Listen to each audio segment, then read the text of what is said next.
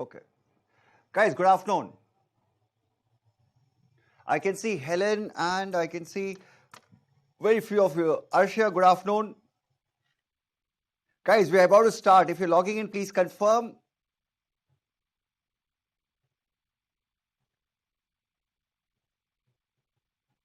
Chandramohan, hi, good afternoon. Chandramohan, if you're there, I can't see you, but I'm sure you guys can see and hear me. Okay, hi, sir. Padmini, good afternoon. Surpriya, hi, good afternoon.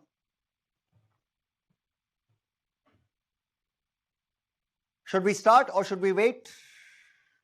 We'll start. How many are there? 80, 85? 80. Okay, I don't know. Some of you had texted me saying that you have an exam today. So some of them will not be here because of the exam. But I don't know what exam you guys are taking today. What exam is there? I don't know. But anyway, it's okay. You guys keep taking exams. So it's okay. Is there an exam today in Tamil Nadu? I'm sure there'll be no college exams. It has to be something else. Some bank exam or some exam is there. A couple of you texted me that. Okay, Anusha, hi. Good afternoon, Anusha. Okay, right. So what are we going to talk about today? Okay, next Sunday will be my last class. I hope you know that next weekend will be my last 2 days with all of you. Next Sunday is the last class. Quickly, it's over, right? Today, Sunday is gone as it is. I've started, that means it'll end quickly. Next Saturday and next Sunday. Finished. And after that, I don't know you, you don't know me. Period. Okay. Hindi Prachar Sabha exam for school students. Okay.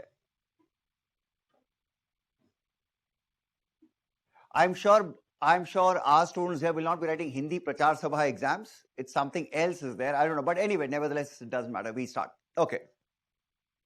Now, yesterday I was talking about simple thing. I was talking about. Okay, Chandramohan is there.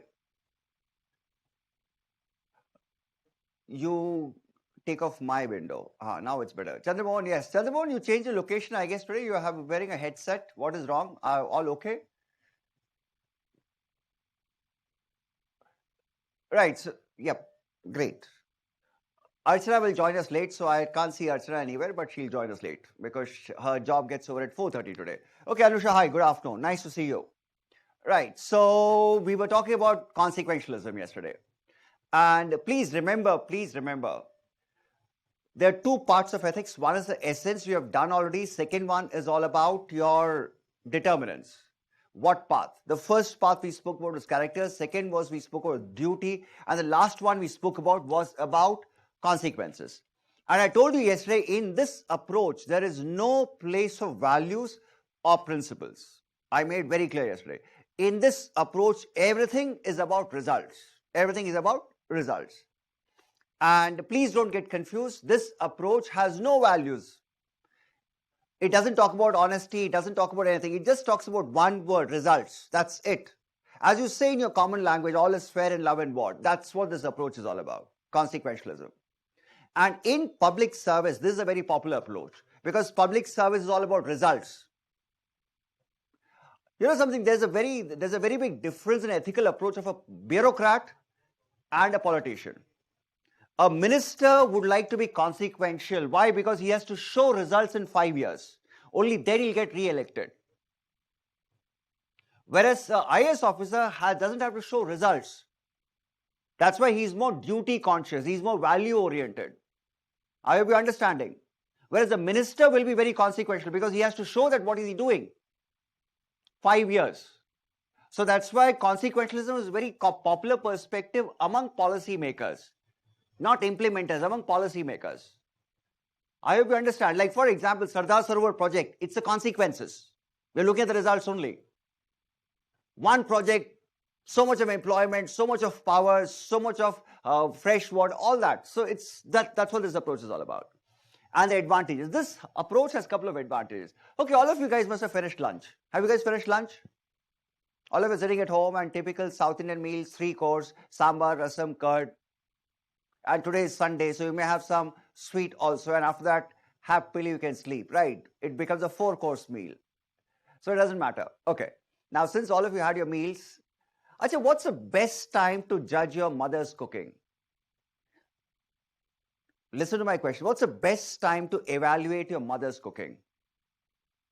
After the meal is prepared and served, or when she is cooking? Have you noticed something? When she is cooking, you enter to the kitchen, it's all mess. The vegetables will be in one place, it's all messy. You think that's the time to judge her, or you should judge her after the meal is served? After or during the cooking part? What's the best time to judge your mom's cooking?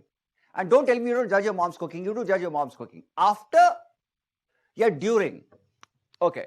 Yes, Rini, when the smell comes from the kitchen. Okay, when the smell. Okay, nice. Rini is very, very clear here. Okay. It's after, basically, once the meal is served. Once the meal is served. Once the meal is served. Achha, you think it's the right time to judge you all right now, your level of preparation? Or should I judge you after the results are declared? What's the best time to judge you? Now or after the results are declared?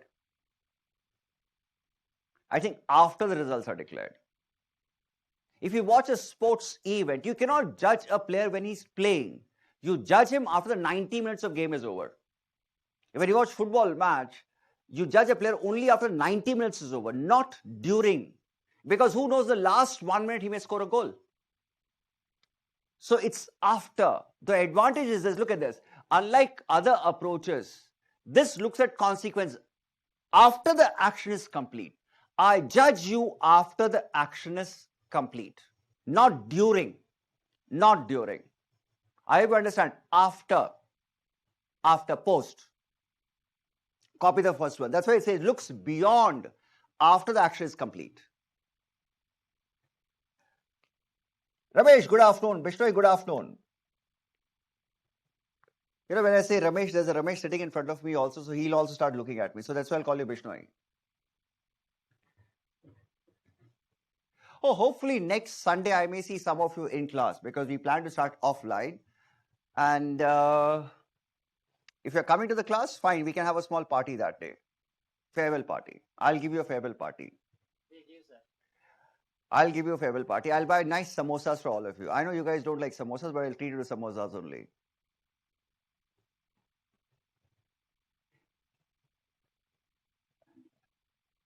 Okay. Trichy has joined in? No, Trichy is not there, right? Just see.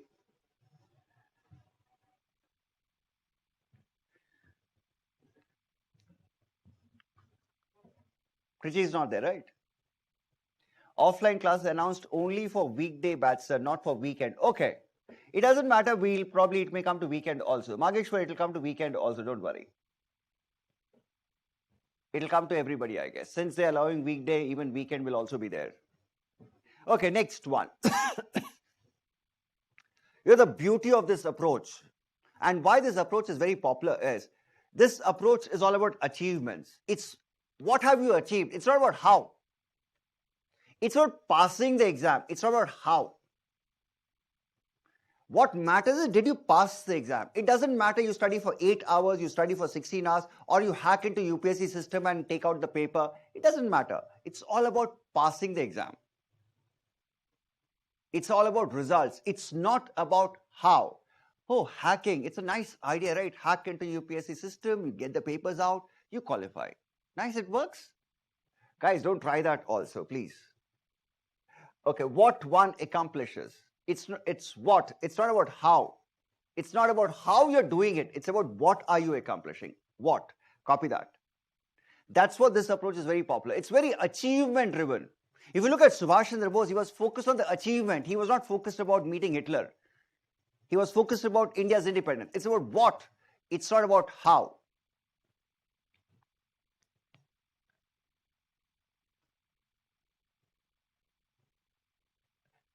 Nandini, good afternoon.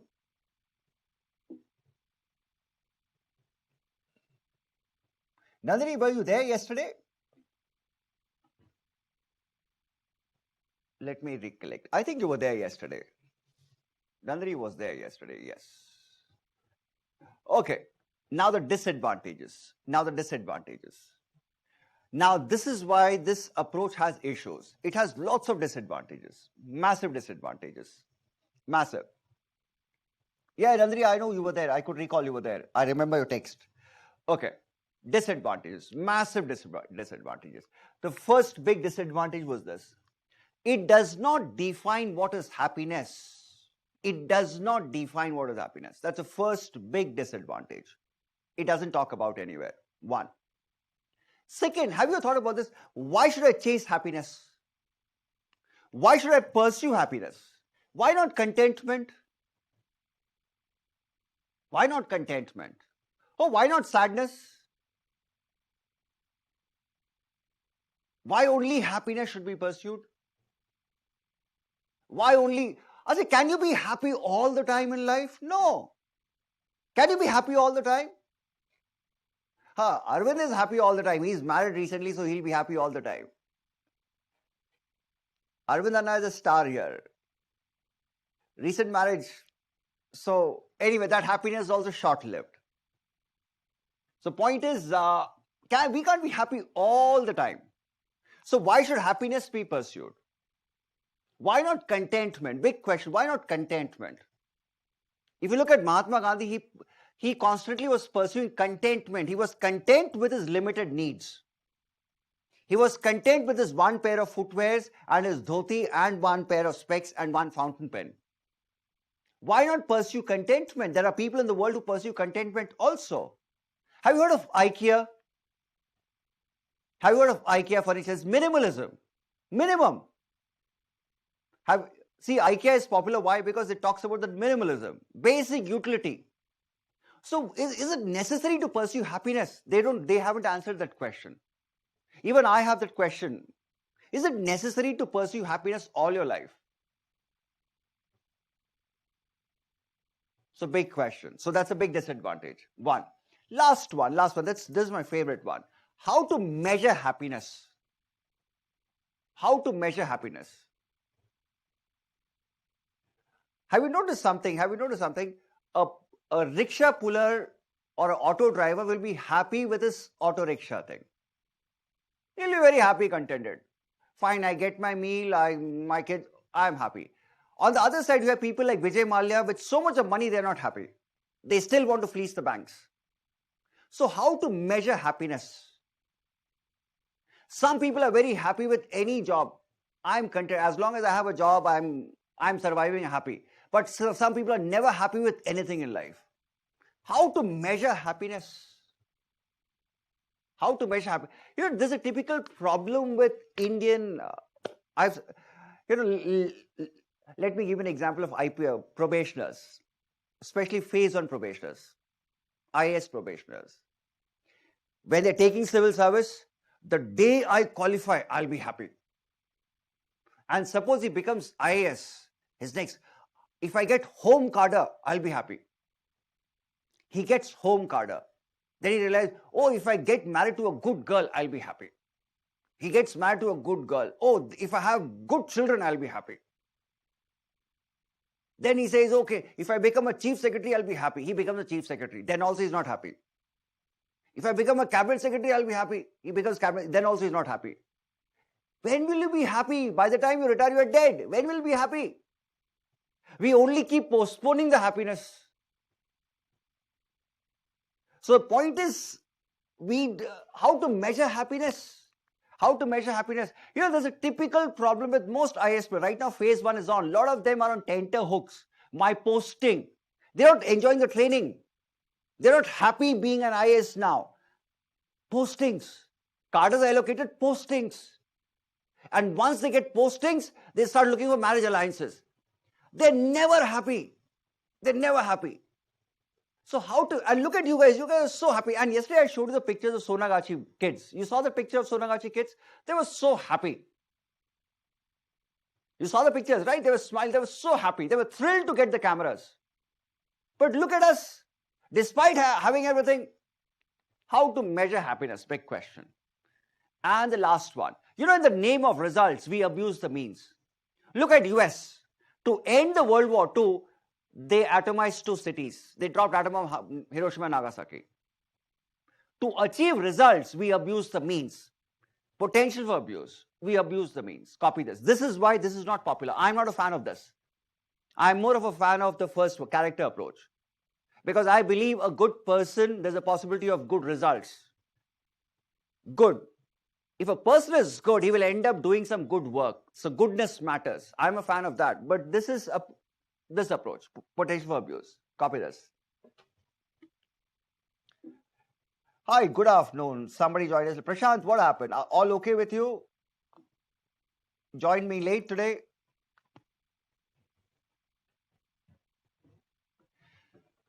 Okay, we have done with the first topic. Arvind, how many are there? 80. Okay. There'll be 3 of them will not join because of the exams. Oh, I missed talking about one thing. Some of your messages.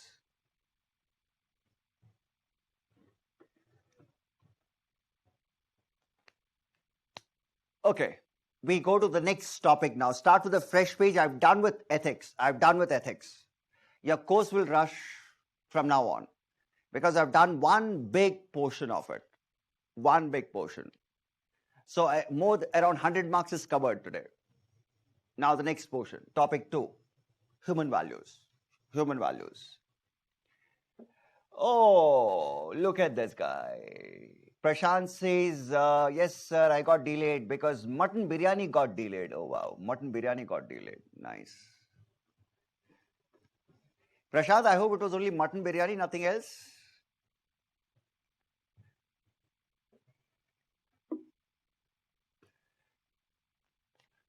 Okay.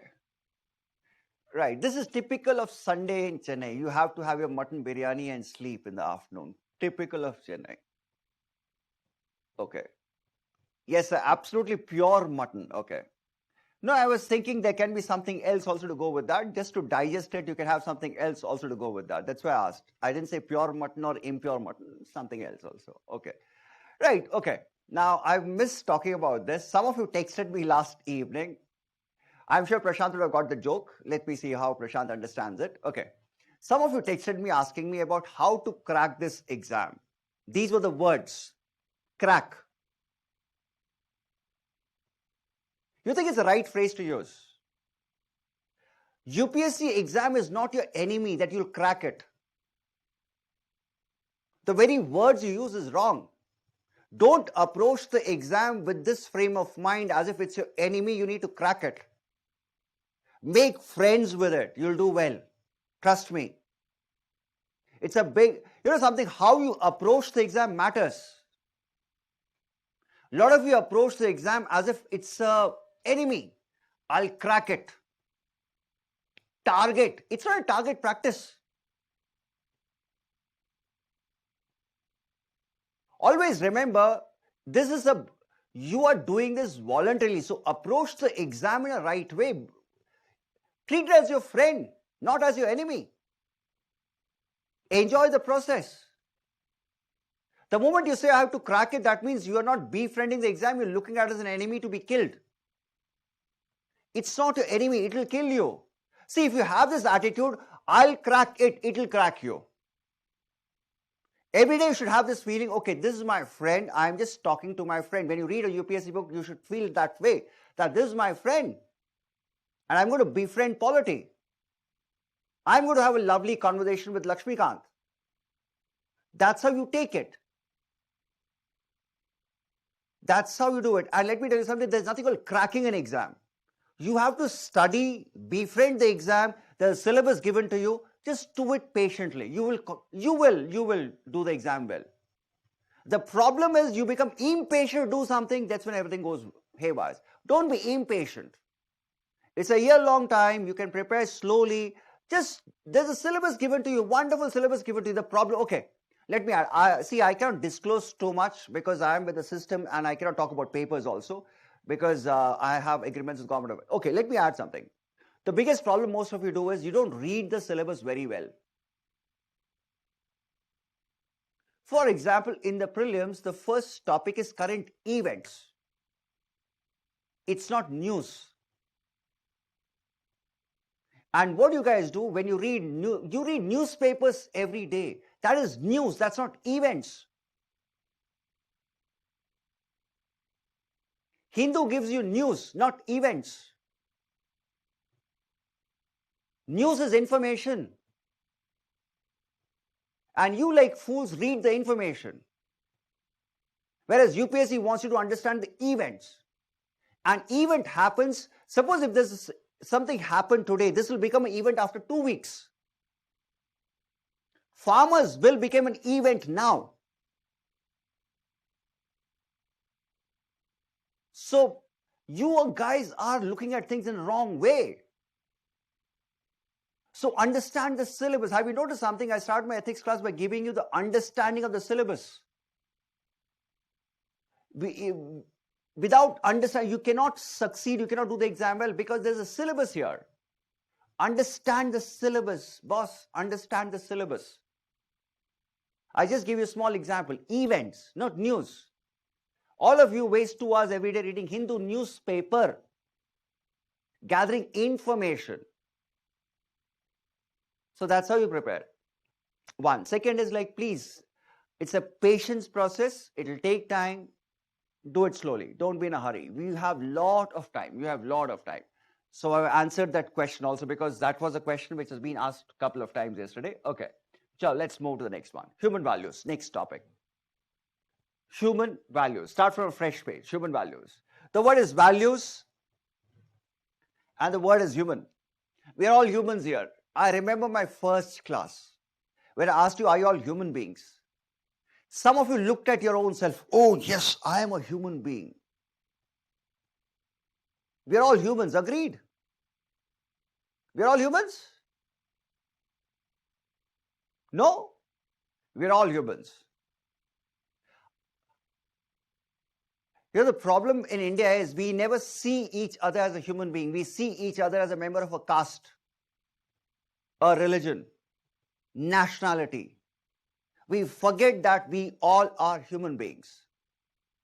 An Eskimo living in Alaska or a tribal living in Papua New Guinea or an Indian living in Mumbai, we all are human beings. Same DNA, same blood, same. We are all human beings. In a war, we kill human beings, not soldiers.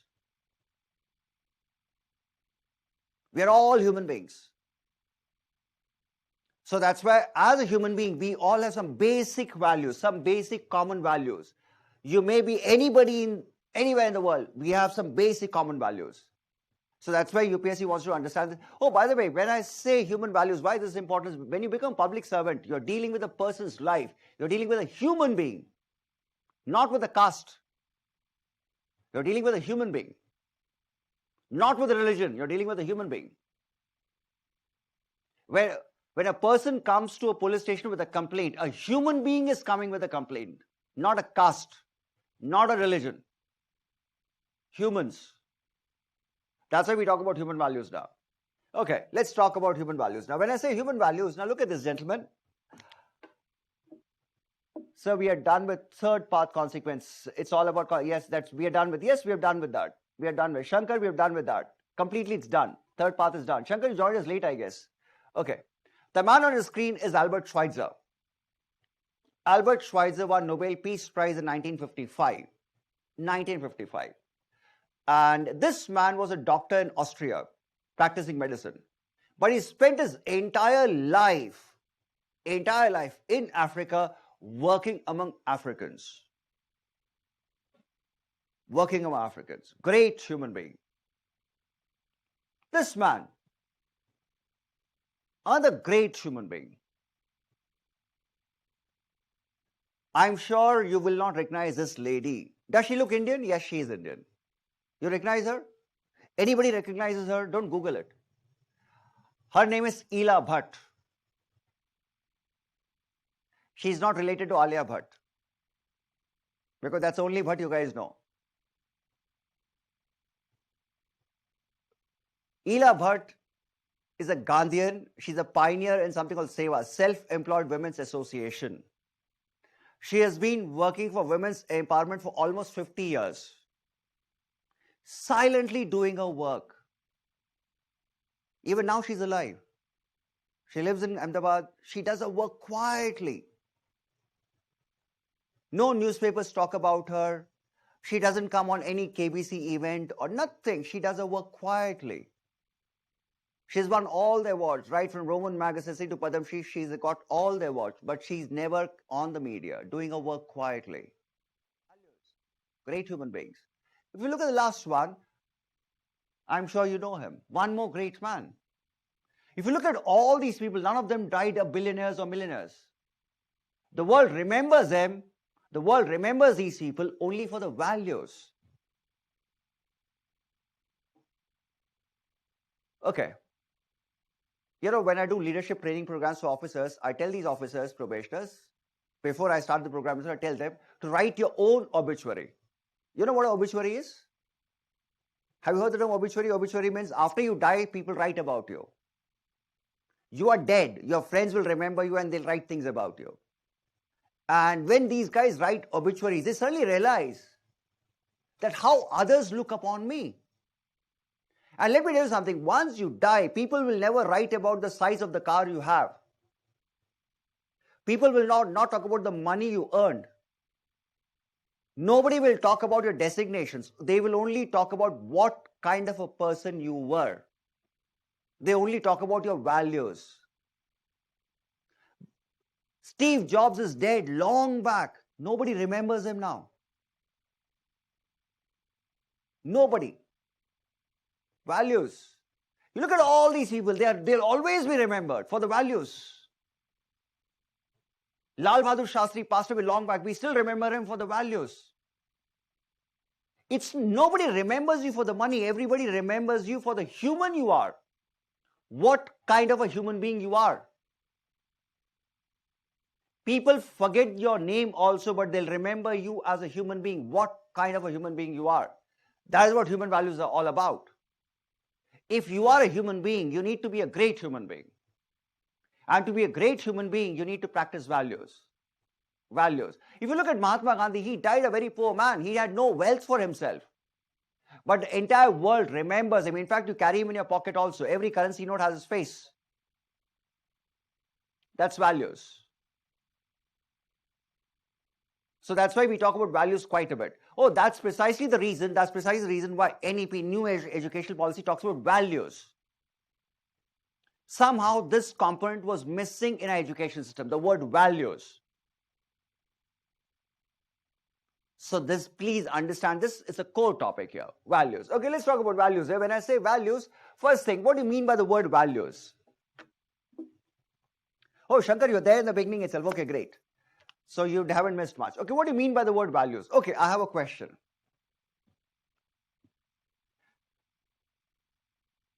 You're all sitting at home. Can you call your mom or dad? Some of them looking at, sir, are you crazy? Why should I call my mom and dad? No, I want you to ask them a question.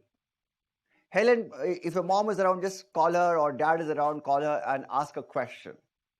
The question is, ask them this question. Do you value me?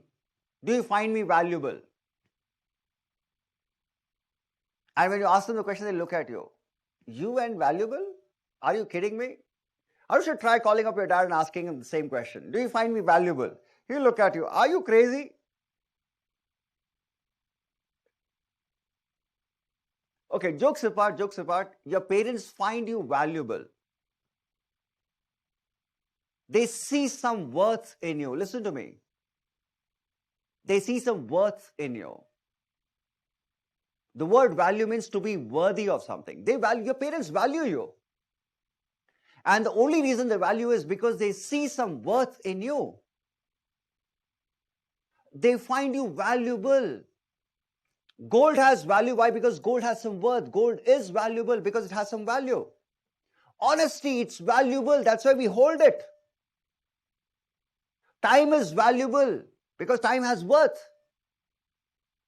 You know, all of you, every human being is valuable. Every life is valuable. Value means to be of worth. To be of worth. Since it's of worth, that's why people hold it. That's why people like to possess it. We like to possess gold. Why? Because value. Gandhi possessed honesty. Why? Because value. Your values. Values means to be of worth. Since it's valuable, you hold on to it. Got it? Did you ask your parents? Do they value you? Oh yes, your parents value you. They see you as assets. Non-performing assets, that too. Okay. To be of worth. Performing assets, non-performing assets. Okay. Right, the next one. It's about the value means is anything capable of being appreciated. Capable of being appreciated. Honesty is capable of being appreciated. That's why we hold on to honesty. Time is capable of being appreciated. Anything capable of being appreciated.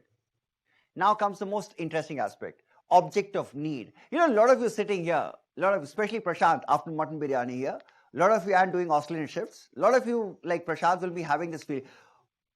Why there's only 24 hours in the day?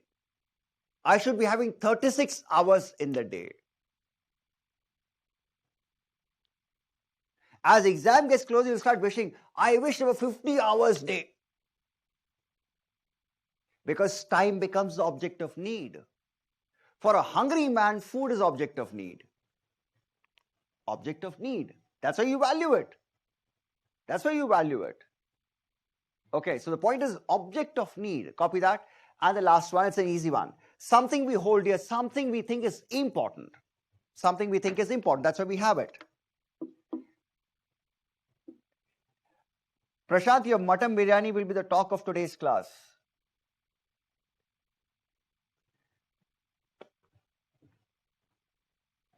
Two things will be the talk of today's class. One is Prashant's mutton biryani, second is Arvind's marriage.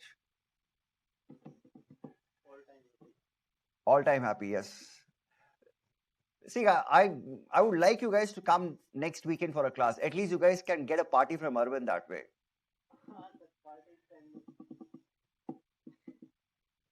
Arvind is nodding his head, oh, ho, ho, ho. I didn't even hear what he said.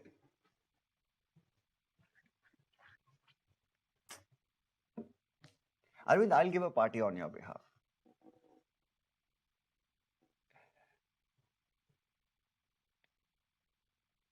Trichy is not logged in today? Just check. So look at the words, meaning. So UPSC will ask you this question, what do you mean by value? They will not ask you define, meaning of the word value.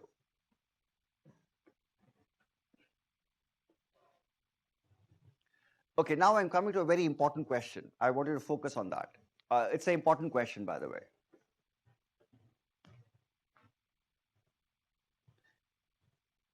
Okay, what's the relationship between values, habits, character? What's the relationship? Look at the three parts. Values, habits, character. What's the relationship? Is there a relationship between all the three? Values, habits, character. Is there a relationship between all the three? The other day I told you a relationship with habits and character. I see your habits. I'm able to predict your character also. Habits are a window to character. You remember virtue ethics class? I spoke about it. Habits. How about values? Don't copy the table immediately. Don't copy it. Understand first. Understand first. When I see somebody's habits, I know the values also. Because behind every habit there's a value. The problem with all of you is you haven't realized it. Behind every habit there is a value attached. For example, if you value honesty, if you really think honesty is very important for me, you will cultivate the habit of not cheating others. And when you cultivate the habit of not cheating others, your character becomes trustworthy. So when I see this habit of yours of not cheating, not lying, I know that you value honesty. Values. That's why when I see your habits, I know your values. Second one, if you value time, if you think time is very, very important for me, you'll always be punctual. Because you value time. If some of you come late to my class, I know that you don't value time at all. That's why you're coming at your own sweet time. You know what? I always come in 5 to 10 minutes before 2 o'clock here. I always wait for you guys to log in. I start my class at 2:10 only because all of you keep logging in till 2:10. Only some of you are there before, but most of you log in only after 2:05 or 2:06. That means you guys don't value time at all. Just a small habit of punctuality. And let me tell you something, you'll carry the same habit in office also.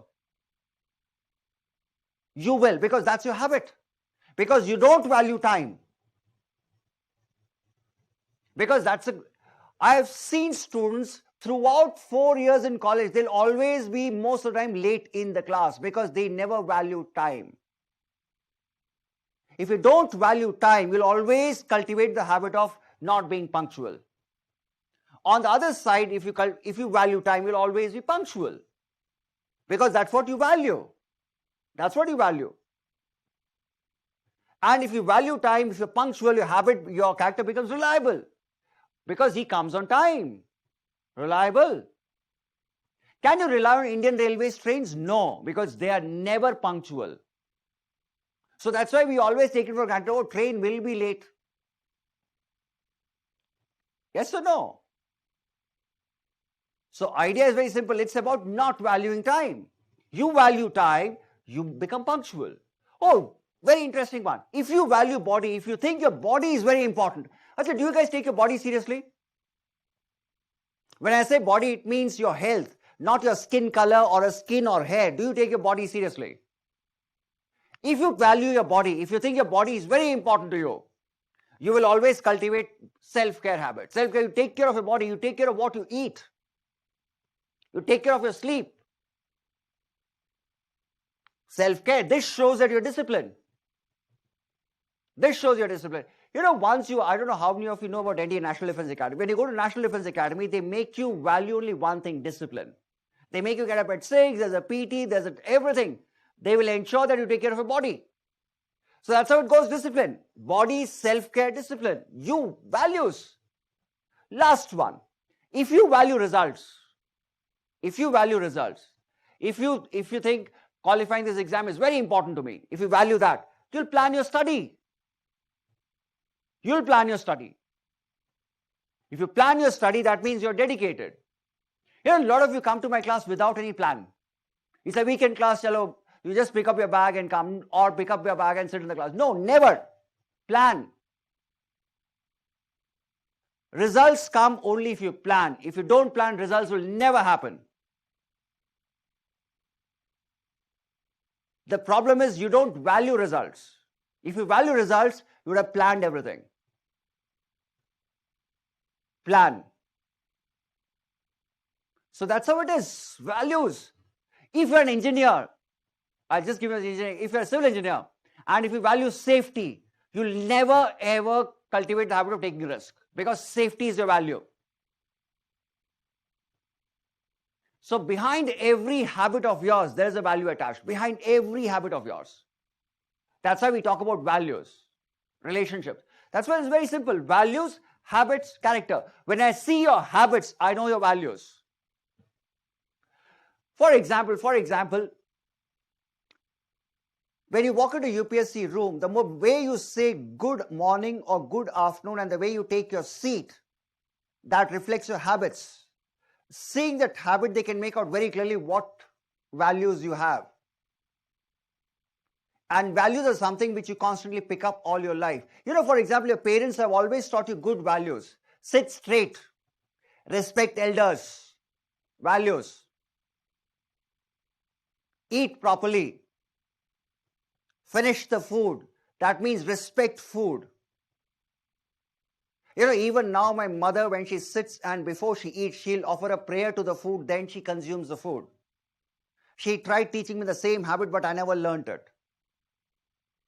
Now I realize why she was doing it. She was valuing that food because that food is a source of health. But we never value food. That's why we waste food also. Values. Values. Remember the word values. I'm sure a lot of your grandparents will be doing it. Before they eat food, they'll offer some prayer to the food. Then only they consume food. I'm sure a lot of you must have seen that with your grandparents. Because that generation believed in valuing food. This generation, we don't. We are hamburger generation. So we don't value food, neither we value body. Anyway, values, relationship, values, habits, character. Copy that. PVR cinema show time, always not on time. Oh yes, PVR cinema. See, this is typical of Indians. Indians don't have a habit of being on time. Because we have this saying, self-importance. If I go late, people will make me feel important because they're waiting for me. Helping is a habit, which is the kind of character in turn makes me try. Yes, helping is also a habit. True, Padmini. Values form habits. Yes, Rini, I hope you got the examples and I hope you guys didn't take anything personally.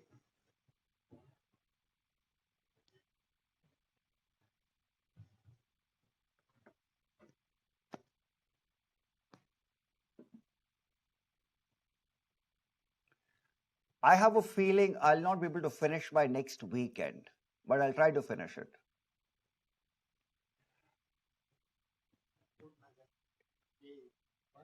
No, I don't want to stay for one more weekend. I want to finish it next weekend because otherwise I may have to travel one Saturday and take a class. I don't want to do that. But anyway, let's see, because the progress is a little slow. Fair enough. I'm not in a hurry also. I'm not rushing things. I want you guys to understand things. I'm not one of those teachers that I have to rush through. Fine, maximum what comes. I may come once again, that's it.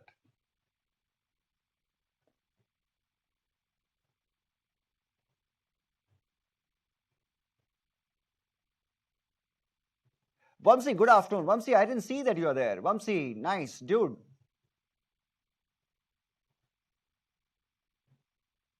I know some of you will be disappointed that you may have to take one more class with me, but it's okay. Sir, previous slide. Rini, what? There's nothing. Okay, Rini, I'll just get back. Have you finished this? Rini, one more previous. Rini, that's a previous slide for you.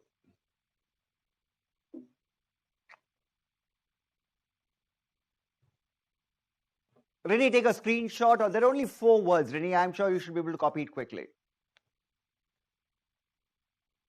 Right, she must have done that. What do you mean by human values? Let's understand that. Values is the foundation, habits is the windows, character is the house, sir. Yes, yes, yes. Sir Priya, you nailed it. Values are the foundation. Values are the foundation. I repeat, values are the foundation. Everything is built on that only. Everything is built on that only. So remember, values are the basis. Basic, what you are. Okay, what do you mean by human values? Human values are this. These are universal values. There are 3 words that are important. The slide with different, okay, one second, guys. Rini missed one slide. Rini, that's a slide for you. Take a screenshot, Rini. Is the volume okay, guys? All of you there, volume is okay? Because I have a feeling volume is a little less because I'm screaming at the top of my voice. Okay. Good.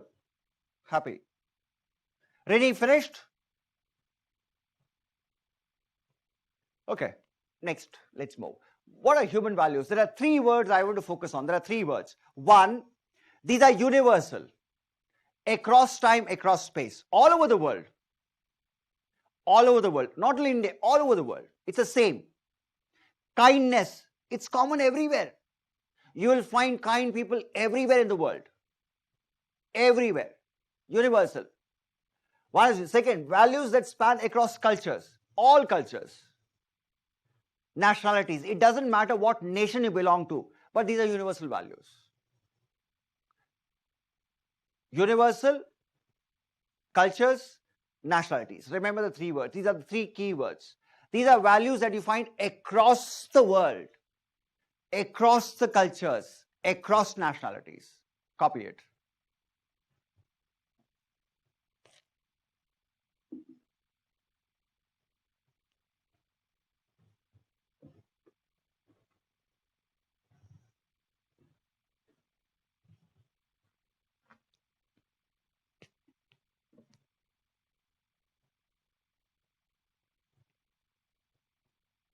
Oh, Naveen also had non-veg. Okay, Prashant, you're not the only biryani person. Naveen also had non-veg. Okay. This is expected of Chennai on Sunday. It's like when you go to Indore, Sunday is a poha jalebi day in Indore. Pata hai tumko? If you go to Indore by any chance, oh, I took you to Indore the other day. When you go to Indore on a Sunday, every house in Indore will have for brunch, 11 o'clock, 10 o'clock, poha and jalebi. High sugar, high carbohydrate, and after that they sleep throughout the day. That's a different story. So every place has its own typical Sunday food. So like here it's mutton biryani or non-veg. In Indore it's like poha jalebi. You know, I hate Sundays in Indore. Why? Because every house will get the same thing. And after that you are done for the day. You are not fit to do anything throughout the day. Why? Because so much of sugar and carbohydrates. It does amazing work to your brains after that. But anyway, that's how India is. That's the best part about India also. You know what poha is all about, right? Rice flakes. Okay, anyway, Chennai people don't know what poha is. But anyway, how did it all start? Let's see. I'm going to trace the history of human values. Hacha, have you thought about this? Buddha spoke about values. But Buddha never used the word human values. Guru Nanak spoke about values, but he never used the word human values. Mahabharata talks about values, but it never used the word human values. Tiruvalluvar also spoke about values, but he never spoke about human values. So how did it all start? When it started? Oh, shockingly, even only in 2013, UPSC thought about human values. Not before that. 2021, India is thinking about NEP, human values in education. Some of the engineering colleges have human value education, engineering colleges. Engineers are taught human values. Some of the engineering companies have started introducing value compliances where the engineers are taught human values, serving engineers, working engineers. Why? Why is it we suddenly become conscious of human values? How it all started? When did it start? Values were always there, but the word human values, when did it start? We need to understand that history because this will help you to frame an answer. This will help you to frame an answer. How it all started was the first half of 20th century, 1901 to 1950. These 50 years were the most horrible years in world history. Most horrible. And these 50 years changed the course of world history, completely shifted the course of world history. And if you look at these 50 years showed the worst of human beings, worst of Homo sapiens. For example, First World War. First World War proved humans to be brutal killers. And First World War proved that we enjoyed killing for no reason.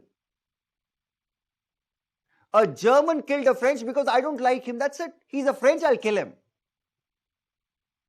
Even wild animals don't do that.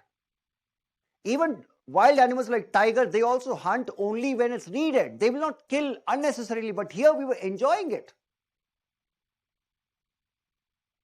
First World War. And most horrifying, humans started segregating. Look at this. It's not only about killing. We start separating people. Oh, I don't like his skin color. Separate him. Racism. My skin is fairer, so I'm better than him. My religion is better, I'm better than him. One of the worst things, racism. Oh, by the way, Indians are also racist, by the way. We also practice that. We also do that. We are also skin color conscious. When I say racism, it's not black and white. It's about being conscious of a skin color. We are all conscious of a skin color. Look at today's Sunday. Look at the matrimonial advertisements. The boys, when they're looking for brides, the grooms, when they look for brides, look at the way they describe. Especially in Hindi, it's wonderful. Sundar, Sushil. They'll mention complexion. I'm sure you can understand that. You know, can you imagine? They're not looking for a girl to get married. They're looking for complexion. Who says we are not skin color conscious? We are. And all this is product of this era. All this product of this era. I mean, you are finding it funny, but they're actually a reality. Look at the amount of skin clinics we have in a country. Cosmetologists get fair in 21 days. How is it possible? You have multiple chemical peels, skin. I really pity girls in India, seriously. The amount of trouble these poor girls go through just to get married. Because the dude wants complexion. And shockingly, the dude will have no complexion. But he wants complexion. And where does it come from? From this part. We are like that. We are like that. Can you imagine what kind of a human being will talk about skin color? This is the skin, it's the same skin that's going to wither. That's racism for you. All this started during that time. Oh, by the way, look at the amount of dislocation we created. Look at the amount of destruction we created. Just because we enjoyed killing. And lastly, the most horrifying thing. What kind of a human will do this? Nazi Germany.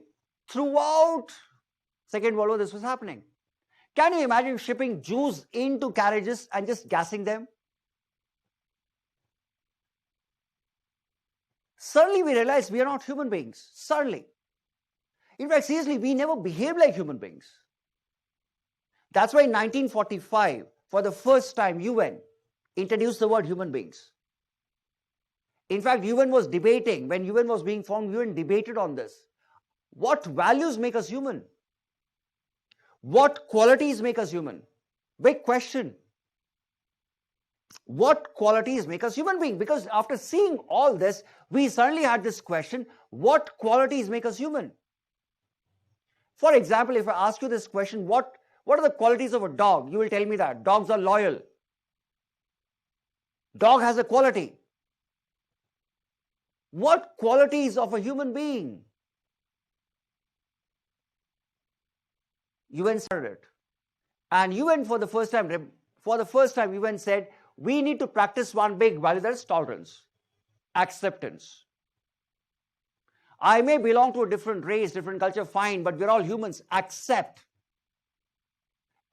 diversity. Diversity, have you heard the term diversity?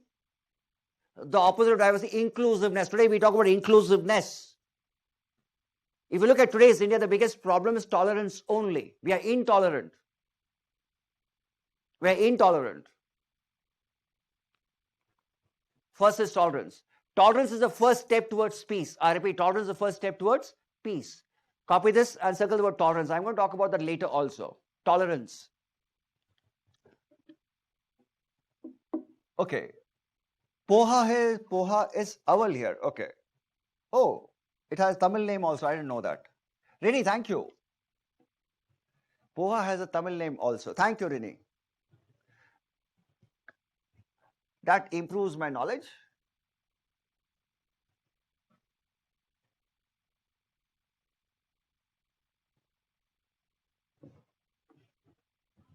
Not now, not now. I don't mind having a tea, green tea. Tea. Tea with sugar.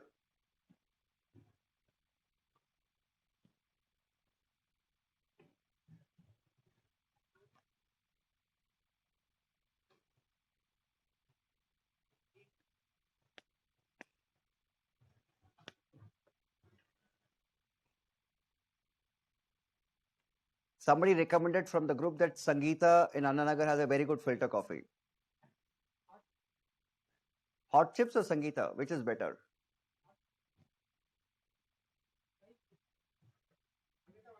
$4.30.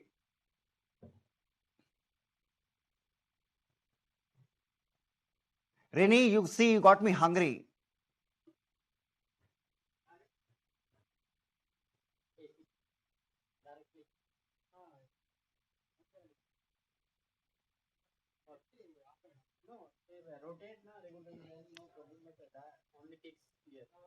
तुम यहाँ आ जाओ ना, कुर्सी बदल लो, उधर चले जाओ, उस कोने में चले जाओ, वहां से दिखाई देगा ना उधर से.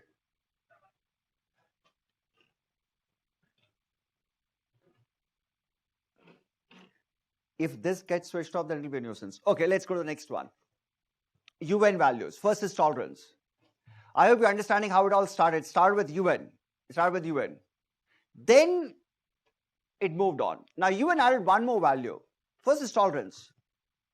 Second one is dignity.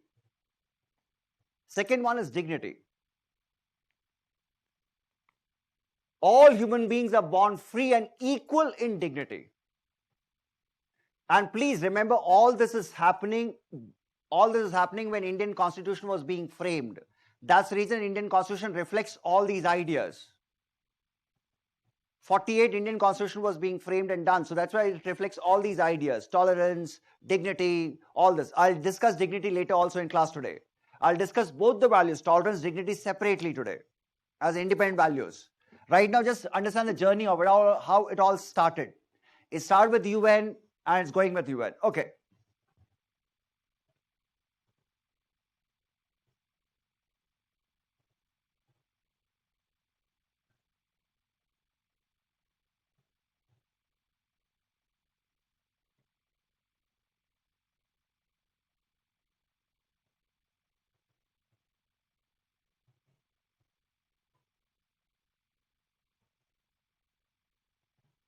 Okay, once you copy, let me know, guys.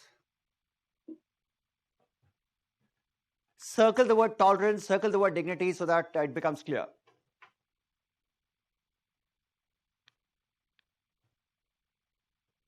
Okay, Chandramohan, thank you. I can't see you, Chandramohan, but it's okay. Priya, thank you. There's a couple of more who had switched on the cameras. Now suddenly they've gone missing. Yes, Chandramohan, I can see you now. You know, Helen is the most constant feature in my class. Every day she's there. She comes in before the class starts. Poor girl, she's always there. Punctuality. Okay, right, done. We go to the next one. 21st century values. Today's world, 21st century. The world has changed. What was there in 1945? We have changed quite a bit. So today UN has added a new thing. This is something that's important for your prelims also. You can use it in a prelim. They can have a question on this also. Look at this. UN Millennium Declaration. So they are talking about values for today's world. And there's one big value they're focusing on today's world is shared responsibility. Look at the words. Shared responsibility. Planet Earth is shared responsibility. That means we all humans have to take responsibility. Climate change is a responsibility of every single human being. Except for Donald Trump, it's a responsibility for everybody. Climate change. Oceans, everybody's responsibility. Space, everybody's responsibility. Mount Everest, everybody's responsibility. So that's why it's not a shared responsibility. It's a global world. As a global world, we have to share responsibility for global problems. Oh, e-waste. Have you heard the term e-waste? Electronic waste. Have you thought about this? What happens to your mobile phones? When you buy a new phone, when you throw the old phone away, what happens to it? It becomes an e-waste. And e-waste is not a problem of India alone. It's a problem for all the countries of the world. It's a massive, massive problem. Because your cell phone doesn't decompose biologically. So that's what we say, shared responsibility. That's why today we talk about recycle and reuse. And next time onwards, I'm just talking about it. It's a small request. Next time, please be careful about changing your mobile phones. Change only in worst case situation when it's completely done. Don't just change because a company has introduced a new model, because they have to do business. But anyway, shared responsibility. Copy the words and remember the value, shared responsibility. I gave you a lot of examples. Shared responsibility.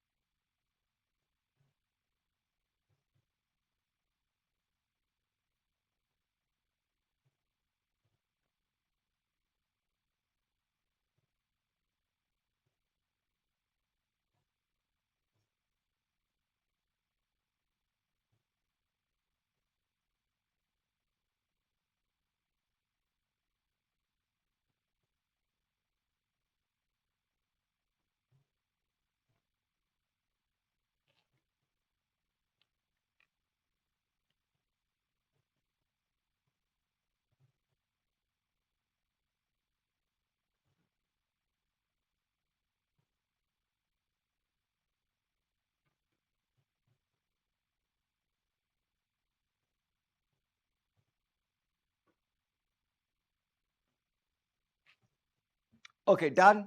Copied. Circle the word shared responsibility. That's a question UPSC will have. One. And this can be important for your prelims. This part, UN Millennium Declaration, it can be important for prelims. There are some information in my ethics classes also which will be relevant for your prelims also. So keep that in mind.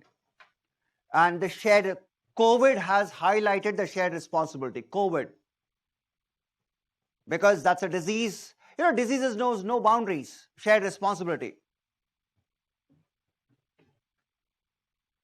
Taliba, thank you. 4:30.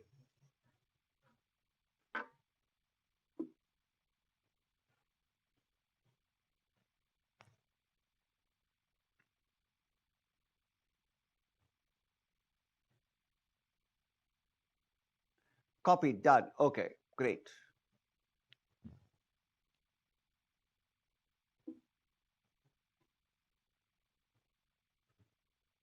May I proceed?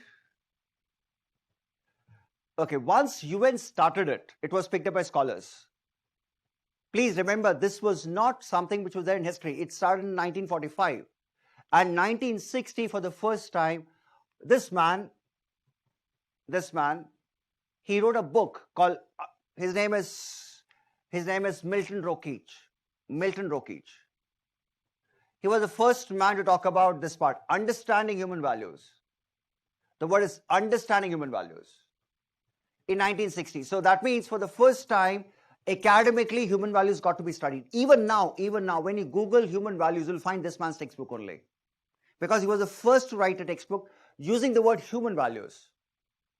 And following him, no need to copy this. I'm just giving you the history of it. Following this was my favorite scholar, Shalom Schwartz. He traveled 44 different countries, including India. And his job was to identify common values. Now look at this, 44 different countries and identified common set of values. This is what we'll be using for a class also. That's what UPSC also uses. 44 countries, common set of values. And there are some values which are important. I'll discuss those values, guys. You don't need to copy this. Let's move on. Can I proceed or you want to copy this? लिख रहे हो क्या? अच्छा लिख लो चलो यार. There's no need to copy it. If you start copying it, then it's a different story, but there's no need. It's just a history I'm discussing so that you have a perspective. Ramesh sitting in front of me is copying it. Done? Okay. It doesn't matter. Can I take you guys to Mumbai?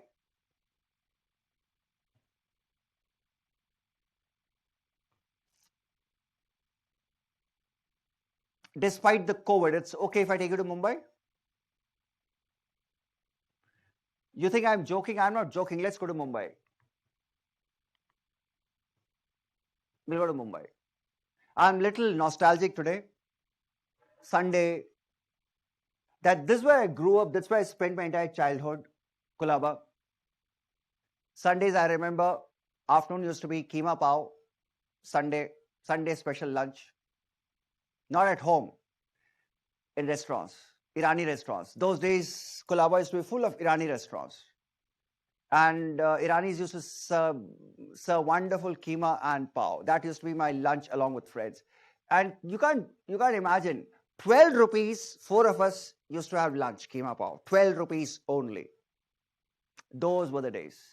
Along with Fanta, best part, along with Fanta. You can't imagine 12 rupees, nothing comes in today's world. 12 rupees, four guys used to have lunch. But anyway, let me take you to Colaba today. Are you in a mood? Okay, let's go to Colaba. Now, let's travel. Now, what you see on your screen is India Gate. And that's India Gate for you, and close to is Taj Mahal Hotel.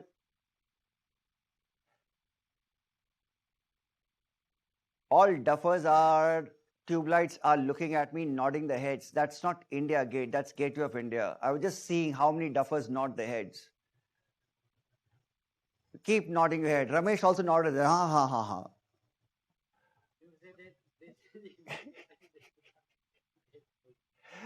But you got caught, right? Look at them, a lot of them now suddenly. Okay.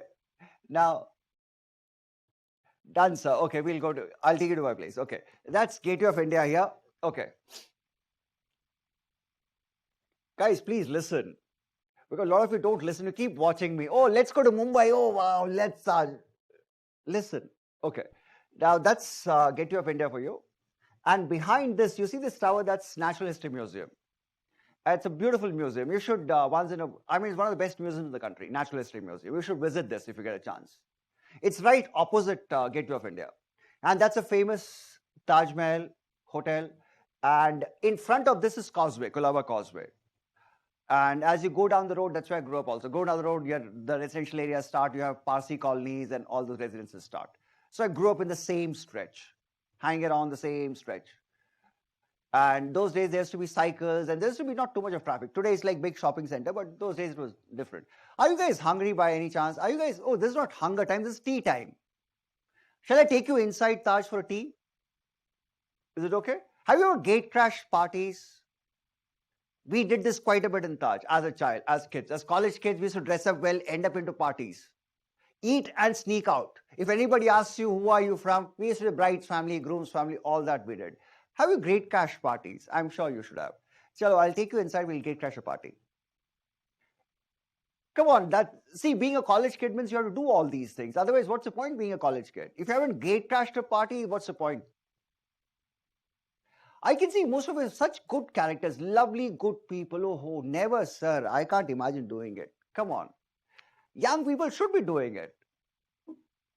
There's nothing unethical about it. Anyway, they'll waste food. So you're contributing to lessening the food waste. Okay. Right. Great place. Yeah, of course, Rini. Okay. So this is where, okay, right. Rini, have you been to Mumbai by any chance? Okay. Now, let's get into Taj now. I'll take you inside Taj now. Just give me 2 minutes. This is Harish Manwani. Harish, let's call him Harish. Harish was having a farewell party. He was a CEO of Hindustan Lever. Now it's Unilever. Those days it used to be Hindustan Lever. So he was CEO of it. He was going to London on promotion. So he was having a farewell party. And this farewell party was to be in this hall. It's a banquet hall, a very lavish banquet hall. And you can see these walls and the ceilings. They look yellow. They're actually gold dust. They're not exactly yellow color. It's a very, very luxurious, exclusive banquet hall. Exclusive. It's not meant for common people. It's meant for people like Harish or VIPs. So it's like Prince Charles, once he came to Mumbai, he was hosted here. So it's meant for such people. And this whole farewell party, to organize this party, the responsibility fell on this girl. Her name is Malika.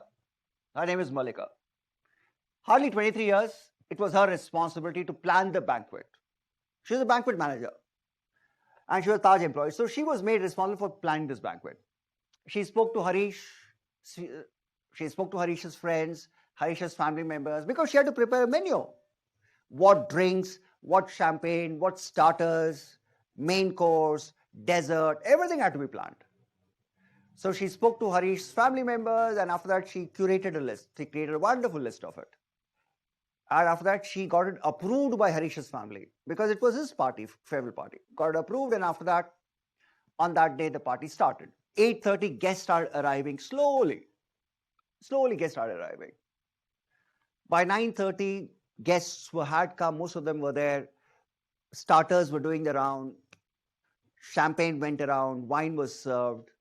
And once wine was served, after a couple of rounds of wine, people started giving speeches. I hope you know in India, alcohol is the best spoken English class. Couple of rounds of alcohol, English improves automatically. So people start giving speeches. It's everywhere, across India. Alcohol is the best spoken English class. Best. Your English improves automatically. Vocabulary improves. So people start giving speeches. And when one of these persons was giving a speech, there was a loud burst of crackers. Suddenly there was a loud burst of crackers. And hearing the crackers, Harish got disturbed. Why? Because his guests were getting disturbed. Because somebody is reading out a farewell speech and there's a cracker sound, so obviously he got distracted. So Harish went to Malika and asked her what is happening. Malika had made one mistake. The mistake was she had left the windows open. And if you look at the windows were opening into the sea. So windows were left open. And she had left the windows open thinking it's evening time, the breeze comes in, the weather is nice, so it'll be nice. It'll give a good feel to it. That's why she left the windows open. But she didn't know that something like this will happen. And once she heard the cracker sound, she just went to the window and to see what is happening. She saw outside the window, and what she saw was a marriage procession going. Bharat was going. In North India, Bharats never go quietly. They have to create cracker. They have to burst crackers. They have to create all the noise. Why? Because it's a Bharat going. So all that was happening. She understood the problem. She closed the windows, pulled the drapes, party started again. She apologized, party started again. Everything was going well. And a couple of, say, after half an hour, 40 minutes, it must be around 1 hour. Again, there was a burst of crackers again. And this time, the sound was loud and it was continuous for some time. Now, Harish got little annoyed. Why? Because the guests were seriously disturbed. Can you imagine somebody reading a speech and you have crackers? And whereas it's a banquet hall where it's supposed to be quiet. So Harish went to Mallika and asked her, what is happening? Poor girl. Just look at her condition. Poor girl. She couldn't manage it. She found it very difficult to, because once it's okay, second time it happened. She apologized and she said, sir, let me check and get back to you. And meanwhile, please carry on. She very politely, she pleaded. And Harish said, okay, fine. She called up a senior banquet manager, requesting him to come and help her because things are going out of control. Surprisingly, the senior manager did not take the call. She called again, couple of times. No response. She was wondering what is to be done because she knew that all this is little getting out of hand. She called one of her crew members who were inside the banquet who was serving the guests. She just told them, you carry on serving these people. I'll just go get the senior manager here. I'll just go out of the banquet, get the senior manager. And she left the banquet. And the moment she left the banquet, she saw this sight. Just imagine, she just leaves the banquet and comes out into the lobby. And what she notices is deserted. Taj at this time of the night cannot be deserted. She notices completely empty. Nobody there. Except for a couple of security people in the lobby, nobody else was there. She was wondering what the hell is happening. She called the senior security manager. He didn't take the call. She called one of the juniors, security guys. He just took the call and he just told her, please get back to the banquet. We'll send some help. She asked what happened. He said, I'm sending you a picture. Just take a look. He just sent her this picture. Right now, all of you know who these people are. Right now, we all know in hindsight who these people are. But at that moment, this girl had no clue who these people are. Just put yourself in that girl's situation. As a 23-year-old, somebody sends you a picture of gunmen, and as a banquet manager, you have a banquet running. And there are almost more than 100 people inside the banquet. So what should you do? You are just 20 and you don't even know anything about them. First reaction, she went to the banquet and she informed the team members and she took Harish on one side and she said, sir, I'm going to make 2 announcements. Sorry about this, but we have a situation. And she took control over the whole situation. Changed. First thing what she does, she told everyone that I'm going to switch off the lights because I don't want to attract attention. Why? Because we have 2 gunmen lows. 2 gunmen lows. And she told the guests that please get under the tables. Under the tables. Please avoid the chandeliers because this can be dangerous. Switched off the lights, settled every single guest. I repeat, settled every single guest. And instructed the crew to keep the guests calm, give them water, give them drinks, keep them calm. And she knew help is coming. She waited for 10, 15 minutes, there was no help. Now she was wondering what is to be done because these gunmen can shoot any time. And they are just shooting randomly. She had this idea, let me check outside what's happening. What she does, she crawls up to this window to look outside what's happening. And when she looked outside, she saw a whole line of fire brigades and police gypsies there.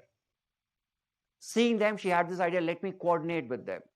She kept calling the fire brigade and finally she coordinated with them.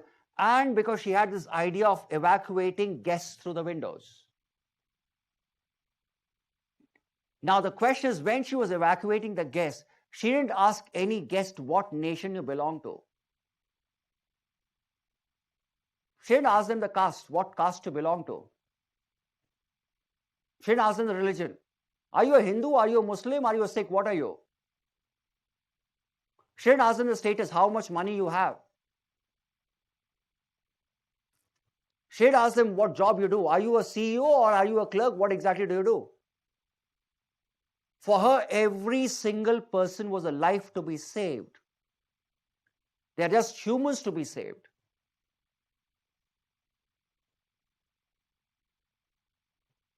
And you know what was shocking here was, once this escape was happening, a lot of news channels started beaming it live on the news channels, showing it live on the news channels.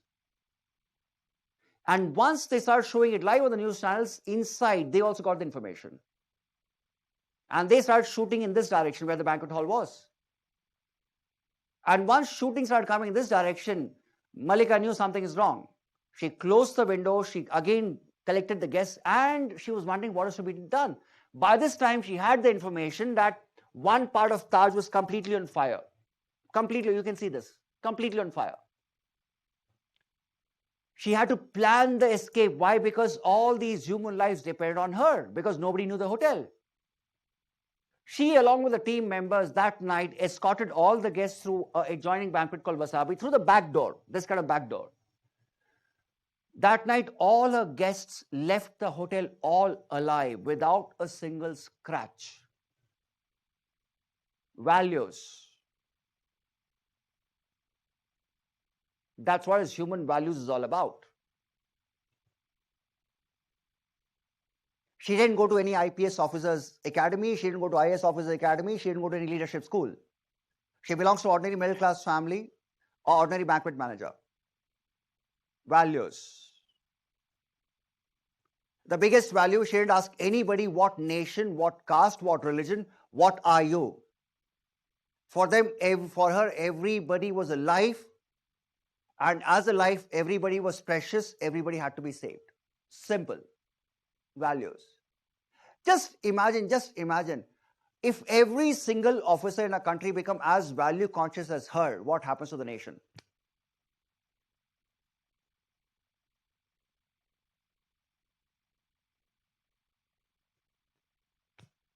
Think about it. When a small 23-year-old girl can do this, I'm sure you guys can also do it. She was not doing a job. This was more than a job, but she did it. That's what human values are all about. That's what is expected of a public servant also. Unconditionally serving people. Listen to my words. Unconditionally serving people. Not asking about caste, religion, community, anything. Unconditionally. Just like what she did. That's what values are all about. Human values. Let's move. Okay. There are two sets of values. Great. Right. Certainly goosebumps. Learn a lot from her. Yes, of course.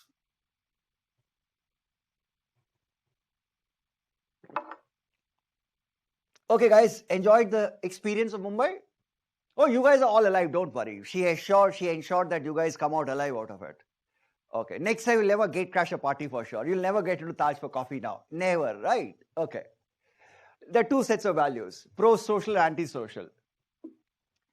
Pro-social, anti-social values. Pro-social means values that bring people close to you. I repeat, values that bring people close to you. Anti-social, people run away from you. Acha, I have this question. Your friends like you or do they tolerate you? Your friends, do they like you or do they tolerate you?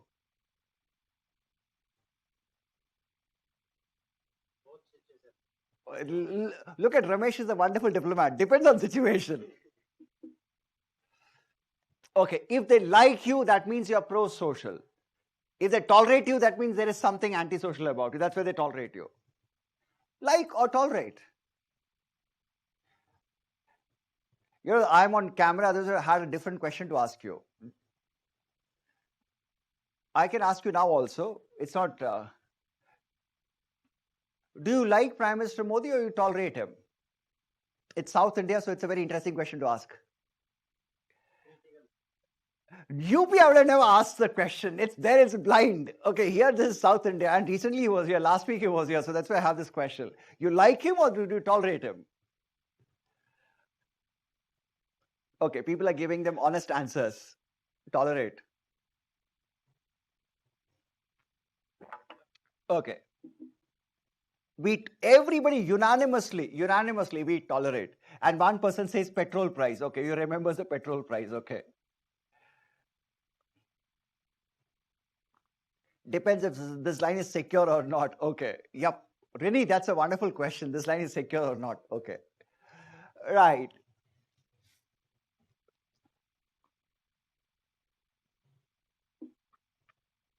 Okay. Righto. We go to the next one. Pro-social, anti-social. And we'll talk about only pro-social values. We'll talk about only pro-social values. And the first pro-social value I'm going to talk about is kindness. The most basic pro-social value. Most basic. Kindness. Kindness. It's about being nice. Are you people nice? It's about being nice.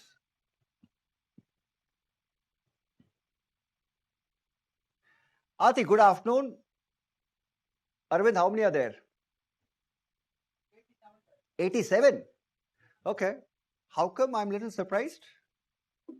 No exams today? People went for exams, suddenly they're back, or what is happening? Anyway, kindness. Let's talk about kindness. When I say kindness, we all can be kind. Like kindness can be as small as this. These are random acts of kindness. 17th February was Random Acts of Kindness Day. Kindness is random, it's not planned. Kindness can be as small as giving up a seat for an elderly person. Very small thing. Kindness is helping a visually challenged person cross the road. Simple things. It's very basic. Very basic. We are very kind people. Very kind people. The only thing is we never show the kindness. Okay. Since we are already in Mumbai, we escaped one incident. Can I take you guys to New York via Frankfurt?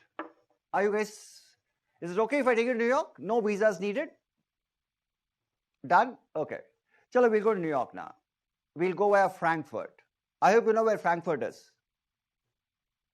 Frankfurt.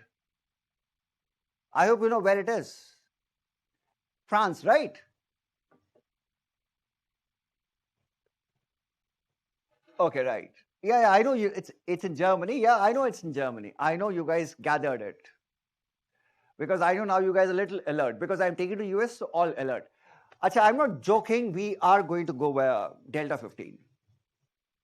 Okay, Delta 15 is a flight. You can see the flight here. That's a regular flight from Frankfurt to New York. Frankfurt is a kind of financial center for Germany. It's a big business center, financial center for Germany. And New York is a financial capital for the whole world itself. And it's a regular business flights. There are 200 passengers in this plane. 200 passengers in this plane. And regular flight, it takes off. Very cool takeoff. Everything is fine. Nice weather.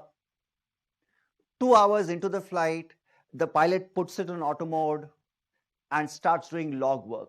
He knew everything is perfect. I hope you know pilots always do that. They always, after they reach cruising altitude, they put on autopilot and do the log work. They have a lot of log work to do. So he was doing the log work because he knew everything is perfectly fine. So he was doing his log work.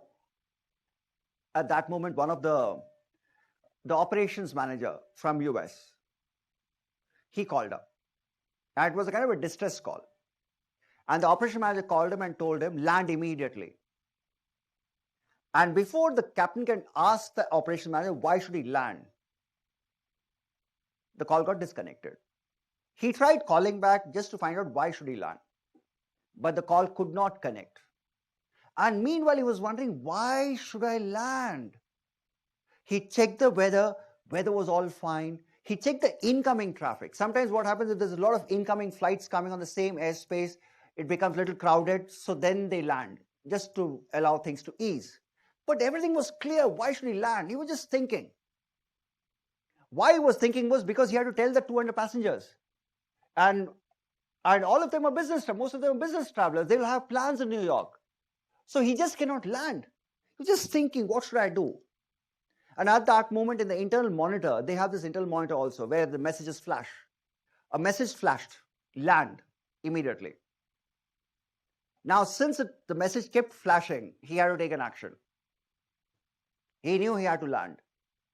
But he didn't know why he has to land. But before landing, he had to inform the passengers also why he is landing. But he doesn't know the reason. So captains are trained to do these things. He just picked up the publicator system and very, very, very calmly announced, we are landing in the closest of the airport because of technical difficulty.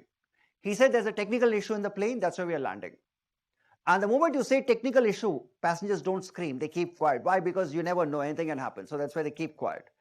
But the cabin crew knew something is wrong. Because cabin crew are seasonal flyers. They fly with these guys, so they know these protocols. The cabin crew in charge, he comes to the cockpit to ask him what is happening. He showed the message. See, that's what the issue is. And the cabin crew said, okay, fine, then we have to land. The captain instructed the cabin crew in charge that please, we are landing and we don't know how long it will take. The passengers may get a little restless. Please ensure that they're taken care of.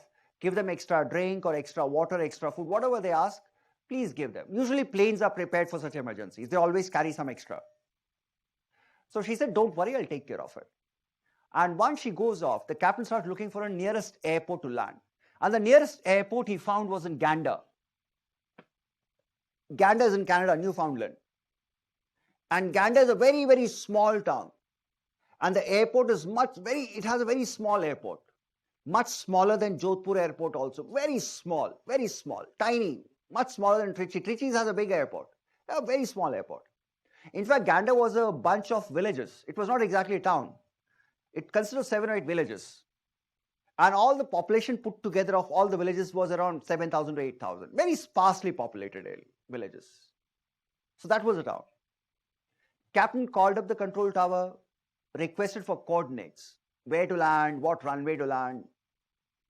The coordinates came. And he started descending, going down.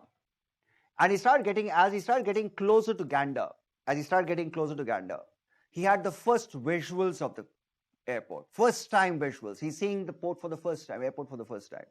When he saw the airport from the sky, he took this picture. He was shocked. Why was he shocked? Was because almost 50 planes together in this runway, all packed. This is not Bombay or this is not New York International Airport that it can be like this. This is like Gander, and it's look at the runway, it's all choked. There's no place for planes to park. Look at this, it's all choked. He was shocked. He didn't know what the hell is happening. Forget him, the passengers. Can you imagine a passenger looks outside the window and he sees only something like this? He realizes this is not technical difficulty, there's something else that's going on. The captain landed the plane, and the moment he landed, the first question was to control tower. What is happening? The control tower got back saying a message which he didn't want to hear. He said, UN Twin Towers have been attacked. It's 9/11.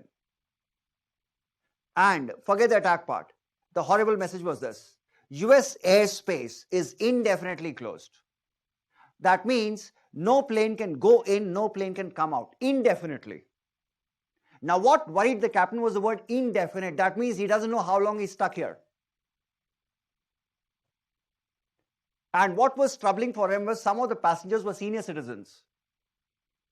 He didn't know how to handle them. Now forget the captain, look at the situation in Gander Airport. Almost 10,000 people here. inside the airport.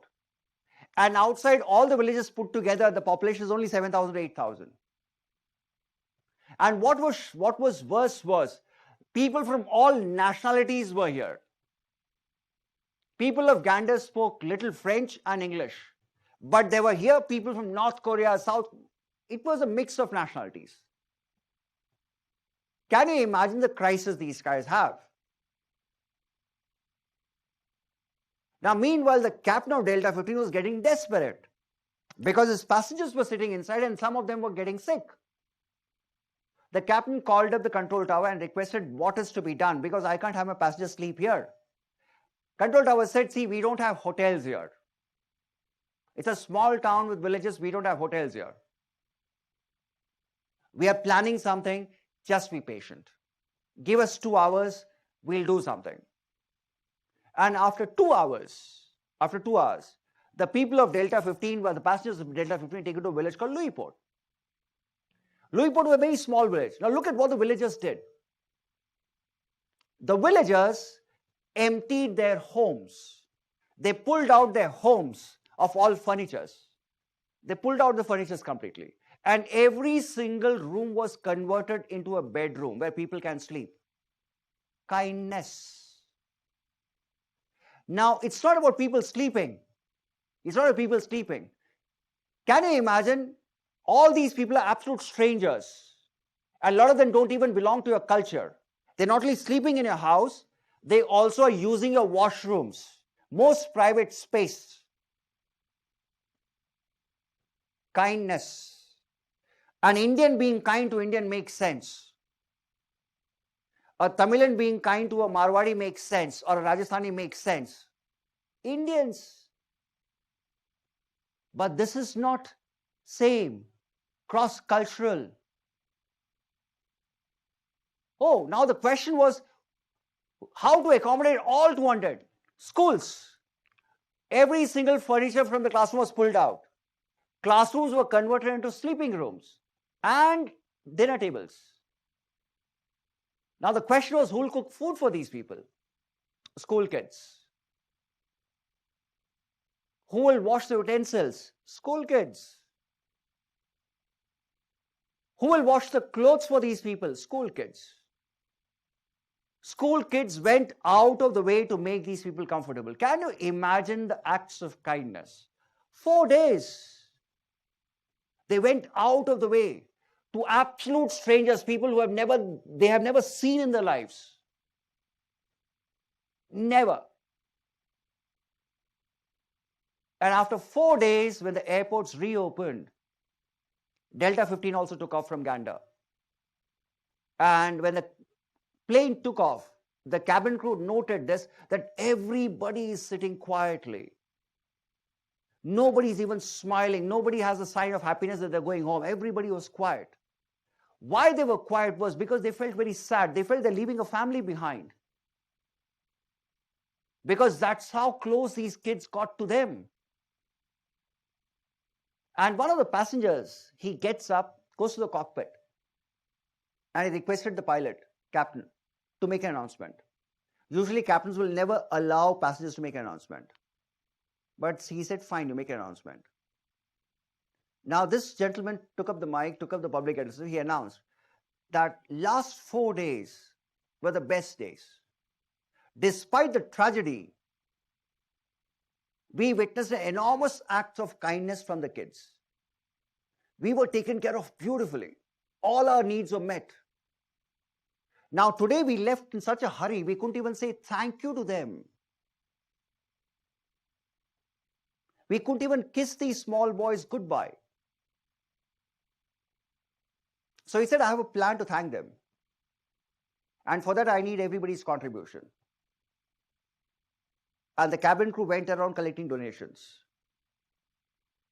When the plane landed in New York, they had collected almost $13,000, which was supposed to be given to the children of Louisport. This man who had made the announcement, he was a stockbroker and a vice president of a company. He put in $500,000. Can you imagine $500,000? And he created a scholarship fund for the children of Louisport. And using the scholarship fund, the children of Louis-Port can come to US universities and study free of cost. It can be Harvard or it can be any university. They can all study free of cost. Kindness repaid with gratitude. Two great values. And if you don't believe me, this girl was the first recipient of the scholarship. She was a Louis-Port kid. She was the first recipient. And so this old lady is one of the passengers. And right now, a lot of these old people who were passengers then, they had passed away. And they all gave their wealth to these kids. And right now, the scholarship amount stands around $3 million. Can you imagine that? Kindness, gratitude. Basic values. You know, there's a very interesting story to this also, interesting footnote to this. There was a South Korean couple in Delta 15 who was stuck in the same village. And this South Korean couple visits that village every year, even now. Every year. They spend a week there with the kids. And all the kids have grown up. That's kindness. That's gratitude. I hope you understood what I'm talking about. Basic human values. Right. Let's go to the next one. I hope you enjoyed it. Next one. Kindness. Enjoyed it? Chalo.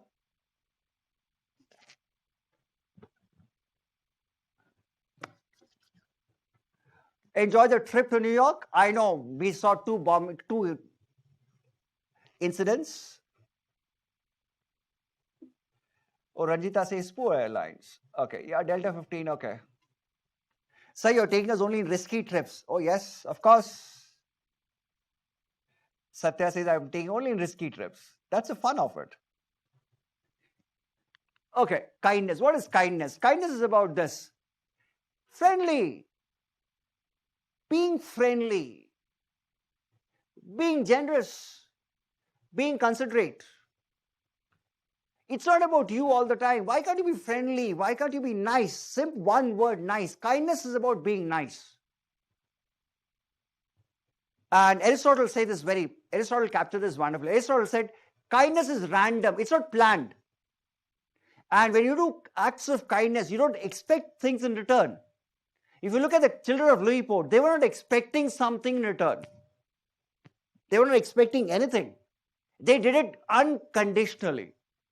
For example, your parents love you unconditionally. Are the conditions attached? No. You attach conditions. They will not. They will love you unconditionally. Aristotle defines it like this. Helpfulness towards someone in need, not in return for anything, nor in advantage to the helper himself. Copy that. It means you're not helping somebody for advantage. You're doing it unconditionally. Kindness. Looks like a lot of them have not got back from New York or Gander. Have you guys got back?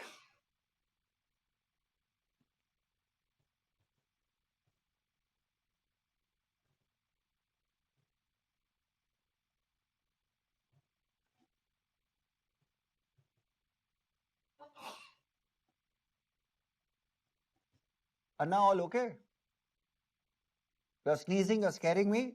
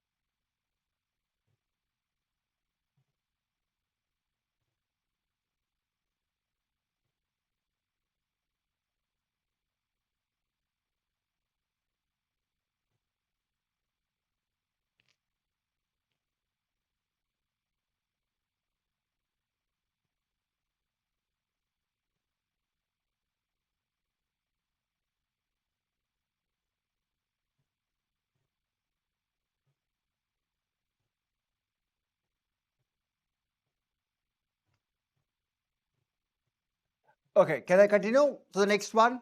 Clear? Guys, done? Okay, let's go to the next one. Kindness. Now, this is important for all of us, this slide. I'm sure you must have heard about Mahayana Buddhism, Bodhisattvas. Buddhism has two schools of thoughts, Hinayan and Mahayana. I'm sure you know about it.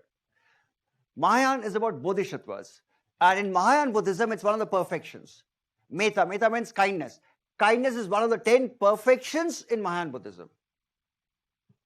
It's very important. Buddhism focuses a lot on kindness. Oh, even Sikhism. Have you noticed something? Sikhism focus. Have you heard the term of langar? You know the word langar? Langar means community kitchen where they serve food to anybody. In North India, you go to any, have you heard of Gurdwara? You go to Gurdwara, you have langar going on. Langar means they serve food to anybody and everybody. And it's all volunteer based. It's volunteers who cook, volunteers who serve. That's how it functions. There's no chef preparing langar. It's all volunteers. Tumko pata hoga, Ramesh? Haan. See, that's unique about them. That's what Sikhism talks a lot about kindness. Even Buddhism, it's one of the perfections. It's one of the perfections. And I know something. Yes, we all like to receive gifts. Receive. How about giving? When was the last time you gave something to somebody? I'm not talking about last week, Valentine's Day, you gave your heart to somebody. No. Literally, giving something. Giving is more important than receiving. It's not about receiving, it's all about giving. Learn to share, learn to give. That's kindness. Copy that.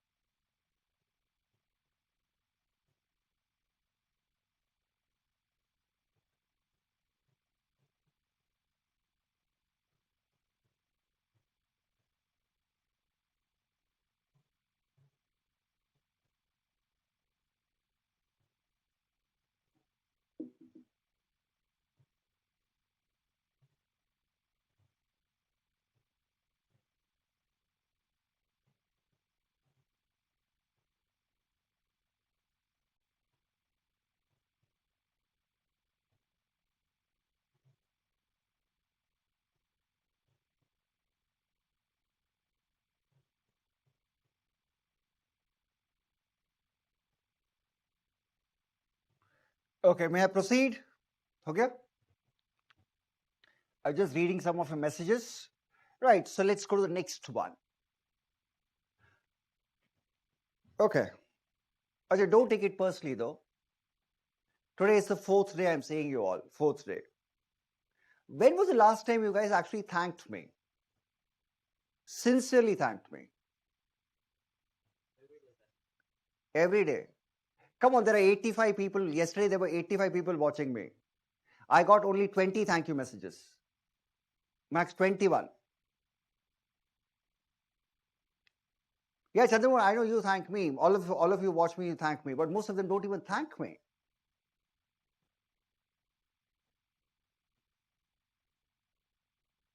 Gratitude. Simple. When was the last time you thanked your mom and dad? Sincerely.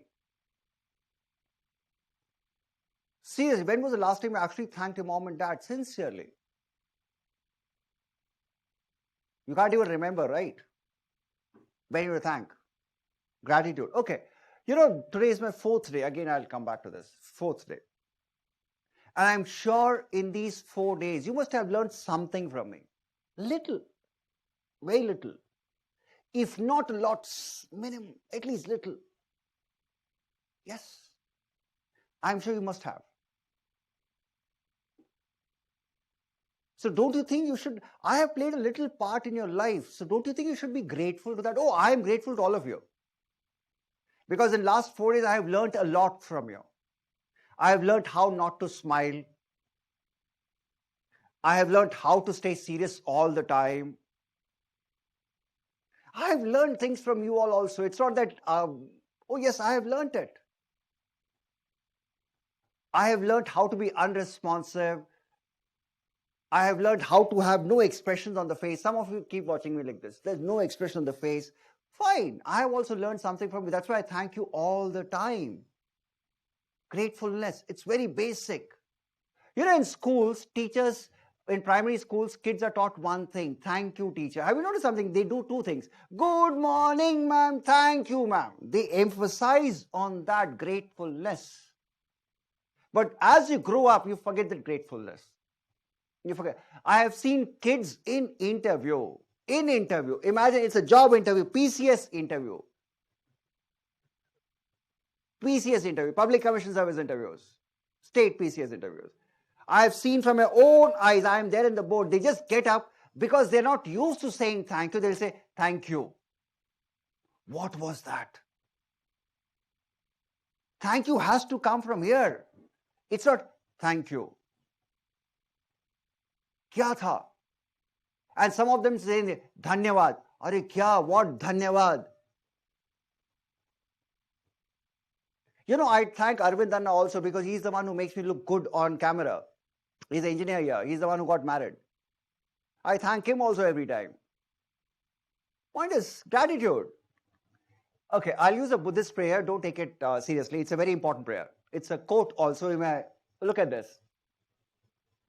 Let us rise up and be thankful. Look at this. Rise up. Every day morning when you get up from the bed, you should be grateful that you woke up alive.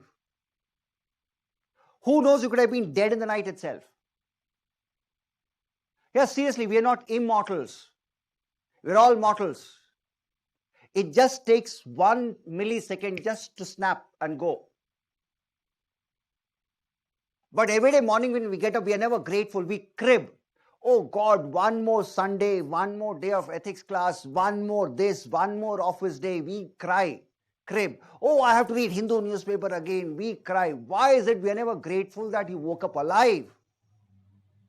You ask a dying man, he doesn't mind the extra 2 hours also. He'll be grateful for that extra time.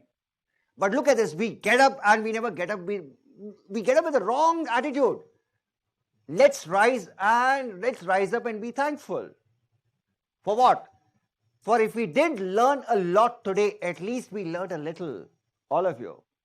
You not learned a lot, at least you learned a little from me. Little. Fine, if you didn't learn anything. And if we didn't learn a little, at least we didn't get sick. You should be happy that, okay, fine, I didn't learn anything from this old man today. At least I didn't get sick. At least I didn't get sick. Last sentence. And if we got sick, at least we didn't die. And even if I got sick, at least I didn't die. Let's all be thankful. We are never grateful. Start practicing gratefulness. You should be grateful that you have a life. You should be grateful that your limbs function. You should be grateful that you have this wonderful opportunity in life. Every year, 10 lakh graduates pass out of this country. 10 lakh graduates. And every year out of this 10 lakh graduates, only 1.5 has a chance, support to write this exam. You are one of those. Gratitude. You should be grateful. You should be. That's what gratitude is all about. Copy it. Important for you. Remember that. Gratitude.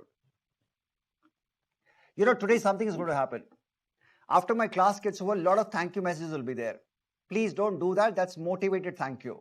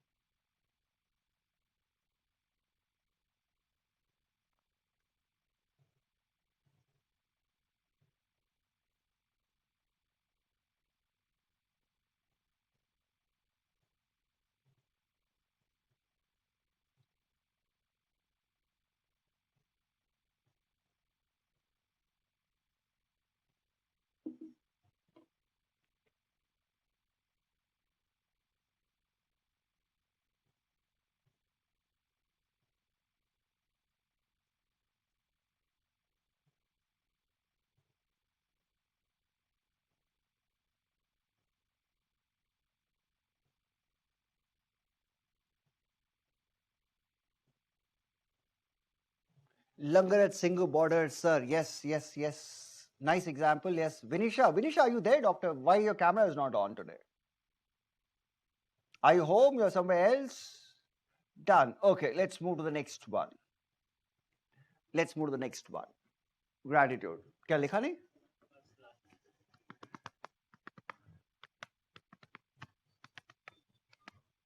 Okay, gratitude. हो गया? चलो, let's move. Now, gratitude. Gratitude is nothing but it comes from a feeling of appreciation. If somebody does something to appreciate, say thank you. If somebody does something to you, say thank you. Appreciate, emotion similar to appreciation. You know, if you look at the whole Delta 15 story, incident, they appreciated what the kids did. That's why the scholarship was created. Appreciate what others are doing for you. Can you remember one thing? Humans are social animals. We cannot survive on our own. A lot of people around you contribute to your life. A lot of people around you. You don't even realize there's so many people here who make this class work. It's not me. There's so many people here. There's Arvind involved, there are other tech people, a lot of people are involved here. And everybody is ensuring that you guys prepare for the exam. But we never take it like that. You know, there are a lot of people around you who actually contribute to your life, because that's what living in society is all about. Even a small thing like the newspaper vendor who gives you Hindu newspaper every day morning, because your life every day starts with Hindu newspaper. Oh, a lot of you stay as PGs. Your tiffin box comes to you on time every day. That person is also ensuring that you eat on time. Contributions, small things. You think you're surviving on your own? No. There are a lot of people around you who are actually making your world go. So that is what gratefulness is all about. Appreciate that. And gratefulness is this. It's a state of being grateful. That is being thankful. Acha, what is valuable and meaningful to oneself? That's what is appreciated. That's what gratefulness is all about. It's about finding value, finding good things that you have in your life, general state of thankfulness and appreciation, finding all the good things that you have in life and being grateful for that. You know, there are a lot of good things happening in your life. Appreciating that is gratefulness. I repeat, appreciating that is gratefulness. You know what? These are COVID times. Trust me. Mumbai right now, there's a spike happening. Right now. The cases are shooting up like anything in Mumbai. Bangalore is looking at one more round of lockdowns, I guess. And despite that, your classes are happening. Despite that, your preparations are going on. So that means there are a lot of good things that's happening in your life. So why complain? The problem with all of us, we always complain about things. And you know something? Complaining is toxic. If you start complaining, that means there's something wrong with you. That means you're not looking at the things that you have. You're only looking at things that you don't have. So don't do that. Appreciate the things that you have. Don't become toxic. Be grateful for that. That's what this says. Appreciate what is valuable and meaningful to oneself. Copy this.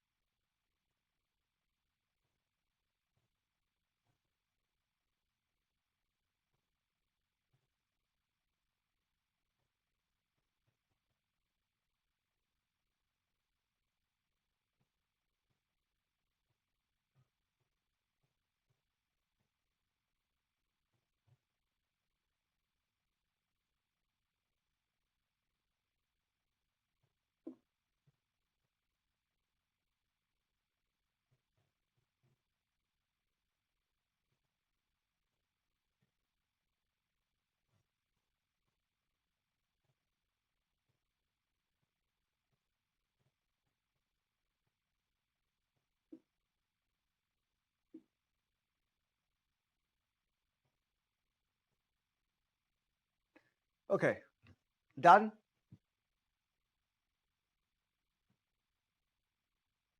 Appreciate the things that you have in life. Okay, next part. There are two parts of gratitude. There are two sides of gratitude. And there's the last slide. After that, we take a break. Is that okay? We take a break, have some coffee, and we'll come back after that. Okay. The two parts of gratitude, two parts of it. First one is this: goodness in one's life. I said, do you find your life worth living?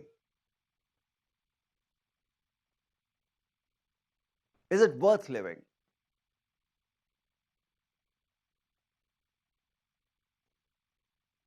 We have a reason. Oh, so that's what appreciation, first level. Life is good and has elements that makes it worth living. There are a lot of good things in your life. Your life is good. That's the first level of gratitude. Second level of gratitude is other focused. There are two focus. One is self. Your life is worth living. Second part is others. This is the most important thing. Others. Other directed. There are others in this world who contribute to your life. It can be your pets. You know something, having a pet at home, pet dog or a pet cat, that can actually make your life much better. I don't know how many of you have pets. I had pets. I had pet dogs once upon a time. I had 6 of them. It was fun.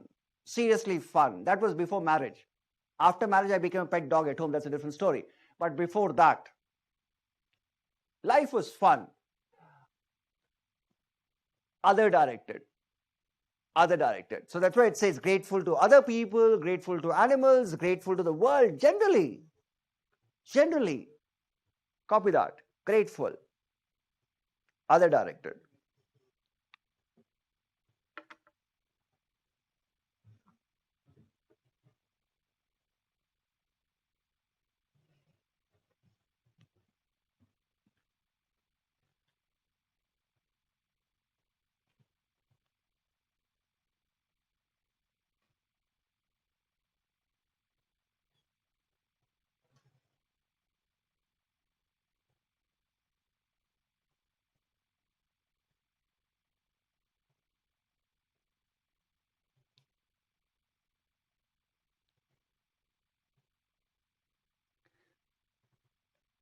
Okay. Should I give you a break or should I do one more value and then I give a break? Choice is yours.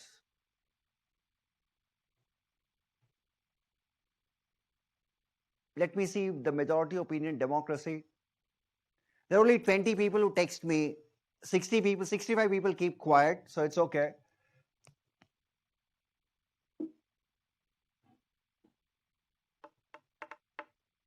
Okay. One more value. Okay, done.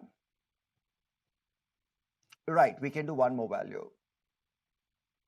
Satya, are you there? Satya, you just had switched on the camera. After that, Satya, you went missing. Okay, we can do one more topic. Self-grown plants. Oh, nice. This is Rini. This is amazing. Rini, did you do this on your own? You did it yourself? Nice. Rini, you seriously have some green thumb. Nice. I'm impressed. Okay. Right, I know you were there in camera, I guess, Satya, a while back. One more value. Okay, Ramesh, we'll do one more value. Okay, this is an interesting value. First, basic human value, kindness. Second one, gratitude. Third one, you had a question, and that's forgiveness. Once again, Ramesh has not finished it.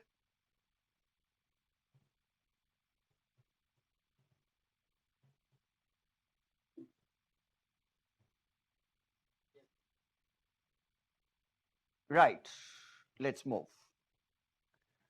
Forgiveness. Very important value, forgiveness. Okay, now I have a very interesting question for all of you. How many of you are forgiving here? Forgiving. Raise hands. Pata tha. Okay. Lot of you. Forgiving. Okay. You know, Arvind sitting here, happily married man, raises 2 hands. Oh, I am very double forgiving. Okay, great. Forgiving. Why is it whenever I ask this question to young people like all of you, are you forgiving? Almost 90% will raise hands. Oh, yes, I am forgiving. Seriously, is it so easy to forgive? Just imagine somebody insults you. Somebody embarrasses you in public. Will you forgive that person? No, it's difficult. Then how come you all raise hands? Had forgiving been so easy, Gandhi would never have written this. The weak can never forgive. Forgiveness is the attribute of the strong. Are you guys so strong that you can forgive? It requires a lot of courage to forgive. Okay, I have come prepared. I know this. Let's play a small game.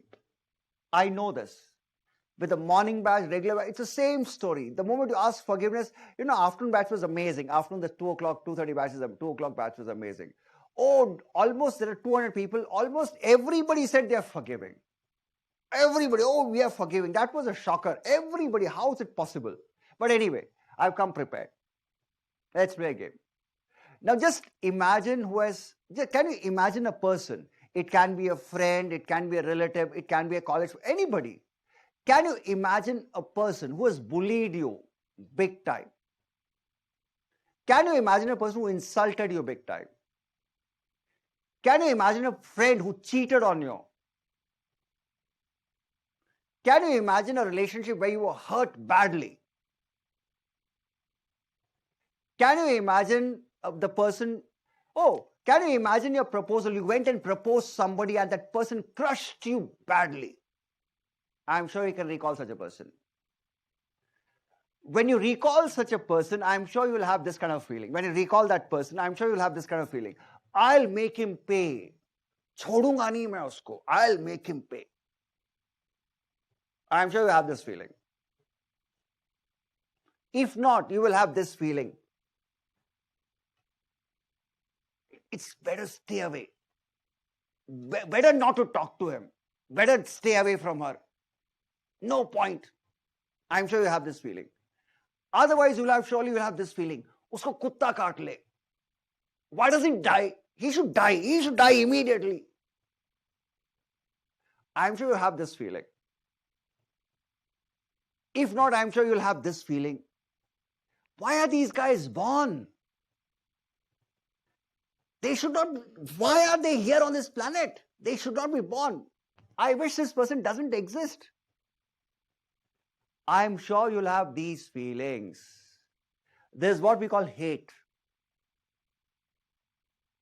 Yeah, Chandramohan is very honest. He says, oh, I have these feelings. Everybody has it. Trust me. Everybody has it. We all hate some people in this world. Trust me, we all do. When you are forgiving someone, you have to get over all these things. All these things. Just imagine somebody hurts you. You will never forgive him. It requires a great amount of strength because you are going through this. Just remember, I'm sure even now you can remember somebody who bullied you in school. You have not. You will remember. That is why Mahatma Gandhi said this. Strong. It takes a lot of courage to forgive someone. Copy this, we'll talk about this. It'll be fun talking about it.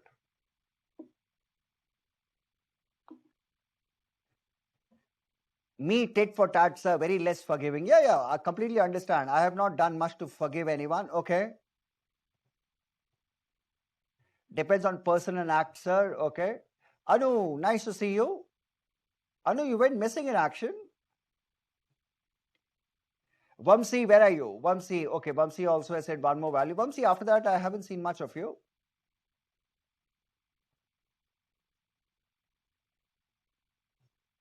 Vamsi, is your campus open, by the way? Vamsi, just the information I need. Is your campus open?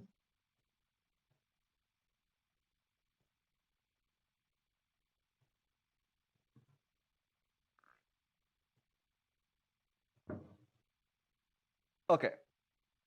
Copied? Guys, done? Right. Okay. this quiz is not needed. I know some of you will copy the quiz. Don't copy the quiz. Okay. Now,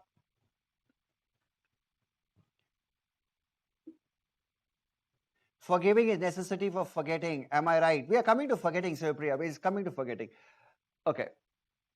A lot of you will be able to relate to this value, because all of us have phases in life where you've gone through moments of hate. Yes, you will see a lot of you here, so don't worry. It's natural. It's very, very natural. Okay, Vamsi, no, I have some official work, so that's why I was wondering. I plan to go there tomorrow. Okay, it's only open for PhD scholars. Okay, right. Then I'll work around. Okay, now just imagine, somebody hurts you, you have this feeling.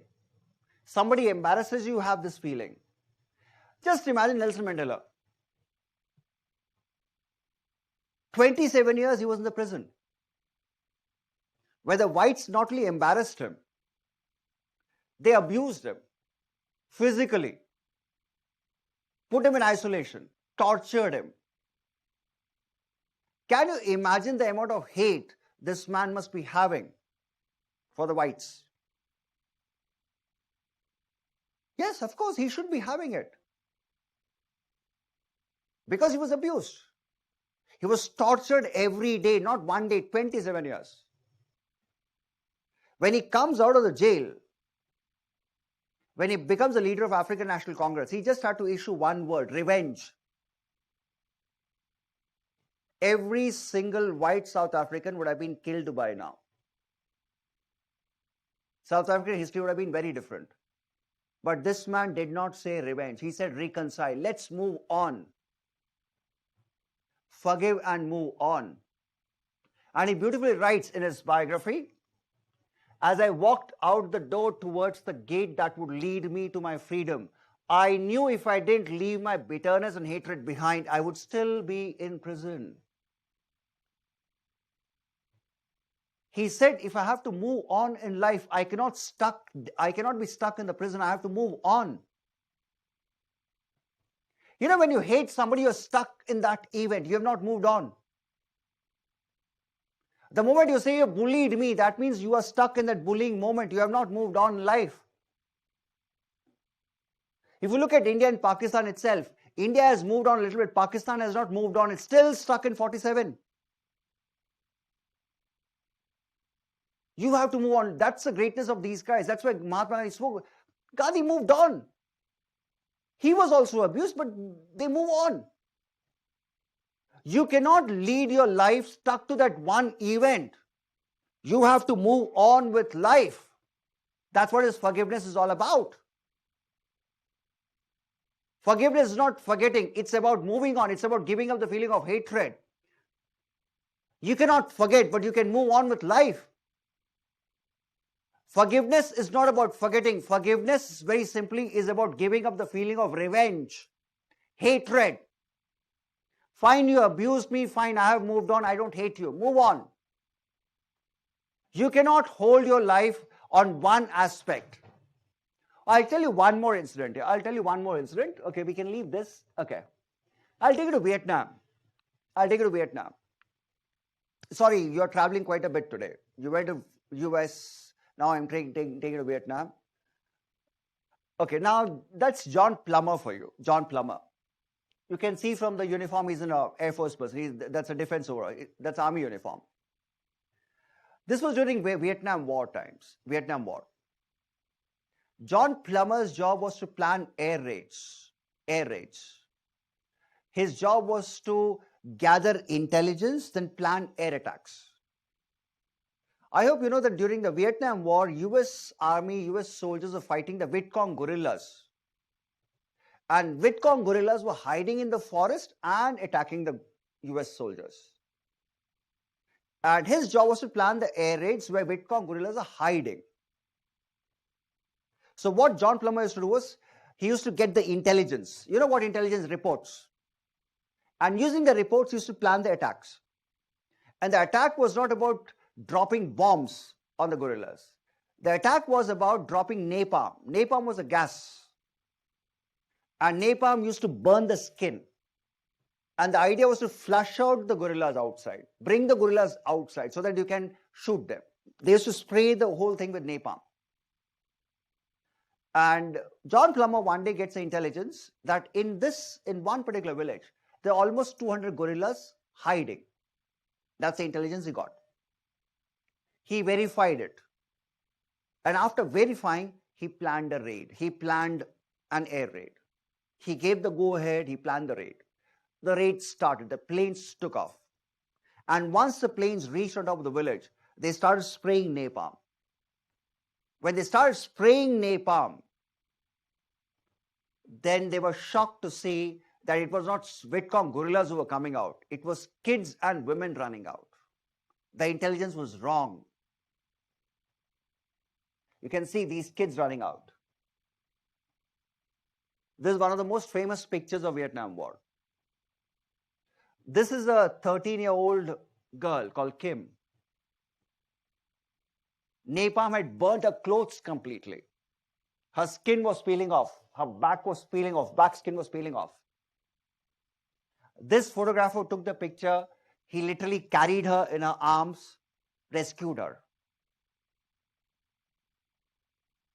Can you imagine how much hatred this girl must be having as she was growing up for American soldiers? Because they just ruined her life. This girl looks like this lady now.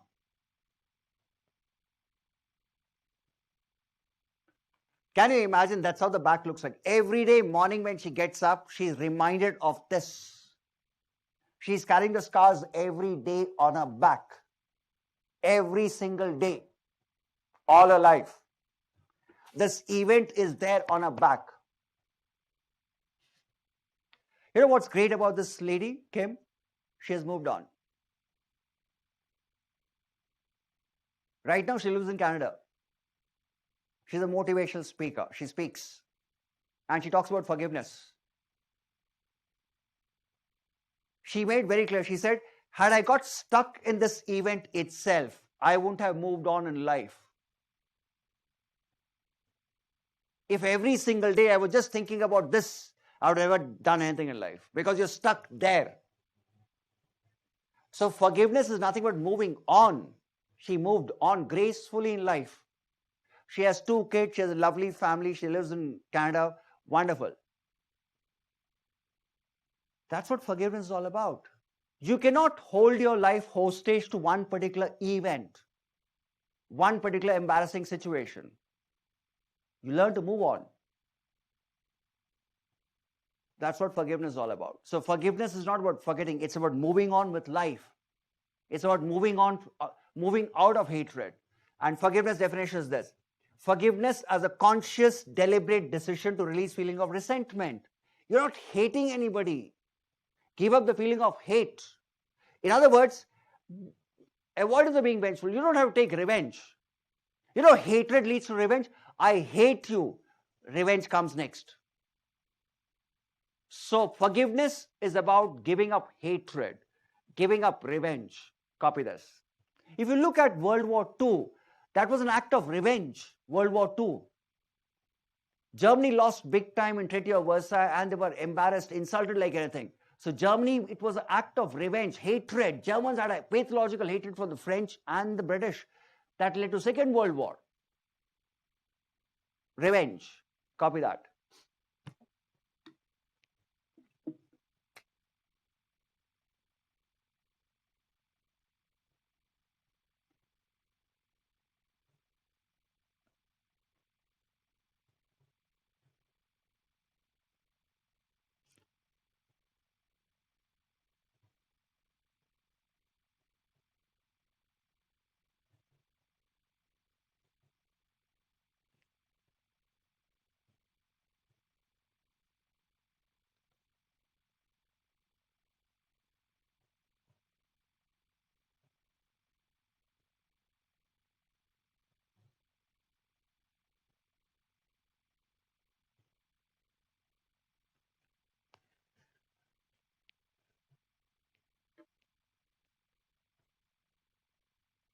Okay, once you're done, let me know.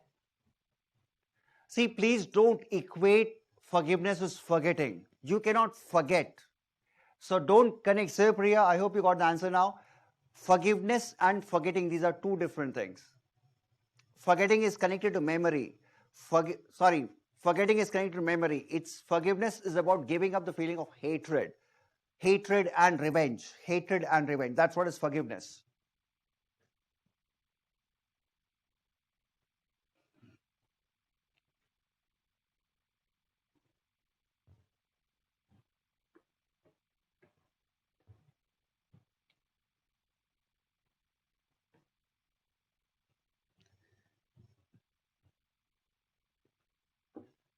Completed. Okay.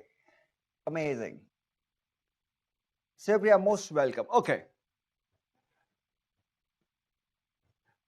The problem in India is Bollywood, Tamil movies, and Telugu movies. Do you agree? Yes, it is. These movies never teach us right things. These movies only teach us wrong things. And the worst thing is we all grow up watching these movies only. For example, there was this old Hindi movie, Amir Khan's picture, called Rang De Basanti. And in that movie, there's a song called Masti Ki Pathshala. And the movie is about college. The movie doesn't talk about college as a place of education. It shows college as a place to have fun, drink beer, go on a date. Wrong things. I'm sure it's the same with most Tamil Telugu movies. The college is always shown as a place of fun. Why is it they don't teach us the right things? These movies teach us that the boy has to chase a girl. And the boy constantly chases the girl, follows the girl, not knowing it becomes stalking case in real life. Following someone, is that love? Come on, that's stalking. But Bollywood teaches us that. If you look at all Bollywood, Tamil movies or Telugu movies, they're all about revenge. They're all about revenge. Hero has to take revenge. In fact, Hindi movies are amazing. There are wonderful Hindi movies. There was this movie called Sholay. It's all about revenge drama. And in Bollywood, movie names are also very interesting. Some of the names are also about revenge only. Badla. Badla means revenge. Badle ki aag, revenge of fire of revenge. Bollywood is all about revenge. And interesting, in Bollywood, if revenge is not possible in this birth, there's a rebirth also. You take a rebirth and there also you take a revenge. I'm sure you must, Tamil movies also like that. Next birth. Oh, even snakes, Nagin also takes revenge. Snakes also take revenge in India. Movies. There's a movie called Makhi. Even houseflies also take revenge. Oh, there's a movie called Makhi. Yes, housefly. Can you imagine fly taking revenge? And the worst thing is when kids watch these movies, you only have one thing in your head, revenge. You never even think about forgiveness. There are very few movies in India which talks about forgiveness. How will you learn to forgive when you only talk about revenge everywhere? So that's the reason we are not very forgiving. Okay, forgiveness done. Buddhist perspective. Buddha adds this. Can you show us Nelson Mandela quote? Okay, yes, I can. I will. Meanwhile, should I finish this? Some of you are in a very hurry to take a break. Guys, are you seriously, should I break it in between or should I finish it? Because a couple of them are requested, so we need a break. Should I break it in between? Just like Bollywood pictures have interval. Can I give an interval in between? Picture is going on, I can give an interval. There's a fight sequence going on, I can give an interval. Should I? Kya break do kya? Continue. Okay. Finish it, sir. Okay, nice. Finish it. Helen says finish it. Done. Okay, I'll finish it. Helen, I'll finish the audience.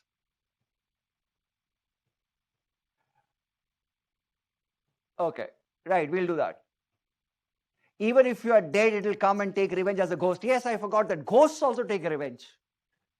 That's how Prashant is right. Ghosts also take revenge. So obviously, revenge is everywhere. So how can you talk about forgiveness? So much of revenge. That's what Buddha said. Look at the tense. He abused me, past tense. He beat me, past tense. He abused me, he beat me, defeated me. If you talk in these languages, that means you are still stuck there.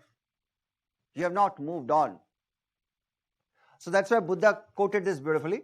Never does hatred cease by hating.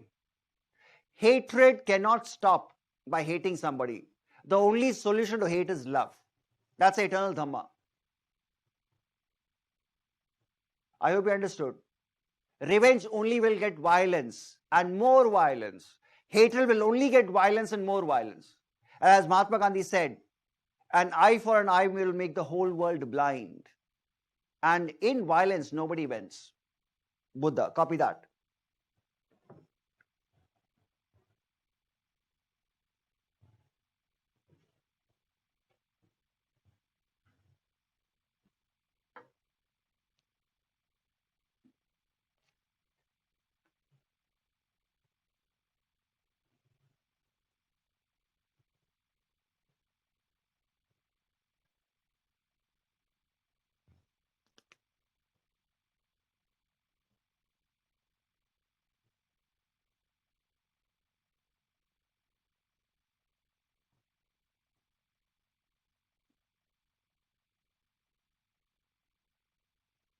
Okay, Chandra Mohan copied. That was very quick.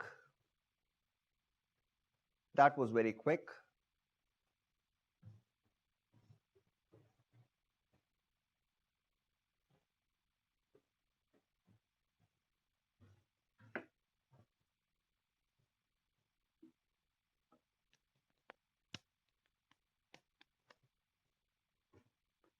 I think we'll take a break here. We'll stop here for some time. Some of you have been very desperate. Fair enough, because it's 4:45. You've been sitting for some time. After this slide, we can take a break. So I'll see you at 5:15.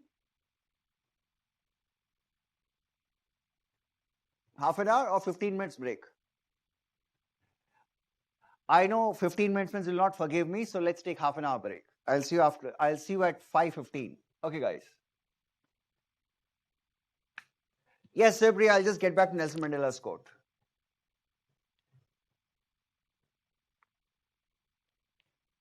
Okay, we'll take a break for till 5:15. Okay, half an hour. Yes, Chandramohan, half an hour. I know that you'll not forgive me if I give 15 minutes. Okay, guys, I'll see you at 5:15.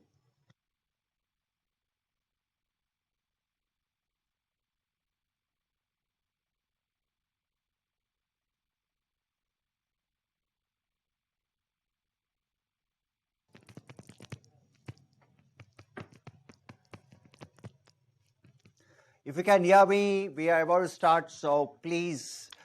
Arvind, how many are there? 79. Still 10 people are missing. Right. So should we wait, Arvind? Guys, there are 10 people missing. Should we start?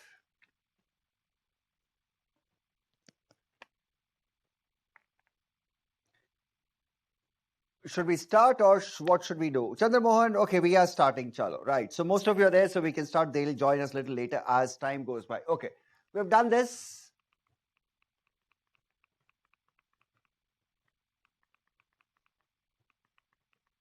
Okay. Now, we are still in forgiveness in order to include punctuality. Yes, I'm starting. You know, I keep waiting because Arvind keeps telling me how many are logging in, how many are logging in. So once I see that most of you are logged in, only then I start. Okay. Now, we're talking about forgiveness. And I was telling you about forgiveness is about giving up the feeling of hatred, giving the feeling of revenge. There are two parts of forgiveness. The two parts of forgiveness. First part is you decide to forgive. Decide to forgive. This is easy. Decide to forgive. Okay, fine, I forgive you. Ja, chhod chal. I've forgiven you. Decision. But the second part is the most difficult part, the emotional part, where you have to give up the feeling of hatred. For example, your friend hurts you. You forgive him. But whenever you see him next time, the same incident comes back to your head. And that brings in that emotion. So that's why forgiveness is two parts here. First one, decision. You decide to forgive. This is easy. Fine, I forgive you. This is easy. But the difficult part is the second one, emotional forgiveness, where you have to get over that negative feeling, the feeling of hate, negative feeling of hate. Now, these are two sides of forgiveness. Decisional, where you decide to forgive. Emotional, where you have to get over the feeling of hatred, negative feelings. That's the two sides of it. Copy it.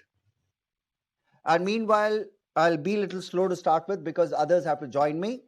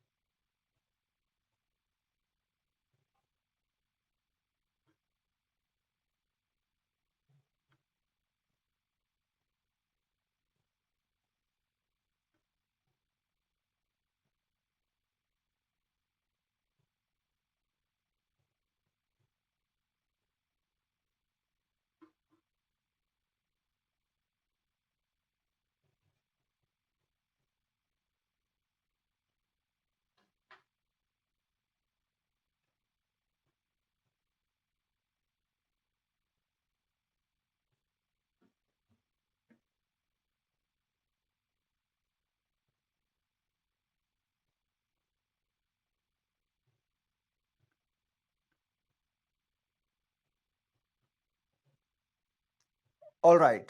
Can I go to the next one? Right. Chandramohan, I can't see you. Are you there? Vamsi, have you logged in again? Anu, are you back? Prashant? Shankar? Satya, are you guys there? Okay, I can see Chandramohan also. Okay, you guys have got back. Okay, copy. Let's go to the next one. Okay, I have a question to all of you. This is why Mahatma Gandhi said forgiveness is for very strong people. You know, we are just looking at forgiving others. Forgiving others. Somebody does something wrong to you, you forgive the person. That's one part. Now tell me something which is more difficult. More difficult. Forgiving others is difficult. Yeah, seeking forgiveness. Listen to me. Seeking forgiveness. That is asking for forgiveness. Which is more difficult? Forgiving others is difficult, or seeking forgiveness? Which is difficult? Seeking. That means you are asking for forgiveness. That is difficult, or forgiving others? Ja bhai, khush rahe. Ja, maaf kiya. Which is more difficult? Forgiving others is difficult. Depends. Ramesh, Bishnoi, it's not depending on situation. You tell me a simple question. We are discussing forgiveness. And Mahatma Gandhi, that's why he said it's meant for very strong people. Because forgiveness is two parts. Forgiving others is one part. Forgiving others. Second part is seeking forgiveness. It's not that everybody does wrong to you. You also do something wrong to others. I'm very sure you also must have hurt somebody. So you also need to seek forgiveness.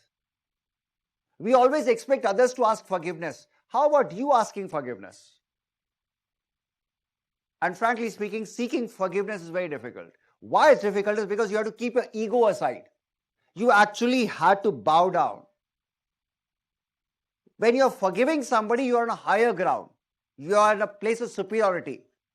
Fine, I forgive you. You're superior. But when you're seeking forgiveness, you are bowing down. You actually have to get down and ask for. You have to keep your ego aside. All your pride aside. All your pride aside. So that is what is seeking forgiveness is all about. So two dimensions. Now I always spoken about Buddhism here. Now let me add something about Jainism here. In Jainism, I don't know anybody is from Jainism background here. If you're a Jain, in Jainism, there's a wonderful day. They observe one day in Jainism.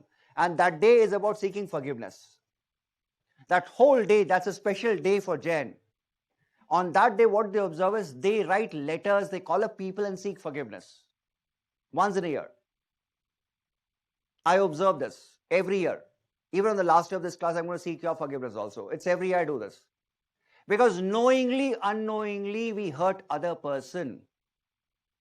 So that's why we seek forgiveness. For example, knowingly, unknowingly, I may have hurt you in the class. There's nothing wrong in asking for forgiveness. You know, seeking forgiveness keeps you grounded, makes you humble. It keeps you on the feet. You realize you're a human being. Seeking forgiveness. That's about Jainism here. Seeking forgiveness. And the day is called this.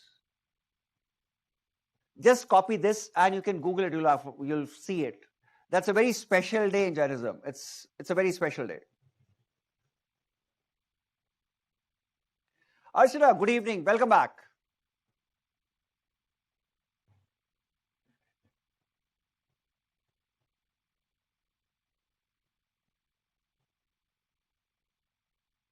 Seeking is difficult. Okay, Vamsi. Seeking is difficult.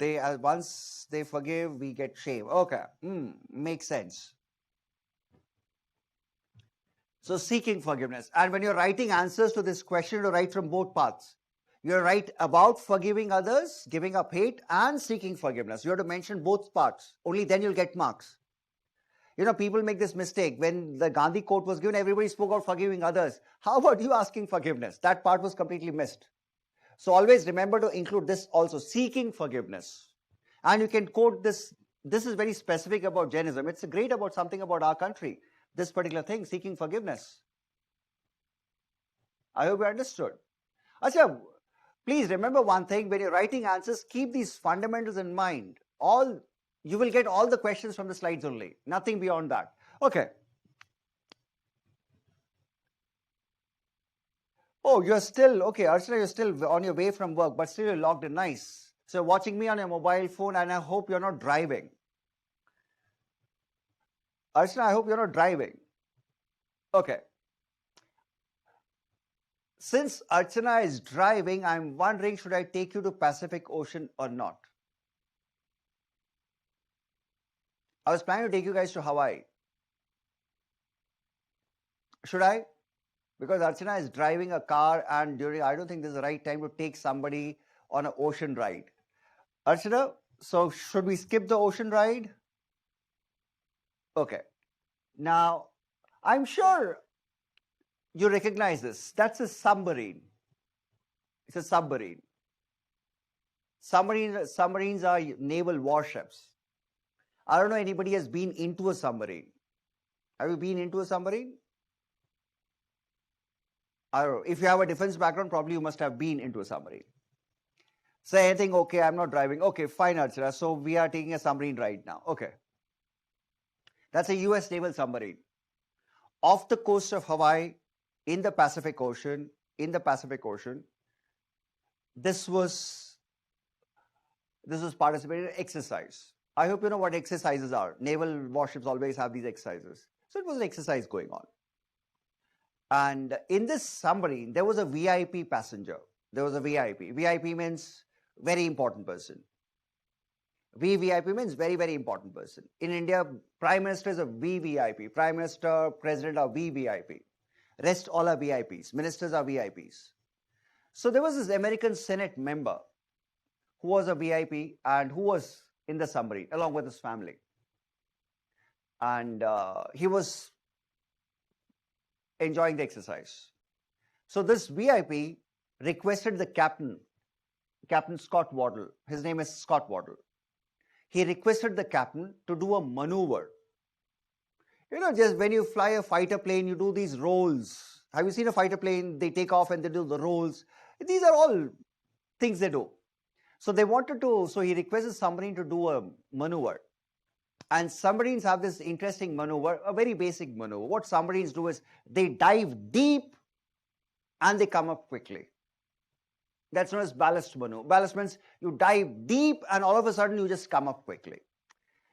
So that was a basic maneuver. So the captain ordered the crew to prepare for that maneuver because the VIP wanted it. He could have said no, But he didn't want to say no to the VIP because you never know, VIPs can become cranky and something may happen. So that's why he agreed to do that. So the crew plans the move. They execute it. They deep dive. The submarine dives deep. I hope submarines can dive deep in an instant. It just dives deep. And after diving to a certain depth, they just came up suddenly. It just came up suddenly. Just imagine a situation. You dive deep and you come up with full force, not slowly, full force.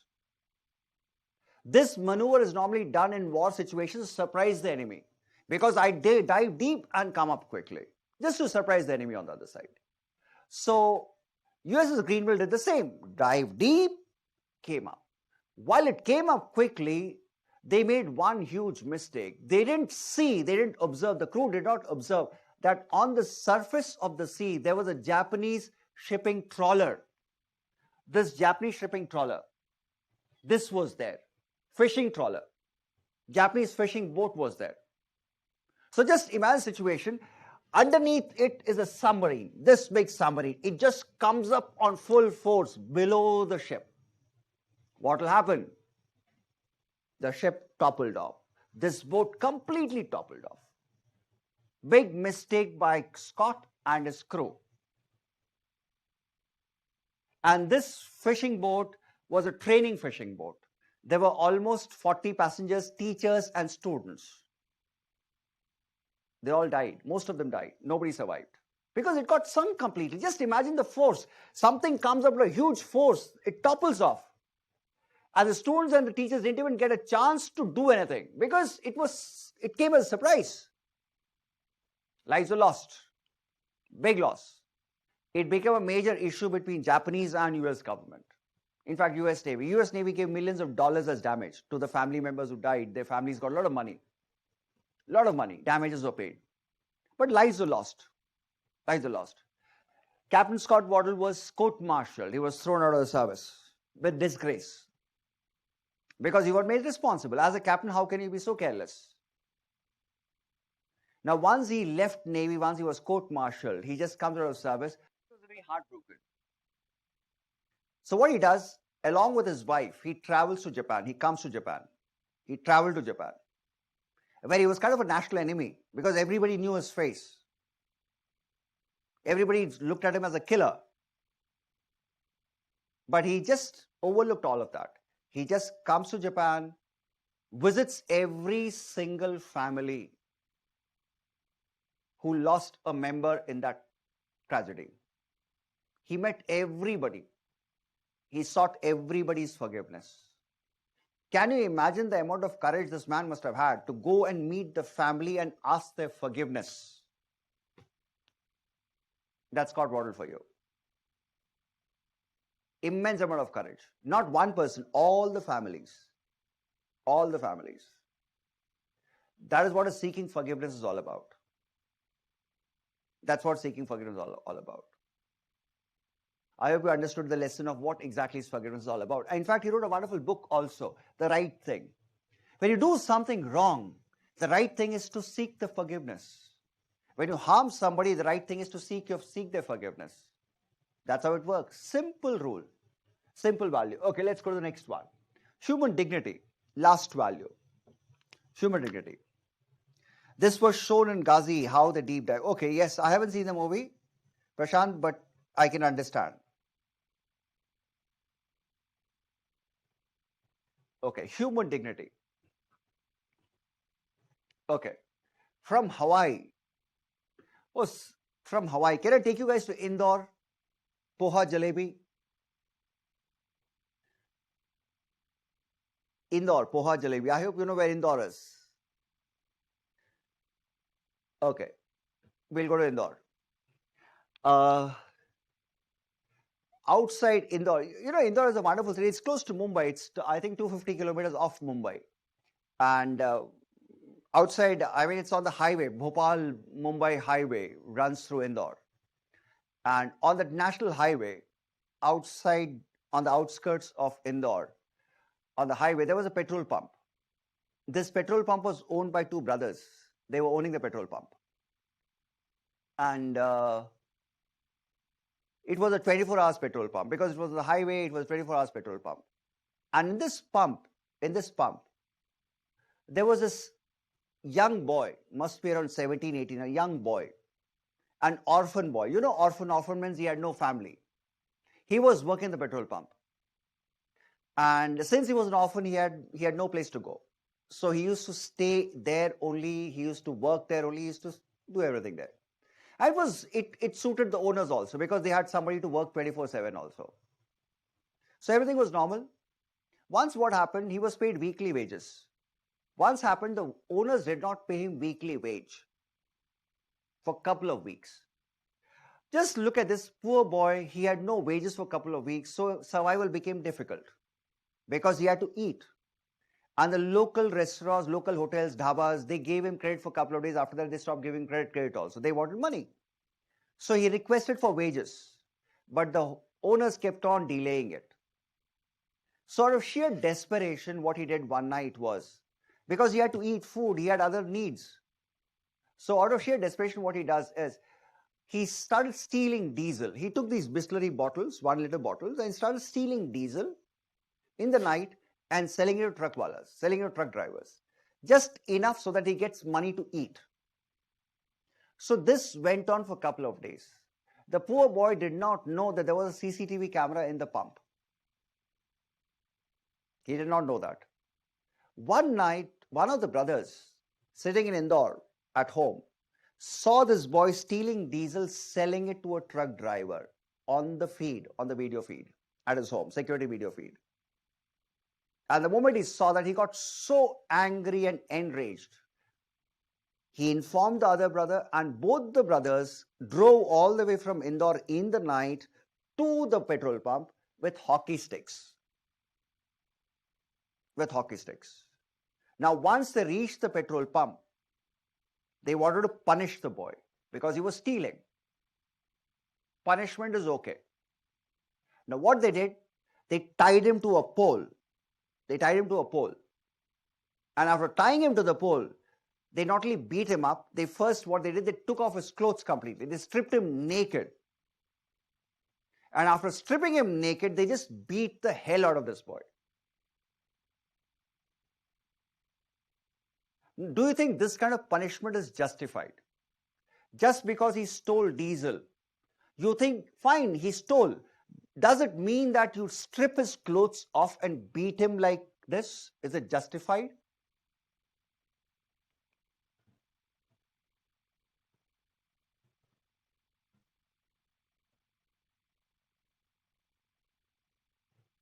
And what was shocking was, people were taking pictures, making videos, but nobody stopped these brothers. That's a different story. But do you think this kind of behavior, is it justifiable? Fine, this kid stole, this boy stole, he's a thief, fine. But don't you think he has some dignity? When you want to punish someone, you don't do this, right? You don't dehumanize the person. You hit him, beat him, fine. Don't take off his clothes. Human dignity. We'll talk about this value. Okay, let's talk about human dignity here. Okay, I have a question for all of you. Can you guess the price of this watch? Don't Google it. What's the price of this watch? Let me see your imagination. I want price. I'm not going to gift you, by the way, but you should just ask you for a price. Let me see. Rolex. It's a Rolex date adjust watch.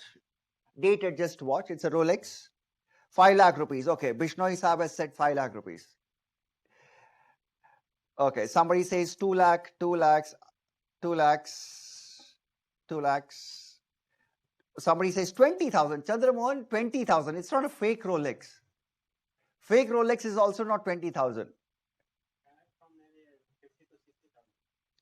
2 to 3 lakhs. Let's see. Around 5 lakhs. Okay, easily above 10 lakhs. Okay, great. Easily above 10 lakhs. Okay. Helen, easily above 10 lakhs. Okay, what else? 8 lakhs. Rini says 8 lakhs. Okay. 10 lakhs. Okay, what else? So basically, okay. Right, so when I asked you the price of this watch, Everybody guessed a price. Everybody could put a price on this watch. Suppose if I ask you this, can you put a price on this human life? What will be the price? There's a price for this. What's the price for this? Is there a price?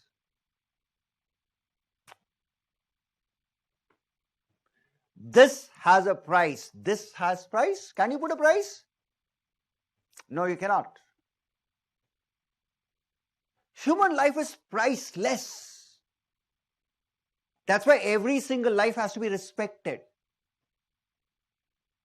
I'm a thief, fine, but my life is priceless. When you see IPL auctions happening, there's no price on the human being. The price is for the skill.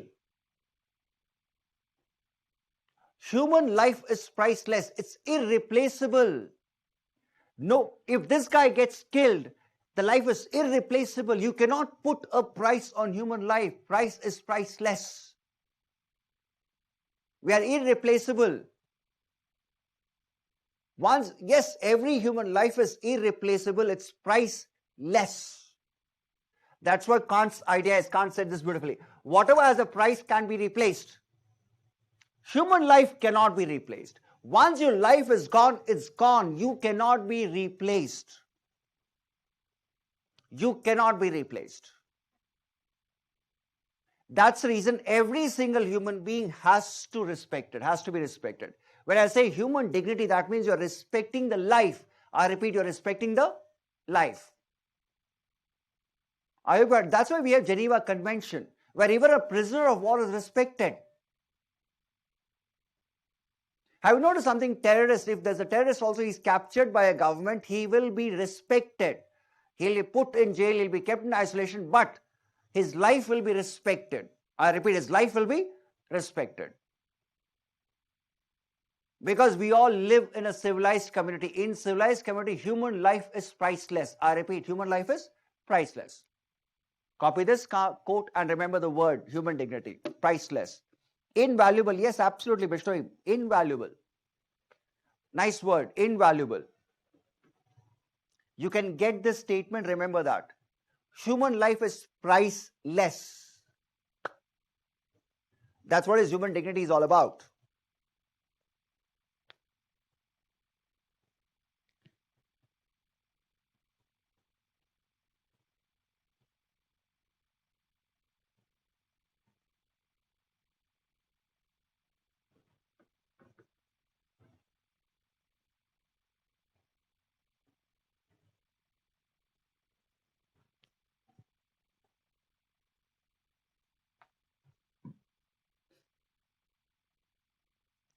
But Ajmal Kasum was hanged when we tell the loss of... Okay, wait. This is what the problem is. You know, Kasum was hanged for his crime, but he was treated well.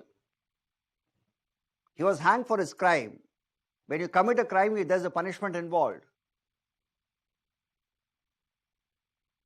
And those are exceptional situations.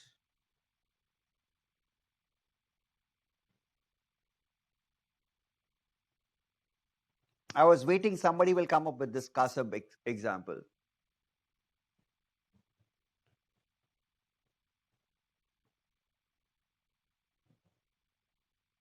Please understand the concept here.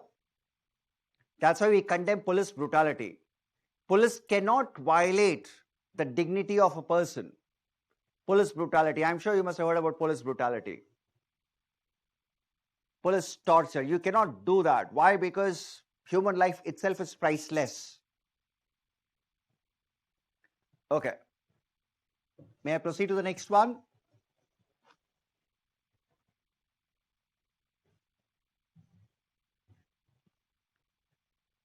And what's the price of the watch? You know, they just said there are different models for it. It starts with 7 lakhs. It's 7 lakhs and above. 7 lakhs and above. Those are luxury watches. I just want to see how well you imagine, guys. Okay, don't worry. Once you become IAS, you'll get bribes of these watches, so don't worry.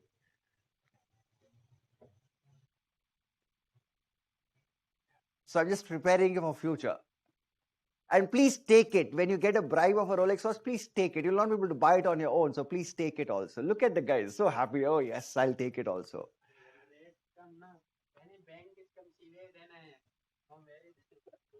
That's the best part. Okay. Somebody writes, we will not get. Okay. Right. Now, what is human dignity? Guys, please don't encourage, please don't have such habits of taking bribes, please. These are all temptations. Keep your hands clean. Okay. Dignity means this quality of being worthy of esteem or respect. Worthy of respect. Because other person is a human life, he should be respected. Okay, okay.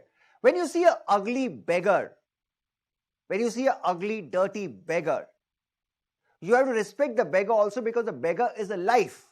I repeat, the beggar is a life. Please remember that. Fine, beggar, fine. But the point is the person is a life. I repeat, the person is a life. So that's why we say respect the life. I repeat, respect the life. That's what human dignity is all about. And the next one, recognition that human beings are worthy of esteem and respect. Human life is worthy of respect. Human life. Human life. Keep that in mind. Human life. Not your profession. Human life.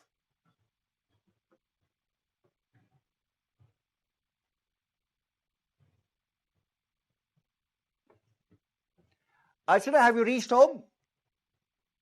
I guess not.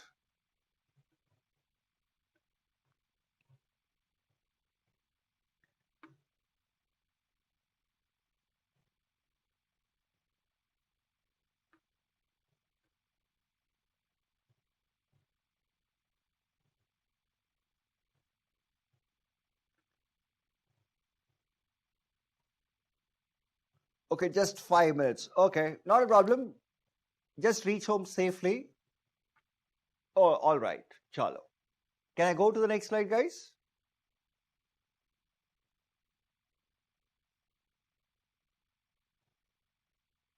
Right slowly. I can be patient. Maximum what will happen is I may have to take a 1 extra class, 1 day extra. I am already mentally preparing myself for that. I was thinking of finishing next Sunday, but I have my doubts. Let's see how it goes. Otherwise, I'll record a lecture for you guys. If I'm not able to finish, I'll record it. Will that work? Instead of meeting directly, I'll record it. I think that will also work. Chalega na? Oh, it's about doing the course, right? Okay. Next one. Ajay, do you guys... A simple question. We have spent 4 days together. Do you guys respect me? Simple question. Do you guys respect me? I respect all of you.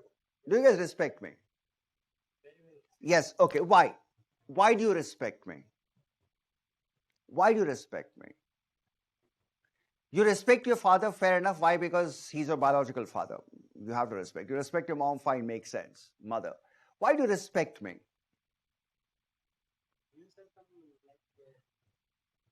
Why do you respect? Because of your character. Of course, we respect. Why do you? I'm asking a question because you're teaching us valuable lessons in life. Okay. Because I'm a teacher. Okay. Because I'm a guru. Fine. Respect. Okay. Vamsi says I'm a senior citizen. That's why I should be respected. Okay. Age. Vamsi, I'll remember this always. You brought my age into question. Okay. Because you teach ethical. Okay. Right. Fair enough. So that means from your answers, I can make out you're respecting me because I'm a senior citizen. Age, 1. You are respecting me because I'm a teacher. Third, because you are respecting me because I'm teaching some values to all of you. Now, if I take off all the 3, if I take my age out of the equation, if I take my teacher status out of the equation, if I take the value skills out of the equation, that means you will not respect me? I got you guys, seriously. If you take the age out of the equation, if you take my teacher status out of the equation, so that means I'll not be respected. I got all of you. Why is it we respect only people with some status? I have a big car, I am respected. I have a PhD, I am respected. I have money, I am respected. Oh, I belong to a certain caste, I am respected. Why can't you respect the other person for being alive?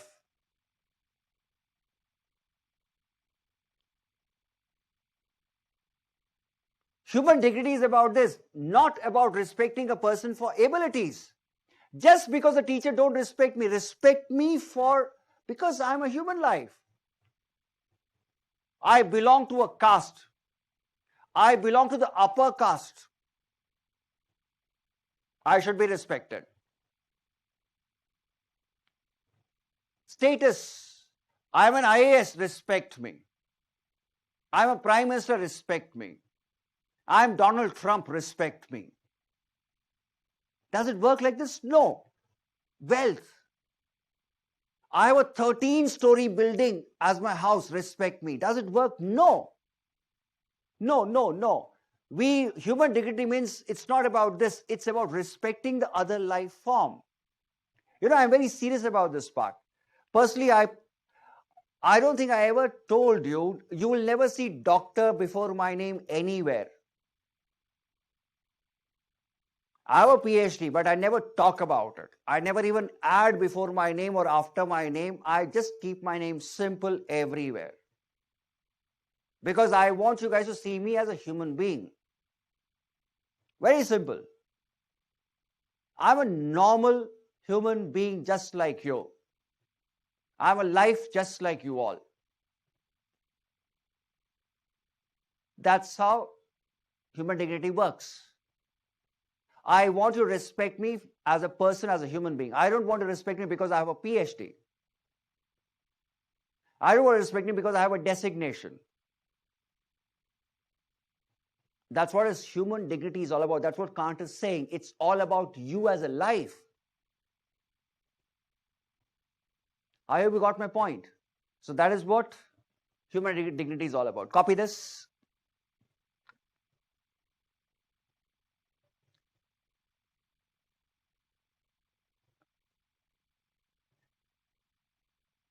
Thanks, guys. Nice.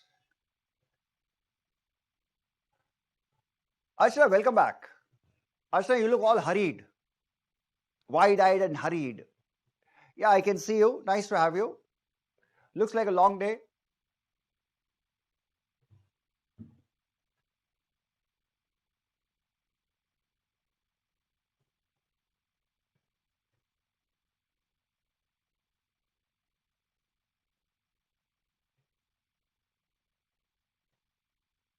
All right. Can I go to the next slide? Have you copied, Ramesh? Sir, we can have weekday class in mid to complete the syllabus. Weekdays are not available. Weekdays class? You take weekdays class also? Weekdays I have other classes. The problem is that. Achha, worst comes worst, I may take a weekday class next week. Let me see how it goes. If I'm not able to finish on next Sunday, I may take one weekday class also. Let's see how it goes. Let me see next Saturday how it plans out. Okay. Harini says, I have joined yesterday. So I don't know your name. Could you please tell that one?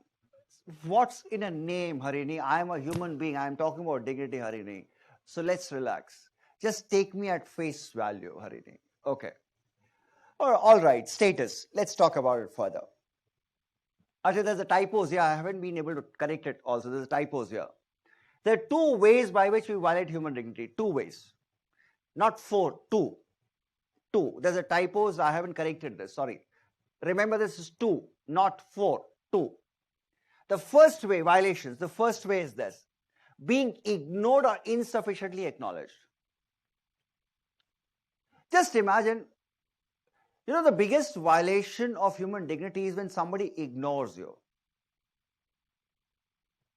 There are a lot of clinics in UP. There are a lot of UP. Tum Rajasthan you hatao. Bishnoy is also from Haryana, so I can talk about it. In UP, in small towns in UP, I have seen doctors having this attitude, this practice. They have a clinic. If a Dalit person, a person belonging to Dalit caste comes with fever or something, he will not be allowed to sit inside with other upper caste patient. He'll be sitting outside the clinic. And the doctor will see him not inside his office. He goes and sees outside only because he's a Dalit. He's completely ignored. I'm not talking about government hospital, private clinics. They're made to wait. That's what this is. It's about being ignored. They completely ignore these guys. They are served in the end. The patient, yes, sometimes I've seen this horrifying practice that some of these doctors will make the patient till the time he finishes all the upper caste patients, only then he'll go and see them. That too outside, not even inside. He'll take his stethoscope, everything outside. And he has a different set of stethoscope also, different. Just like two-tumbler system we have in Tamil Nadu at times. I know what two-tumbler system is like. For other castes there is one, for upper caste there's a different kind of tumbler system. Now that is what this is, being ignored, insufficiently acknowledged. Nobody acknowledges you. You remember the other day I told you about sex workers' kids. Sonagachi, you remember that? Those kids, they were ignored completely. They were never acknowledged. You know something, we talk about right to education. Where is their rights?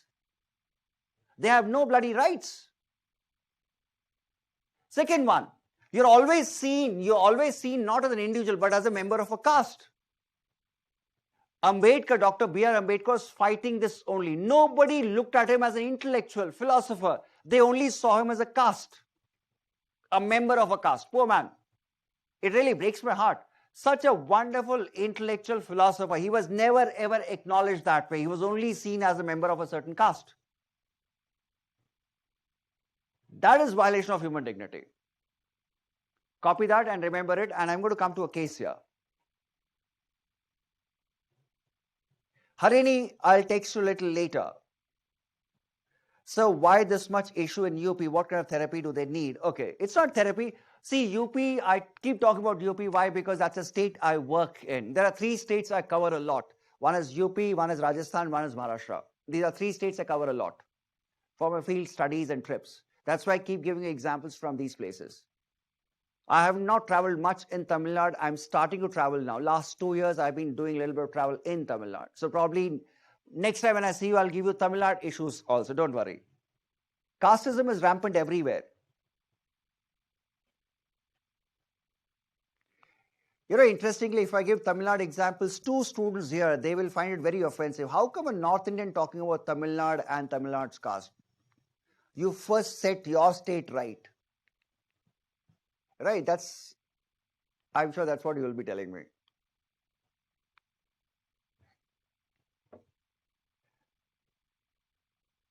Oh, somebody says, welcome to Tamil Nadu. Okay, Mageshwar, thank you. Welcome to Tamil Nadu. Nice, thank you.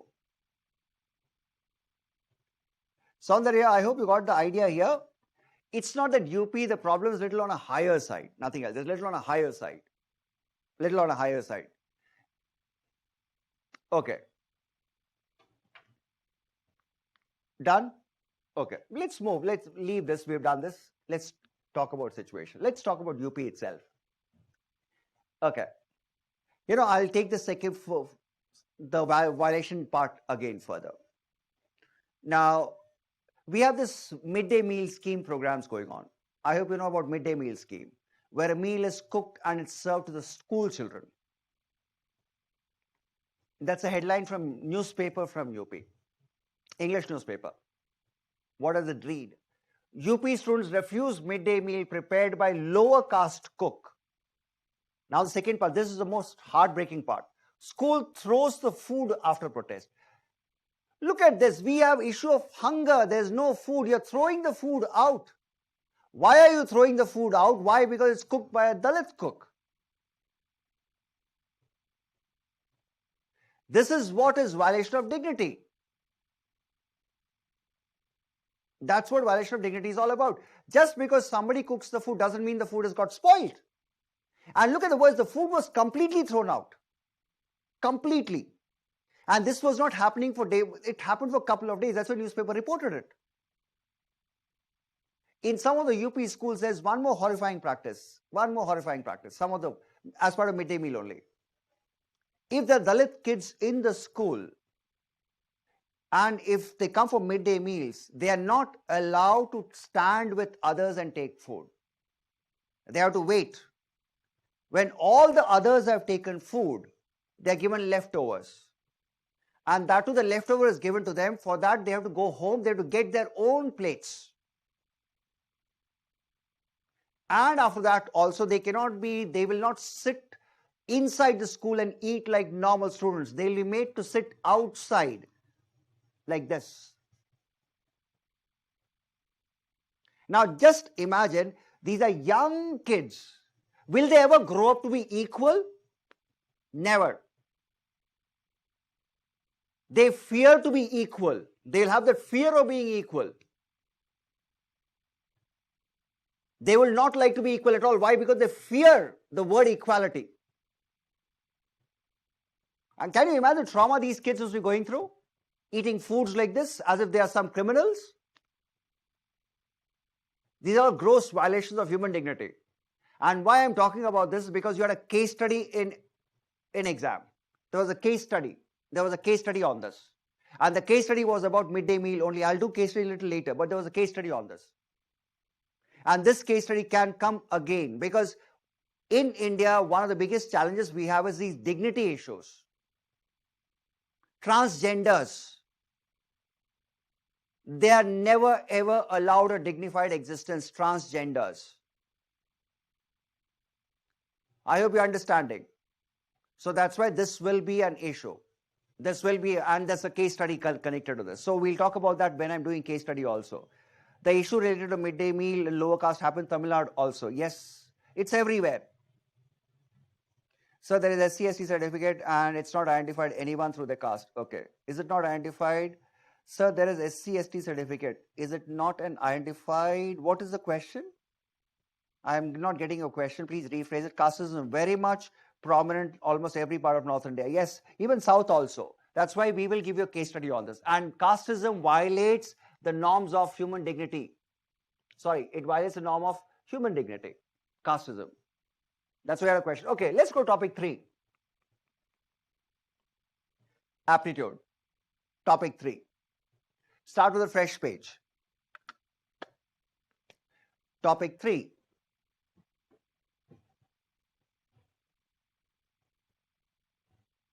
Achha, you have weekday classes also, 6 to 9?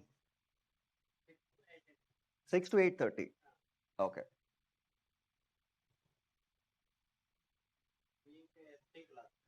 Week 3 class. Okay. So that means I have a next week. If it doesn't function, then probably I'll take 1 or 2 extra classes because मुझे लग नहीं रहा कि मैं खत्म कर पाऊंगा. मैं सोचा कोई टॉपिक ड्रॉप कर देता हूँ या रिकॉर्ड कर दूंगा.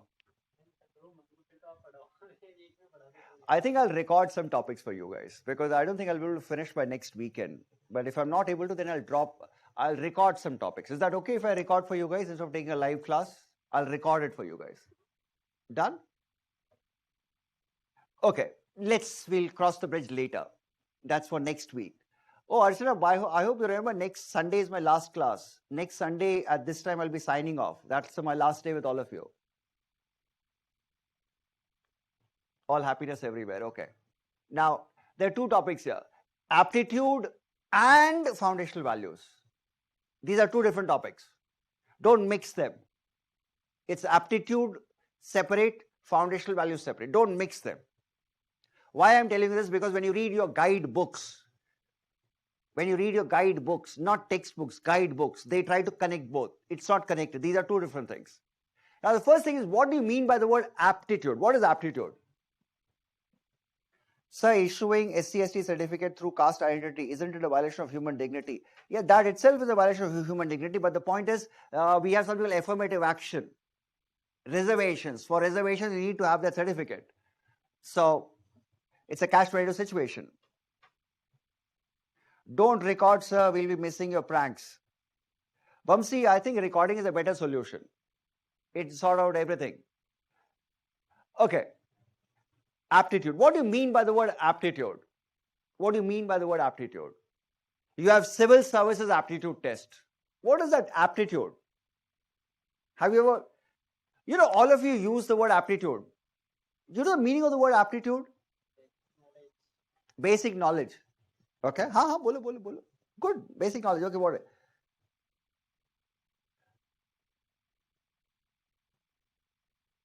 Ability to react, verbal and quantitative aptitude in college. What is that? What is that aptitude?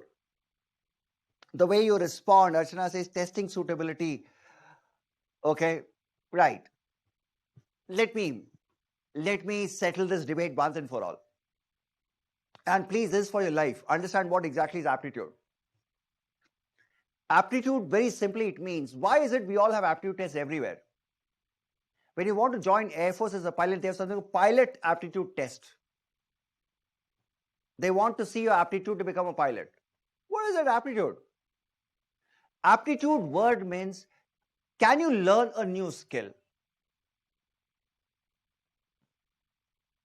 Can you learn something new?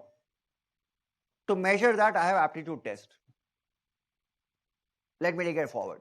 A lot of your engineers, you studied engineering for 4 years.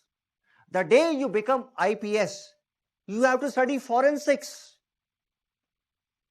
which is completely new. You have to study criminal law, which is completely new. Can you learn it or not? That's aptitude. How quickly can you learn? You know, all of you are thinking your life is going to be easy. Let me add something here. A lot of you are completely from engineering background. For example, Anusha is an architect. If she joins revenue service, she'll end up studying becoming a chartered accountant. She has to study tax laws. Anusha, can you imagine studying tax laws? Working on balance sheets. Yes, that's what you will do when you join revenue service. And that means that you have to learn new things. So are you ready to learn new things? That's what is aptitude. When you want to become a pilot, you have to learn a new skill to become a pilot. So are you ready to learn? One. Secondly, how quickly can you learn? I give you, as an IPS officer, I'm giving you training for 1 year. In that 1 year, how quickly can you learn forensics? How quickly can you learn crime scene investigation? How quickly can you learn criminal law? How quickly? Because the sooner you learn, I can put you in a job. Aptitude. Aptitude is your learning ability. How quickly you can learn new skills. That is what is aptitude. It's no rocket science. And every job requires people with aptitude. Why? Because every job requires you to learn new things. I repeat, learn new things. Look at this. Aptitude refers to rate of acquisition of knowledge and skills. How quickly you can acquire knowledge. How quickly? This is why we talk about aptitude.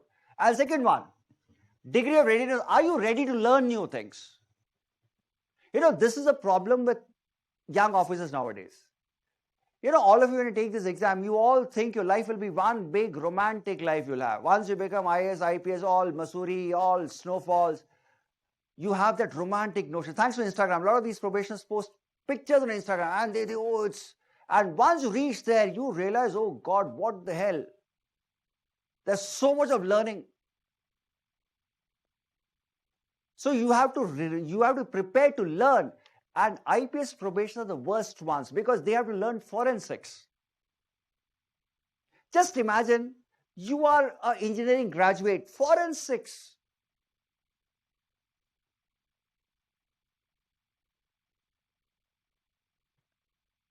Crime scene investigation. Can you imagine investigating a murder, bloodshed? Some of the engineers faint also. Oh, they have never seen blood in their life. Jungle warfare, you have to fight a war in the jungle. You have to learn. The problem is you have to learn. You know, all these things looks romantic from outside. But you have to learn. That is what this part is. Degree of readiness to learn. Are you willing to learn new things? Copy that. I did it, so I was working with income tax. Yes, Vishnu, I can understand how tough it would have been.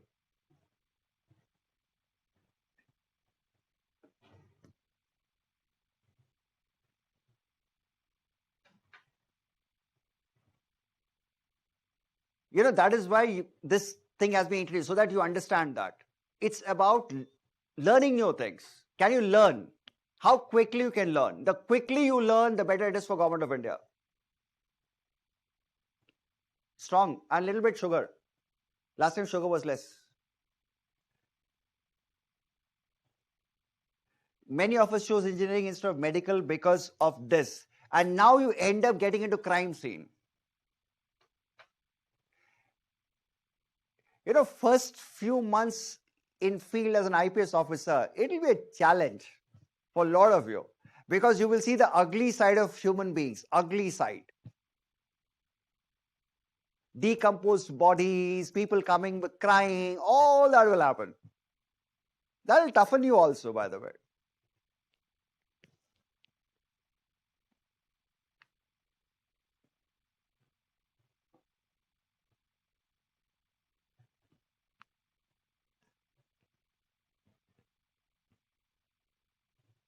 Okay, I'll share a funny incident here. Can I share a funny incident about aptitude? About this, I'll share a funny incident. I'll not name it. A young IPS probationer. This happened a young IPS probationer. That was his first attachment, first posting. And it so happened that part of the posting, he was going on the rounds. He was going to every thana means every police station, doing the rounds, inspection. So when he reached one of these police stations, there was this drug addict, a lady drug addict. Okay. She was caught selling drugs. She herself was an addict and she was caught selling drugs. And she was very high, absolutely high. And she was lying, I don't know how many of you actually seen a police station. There was this reporting station and she was lying on the floor there. I'll keep it like that. She was lying on the floor there. And the moment he saw her lying on the floor, he asked the constable there who's she and what all. And he said that she's a drug addict and we got her here, we arrested her, but she's all high, so we just left her here, she's just lying here. And he started scolding the constable. Why is she lying here? You cannot, generally showing that he's generally scolding her. And the constable says, sir, she doesn't get up. And there are no lady constables here, and we as men don't want to pick her up because that can become a different issue altogether. Please understand the constable's idea also. There's a lady, she's lying down here, she's a drug addict, fine, she was selling drugs, fine, she's unconscious, she's lying down, and if a male picks up and tomorrow something happens, somebody may say, how? So that's why he said there's no lady constable at the moment, that's why she's lying there. He was also right, she was there. Now, this guy got very annoyed. He said, you can pick her up. And he went close to her and he started prodding her with a shoe. Just look at this. He started prodding her with a shoe just to make her get up. And the lady, instead of getting up, she vomited all over his shoes. He didn't know how to react. The constable standing there wanted to laugh. Behind him, they all wanted to laugh, but he was not. That was a complete case of not understanding the situation. He could have just left it. There was no need to go and poke her with a shoe. She puked completely on her shoes. That's how you learn policing in field. And I'm very sure for the next 2 days or next 3 times, he won't have gone to the police station on that round because everybody would be laughing behind his back. Learn aptitude. Okay, great fun. I can narrate a lot of such stories, real funny ones. Okay, so how will the work of environment of Indian Railway Traffic Service Officer? That will be nice. Railways are neat places. Okay, chalo. The foundational values. Foundational values. Don't copy this. It's there in your syllabus. Don't copy this, it's there in your syllabus. Now these are the values. It's there in your syllabus completely. Dedication to service is read. Why? Because I've done this when I was doing duty approach to ethics. I repeat, duty approach to ethics. I've done that those days. So these are the values. I'm going to talk about integrity, objectivity, all this I'm going to talk about. Now, what do you want me to start with? I'll give you two options. Integrity or empathy. Regular batches opted for empathy as a starting value. Any idea what you want me to talk about? I'll give you an option here. Democracy. I always ask you for options. Integrity, empathy. Okay, empathy, it started. Empathy. Okay, Bishnoi also has gone with empathy. Vamsi also says that a lot of you have gone with empathy. Okay. So public demand. Harini, what's your take? Harini is a guest today. So let's see what Harini has to say. Majority have gone with empathy. Okay. Kuch bhi chalega. Ramesh here sitting in front of me is a perfect North Indian. Very nice man. Indians are very bad when it comes to taking choices. Kuch bhi, anything will do. If Ramesh comes to my home in Delhi, I'll ask him, what will you have? Tea or Pepsi? Ramesh being a nice person, he'll say, kuch bhi. Kuch bhi, sir. Anything. And I'll come back not with tea or Pepsi. I'll come back with a glass of water, cold glass of water. He'll be quite surprised. Sir, ye kya? What is this? You only said kuch bhi.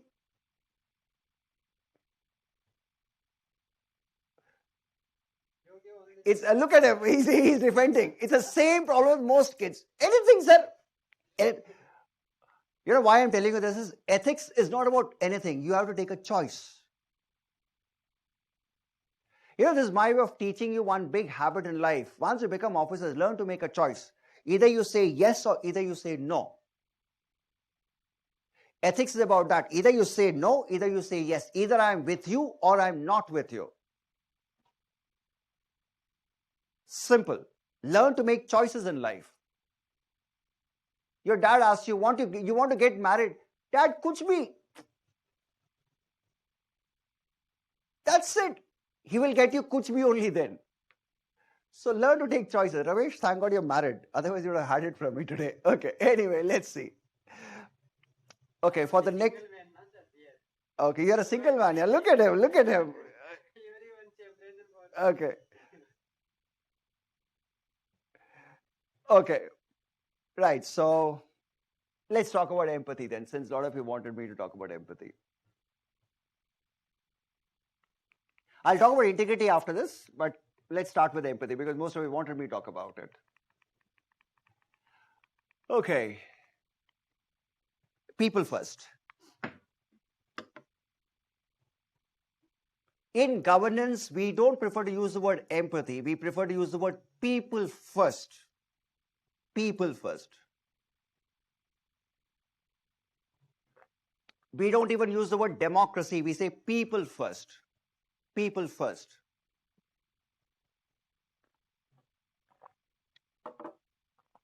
Okay. Perfect. Arvind Anna, thank you. Now,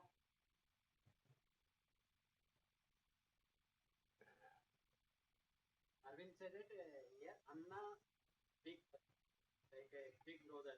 Okay, Arvind Anna, Nandri. Okay.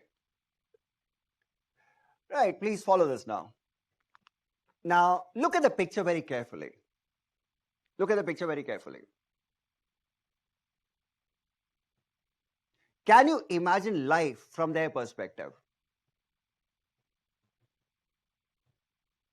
All of you are sitting in comfort of your room right now. Can you imagine life from their perspective? Just look at their faces. Can you imagine life from their perspective? And you can see they're all squatting. That's the people of India. They're not sitting on a chair. They're all squatting on the ground. Can you squat in the ground like them? Can you actually squat? I'm very sure none of you will be able, some of you will be able to squat. Squat. When you go to gyms today, they teach you how to squat. That means we don't know how to sit, how to squat also. And these are people who they can squat. They squat 24/7. That's how they sit also. Can you imagine life from their perspective? Can you imagine life from her perspective? She's a daily wage on a construction site. That's a child. Can you imagine the aspirations this mother will have for the child? Can you imagine? Can you put yourself in her shoes and think what aspiration she'll have for the child?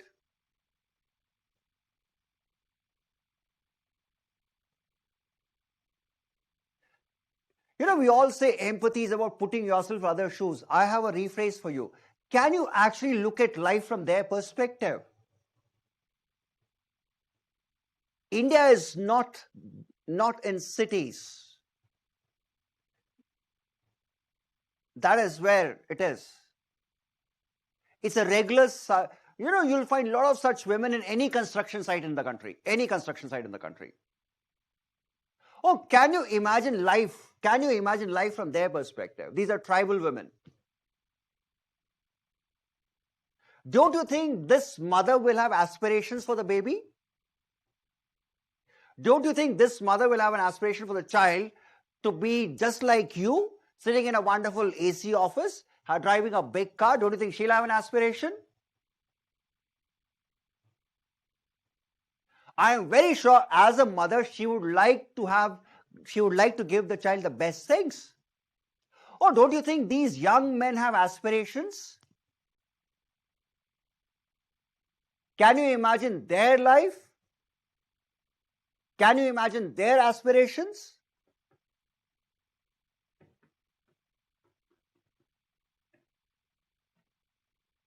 We say governance happens in office. Governance never happens in office. Governance is that level. It doesn't happen sitting in office doing files. It's that level. Policing never happens in offices. So can you understand life from their perspective? Oh, can you understand life? Okay, a lot of you are sitting at home. I should tell you this. I should ask you this. A lot of you are sitting at home. All of you are sitting at home.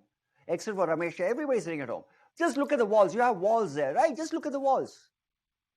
Just look at the walls. And right behind when you see the walls, what you see is the plasters. Behind the plaster are the bricks. Have you ever imagined how the bricks are made? Who makes those bricks?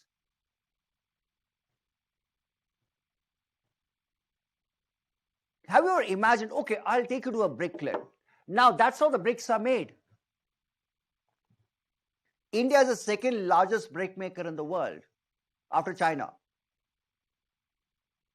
I don't know how many of you have been into a brick kiln. I have been n number of times. The average temperature in these brick kilns are 48 degrees, average temperature. On a hot day, it may touch 52 also. Your rubber slippers will melt. There are people working. Can you imagine life from their perspective?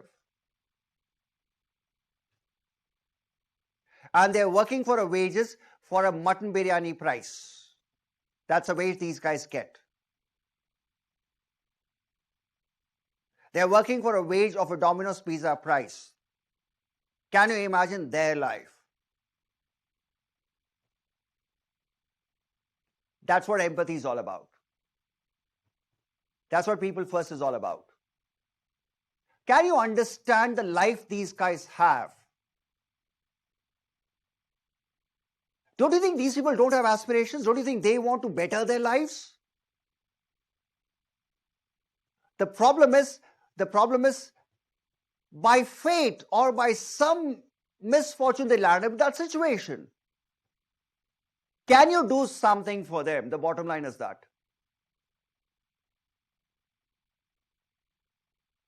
See, India is a 70-year-old democracy. We are a very young democracy. As a young democracy, my priority is them. As a young democracy, my priority is not you guys. My priority is them. When we have slogans like Sabka Saath, Sabka Vikas, I mean them. I am not interested in empowering you all because you already are empowered. You already are privileged. Don't get me wrong, but that's a reality. That is why today we talk about people first. That is why we say empathy. Can you understand their lives? Now, this is what empathy is all about. Now, when I say empathy, okay, that's again a break, Clint. When I say empathy, the word empathy was brought into governance, into practice. This was used first by Obama. Barack Obama interestingly made a statement that caught on. He said everybody talks about budget deficit. Everybody talks about trade deficit, balance deficit.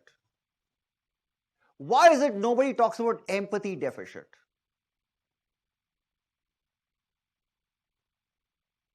You know, in a country like India, there's a big empathy gap. The educated and the uneducated. There's a big empathy gap. I don't understand their world. If you look at farmers' agitation and the big empathy gap. There's a big empathy deficit. This is what Mahatma Gandhi beautifully said in 1946. Yes, 1946. He beautifully said in an interview. However, you know, Mahatma Gandhi was nominated for a Nobel Peace Prize once and he lost it. He lost to John Mott. And John Mott interviewed Mahatma Gandhi in Mumbai. And Mahatma Gandhi said this wonderfully. He said, my biggest problem with independent India will be this, the educated Indians. Because the educated Indians will never ever be able to bridge the empathy gap. Because they'll never understand this masses. They'll never. And now we are realizing it. That's why today we talk about empathy. That's why today we talk about people first. And thanks to Barack Obama. Because Barack Obama beautifully said this. He was the man who said this. I deleted that, but I'm just telling you that. He's the one who spoke about it. Empathy deficit. I repeat, empathy deficit. Okay. When I say people first, it's about this.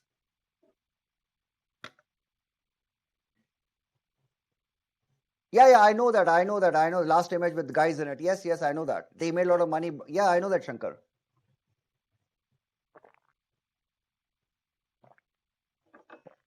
Shankar, I know that. I'm just using it as an indicative image.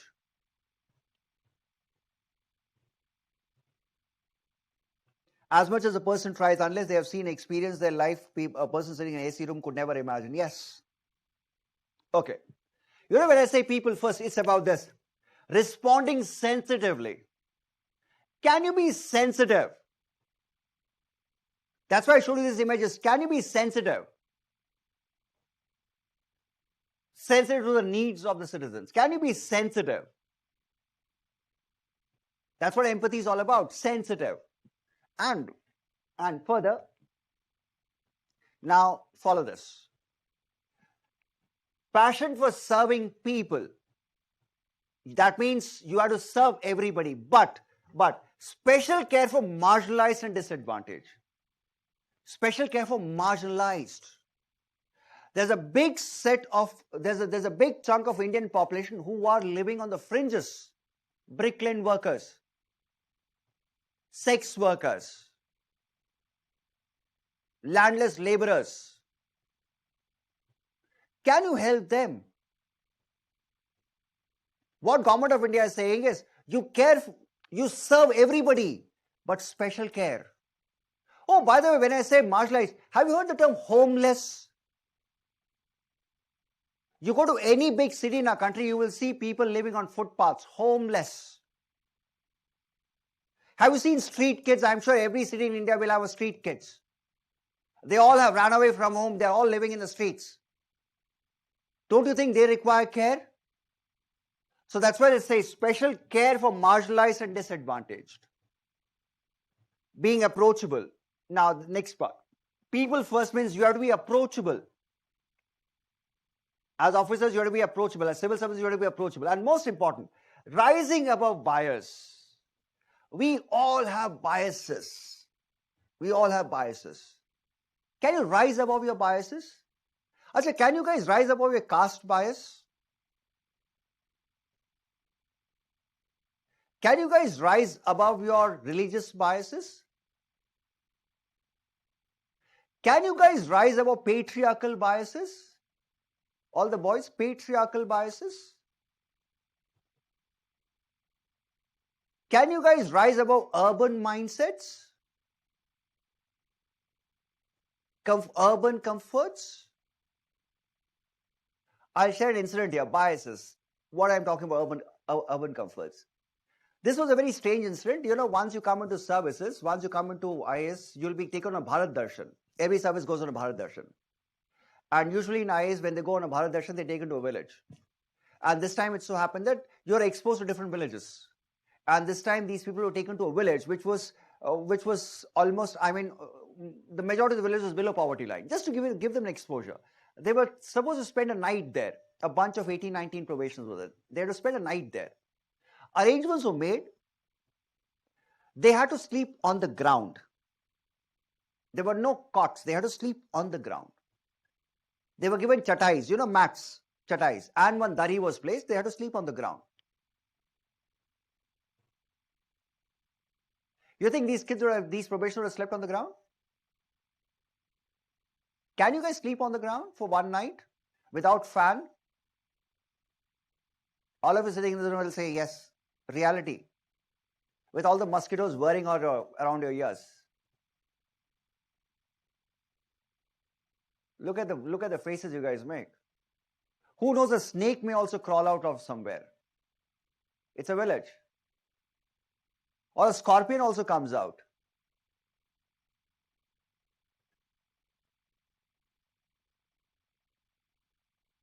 Okay. I don't know how many of you have been to villages. Go to a village during a monsoon season. You will surely see some creepy, crawly creatures coming out. 100%. But anyway, I'll come back to the incident. They had to sleep down. All of them agreed.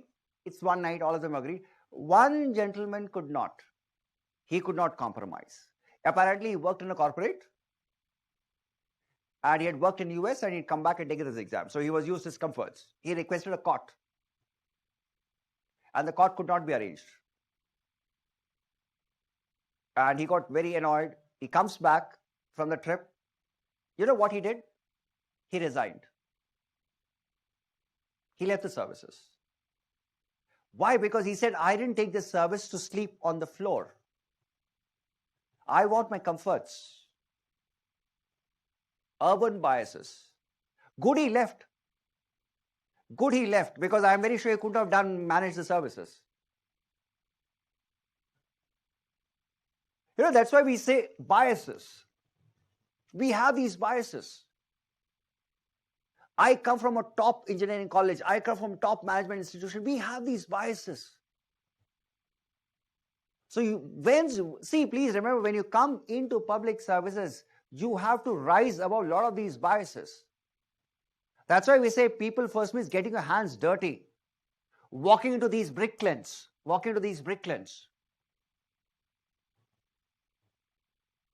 You actually have to walk into these kilns. That's why we say this word. Biases. Copy this. So we had an outreach program in Loyola College where they took us to village and we had to work with them for a week. Amazing, nice, great. And Helen, did you learn something? In that 1 week village trip, did you learn something? Oh, don't worry, I have done all this dirty work. I spent 3 months with Rabadi tribes. There's a tribe called Rabadis. They travel Kutch.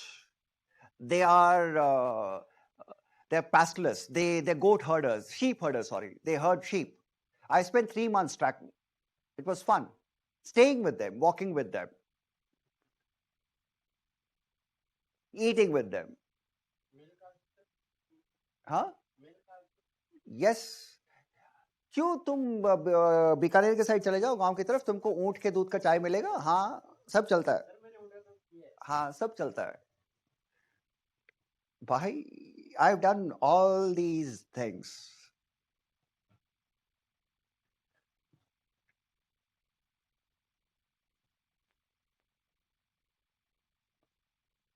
या I don't think यहाँ कोई ऊंट का दूध या कोई P भी सकता है. यहाँ कोई फर्क नहीं पड़ता यार, वो खाली जस्ट दिमाग पे चलता है बस.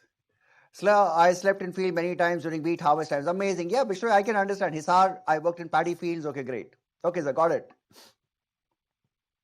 Right.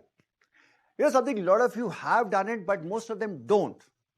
And you know, the reason is like a lot of you aspire a certain lifestyle. You feel if I come into service, I have a lifestyle, aspiration. Bungalow, power, uniform, aspiration. But it's not like that.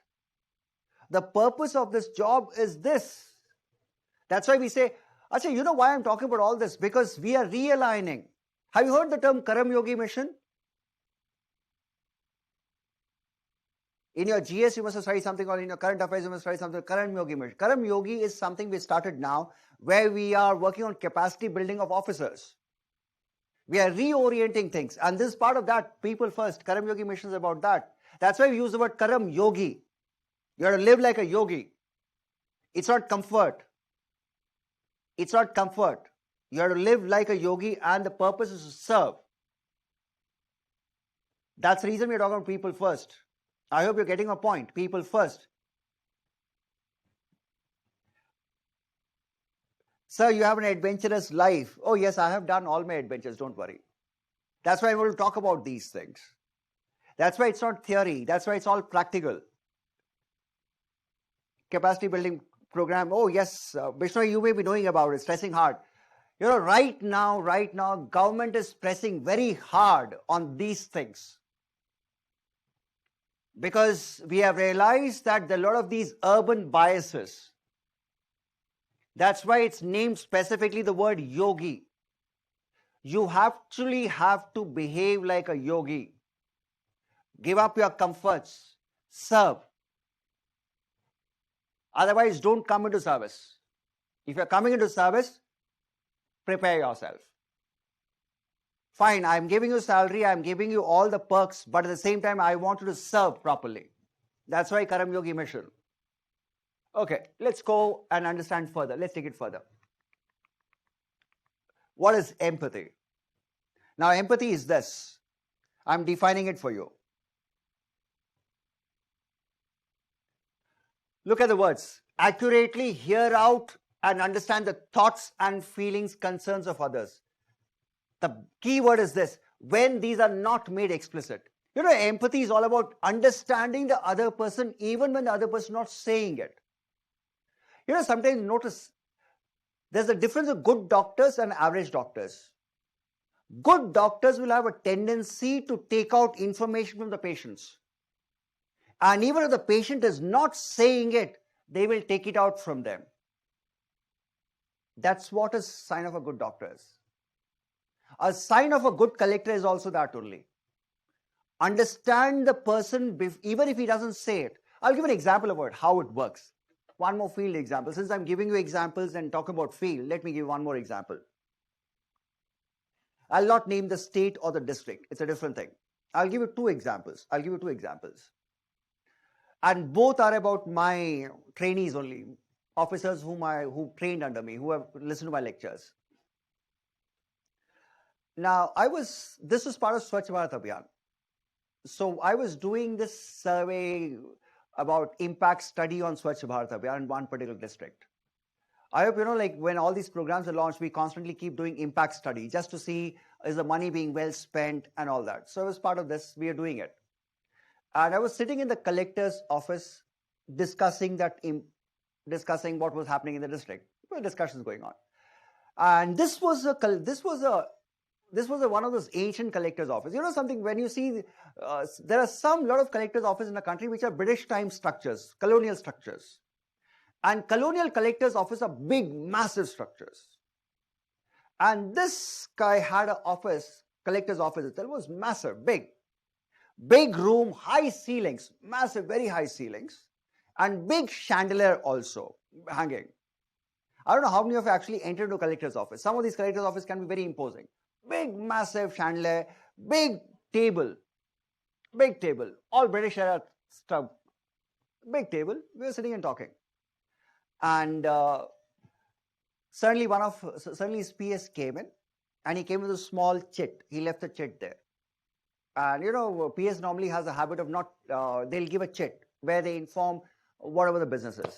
So the collector asked him, like, kaun hai? Who's waiting outside?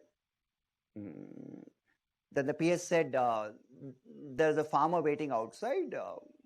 And he asked, how long is he here? He said, he's been here for the last 45 minutes. So the collector said, tell him to wait. I'm with the sir se baat kar raha hu. I'm talking to sir. I'll take 15-20 minutes. After that, I'll talk to him.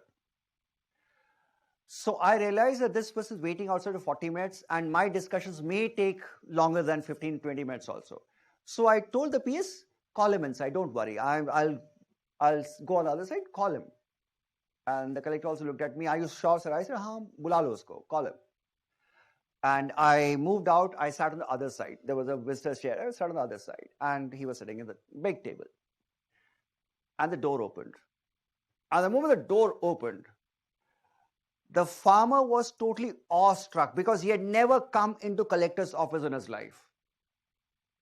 He kept looking at the ceiling, he's looking at the office, he's looking at everything. Farmers are like that. They've never seen such a thing. And he has never come into collector's presence, and that was the first time. He was just looking at everything. Completely shocked and awestruck. He was like just walking in a daze. He was holding an A4 size sheet paper. He'd come with a complaint. He was looking at he was not even looking at the collector eye to eye. He just walking, and he just came, stood at the desk, and the collector asked him curtly, officious tone, kuch bolna hai? Do you have to say something? He didn't have the courage to say anything. He just nodded his head, no, and he just kept the paper, and he turned back, still looking at the ceiling. And he crossed me, and he was about to reach the door. I knew this man had to say something. Only thing is, he got too stuck by the whole situation. And I just called him out. I said, kahan se aaye ho? Where are you from? He named a village. I didn't even know the village. He just said the village. I said, how far is it? Kitne dur hai? He said, 2.5 ghante ka rasta hai. That's 2.5 hours. So just imagine, this man has come after a journey of 2.5 hours. He's been waiting for 45 minutes. That means I'm very sure he had to say something. But he was too overawed by it that he didn't say anything. So I knew that situation. So I asked him, I just started asking. I said, ghar mein kaun kaun hai? Who's there at home? Bhains hai ya nahi hai? That means do you have buffaloes or not? Just to make him comfortable. And in that small, polite talk, he became a little comfortable. He looked at me, I asked him, do you have something to say? He said, yes. He started telling me. I said, don't tell me. Tell him. Then you know what? He was standing like this halfway because he's too afraid to look at the collector himself. And he narrated it. After he left, I told that officer, I said, kya hai? You could have been a little polite with him. He had come all the way. That's what his empathy is all. You have to understand. You cannot be officious all the time. You have to understand. He's not there to just give an application. He has something to say. And some of these farmers are too overawed. I'll take Ramesh's state as an example. In Rajasthan, collectors are called hukum. Tumko pata hoga. Hukum. That means Lord. That's the status in Rajasthan. So can you imagine, a farmer is used to calling collectors Lord, Hukum. You think he'll open up? No. You have to make him open up. You have to. And still this continues. That is why we talk about this part, not made explicit. Are you understood? Because people will not talk to you because you are Hukum, you are Lord, you are sitting in that bloody big chair. And what's shocking is, like, some of these collectors are so imposing, they'll put big India flag behind their thing.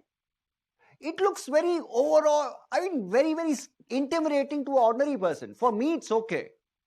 Oh, opposite. There was this lady officer, she had no visitor's chair in her office. She used to make everybody stand and talk. No visitor's chair at all. Where is the empathy part? You're treating everybody as your servant. So that is why not made explicit. Okay, copy this. Interesting stories. I think I'll record a lecture for all of you guys with more such stories. That will work, I guess. Instead of an extra class, I think I'll record it for you guys.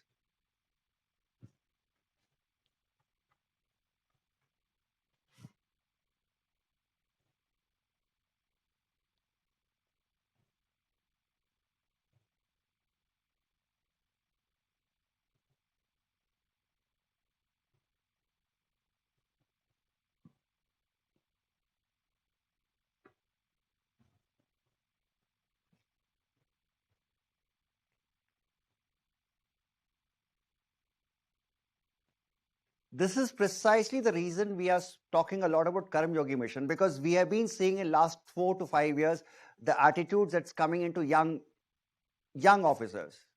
They have a lot of these issues with biases and all these attitude problems. That's the reason we are talking about this. You remember yesterday I showed you Rajnath Singh's slide about arrogance, how he's talking to senior officers about arrogance, 2017. So can you imagine? It's not that policymakers are not observant, they understand it.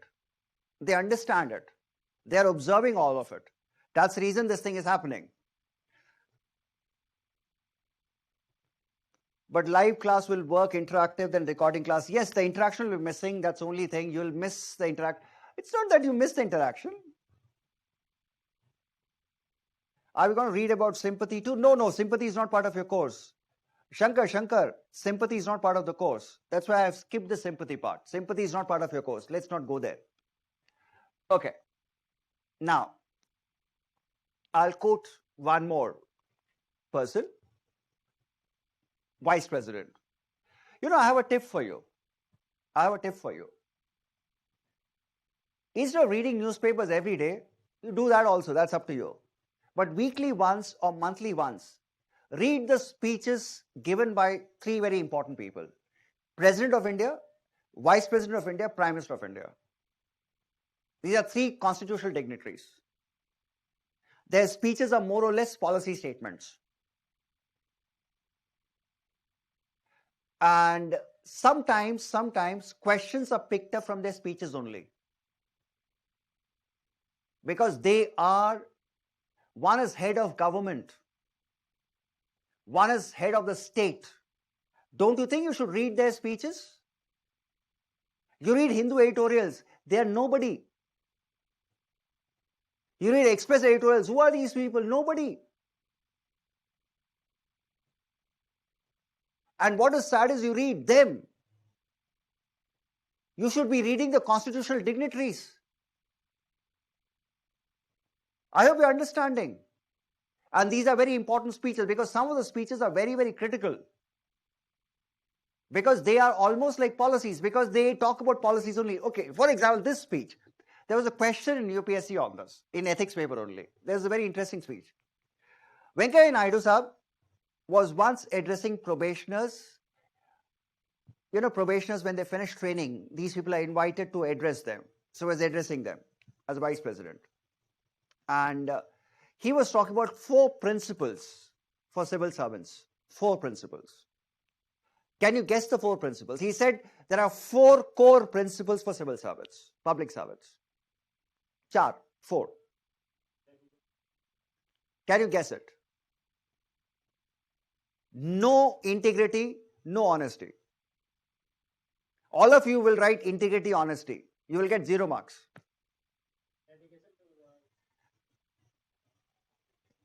You will have a shocking surprise. I am quoting the Vice President himself. 4 guiding principles of higher civil services. Look at the 4. Empathy. First one. People first. Second one, efficiency, because you're using public funds. Third one, impartial. Let me be fair to everybody. Rise above biases. Fourth one, incorruptible. We never ever in practice talk about integrity, honesty. It's only you guys talk about it. Why? Because if you're incorruptible, that means you're honest. If you're incorruptible, that means you're practicing integrity. I want officers who are incorruptible. Simple. I hope you understood. Did you get my point? If you practice honesty, that means you're incorruptible. If you practice integrity, that means you're incorruptible. 4 principles. And that's the basic ground rule. And Karam Yogi mission also focus on these 4 pillars only. They're also the same 4 pillars. Why am I teaching you ethics? So that you become this. Why am I teaching you ethics? Because so that you become empathetic, people first. I hope you're getting my point. Why am I teaching you values? So that you're able to use people's funds properly, trust responsibility. Why am I teaching you values? So that you be fair to everybody, impartial. Simple.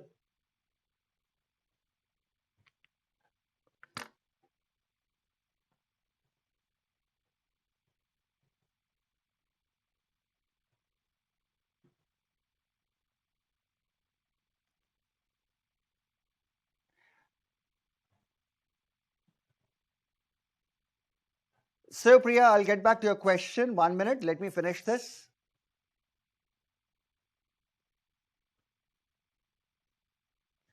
Surprised? And you know, this question was there in UPSC once. And everybody wrote integrity, honesty, and all that rubbish, and nobody scored good marks. You know, that's all ideal theory. You're all missing one point. Governance happens at ground level. All of you have this notion governance is sitting in Delhi and making policies. No, that's parliament, that's legislature. You're not into legislative services. I hope you know there's a service called Indian Legislative Services also. There's Parliamentary Service of India also. Inside Parliament also there's a service. And those guys are also on par with IAS officers. Only thing is they are serving the parliament, not the country. And they report to speakers. Inside parliament, they are the bosses. Nobody can mess with them. They're very, very powerful. Parliamentary services. You guys don't even know about it. Anyway, you'll learn later about all these things. But still, sir, some officers are very arrogant and don't care about these values. Yes, true. Bishnoi, the problem is that you will always find a lot of officers like that, arrogant, and you'll find them always like that. So, but the point is, you have good officers also, Bishnoi. Don't worry, I have had run-ins with such arrogant fools also all my life. So no big deal. It happens. Okay, let's move. Now, empathy. This is Gandhi's talisman. You must have read this. Mahatma Gandhi beautifully said this. Advice to anyone who was in doubt if an action was good or not was to put oneself in the situation of the poorest of the poor. That is what is people first. Put yourself in the situation of poorest of the poor. Poorest of the poor. Copy it. Bishnoi, it looks like you had an experience with some of them, I guess. You know, Bishnoi, you can't help it. A lot of these officers are like that. And that's why later they have issues with senior ministers and others.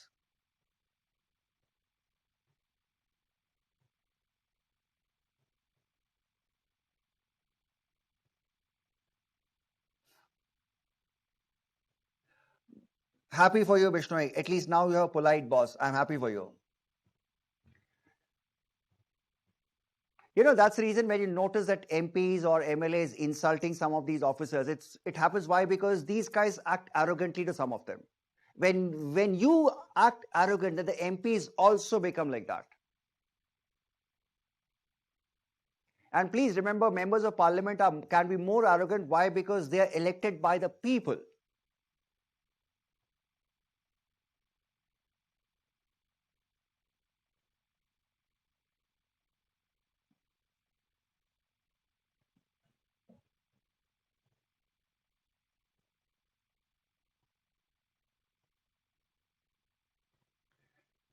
Okay, Helen, you worked in the paddy fields. Did you enjoy the experience? Paddy fields? What did you do? Did you water the paddy or did you cut paddy? What did you do? Nothing. So what did you do in the paddy fields then? Helen, your manicure would have got ruined working in the paddy fields.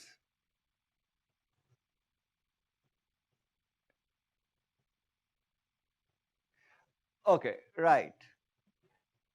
Ramesh, clear? All right, chalo. Now, let's understand what is empathic concern. Look at the word empathic concern. Empathic concern. Understand this. Empathic concern. Now, this lady, this is a very usual picture or usual sight in construction places. And she's carrying 7 bricks on her head. Can you carry 7 bricks on your head?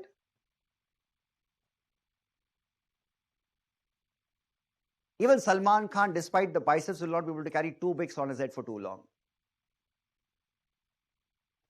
Sorry, there will be some Salman Khan fans, they'll be disappointed, but that's a reality. And she carries the 7 bricks every day for 5 to 6 hours for a wage of 200 rupees.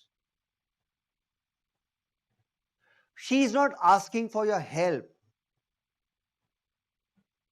She just wants your understanding. She's just wanting you to ensure that she's not harassed in the site. She's just wanting the administration to provide her with washrooms in the site.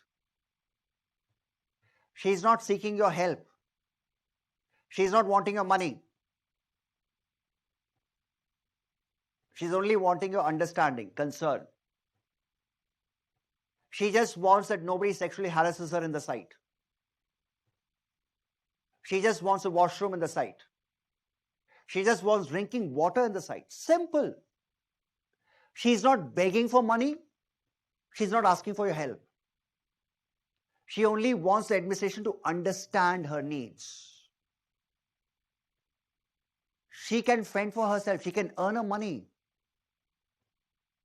But she wants to earn her money in a dignified manner. Listen to my words, in a dignified manner. Minimum washroom, drinking water. That's what she wants. Oh, this man, he is working for his family. He's not begging. He just wants you not to harass him.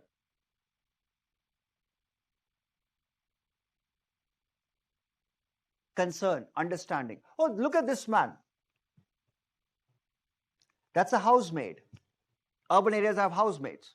All of them can work for themselves. They can fend for themselves. And none of them are begging for money. They can take care of the family. They can earn money. They only want you to understand and support them. They're not seeking your help in any way. They just don't want to be harassed. They just want to ensure that you give them the basic needs. That is what is empathic concern is all about. Empathic concern. So it's not about help. It's about understanding. It's about understanding. Simple. So empathy is about that understanding. Fine, I understand you. I will not harass you. That's what empathy is all about. The next level of empathy is compassion. Compassion is one step higher than empathy. Compassion. Now, before we go to compassion, I have one more slide to go. How can you display empathy? The best way to display empathy is listen. Listen. When you go on a site visit, listen to her. Listen to what she has to say. She will just have one thing to say. I need school for my kids. She's not asking that, please give me money. She's saying, I need school for my kids. That's the only thing she'll ask. Or probably she'll say, I want washrooms in the site. What will this guy say? Same thing. You know the best part about these guys, they're all hard-working people. They're working for the livelihood. They're not begging for the livelihood. They're working for the livelihood. So that's why they just want this. Listen. understand, sort out their issues.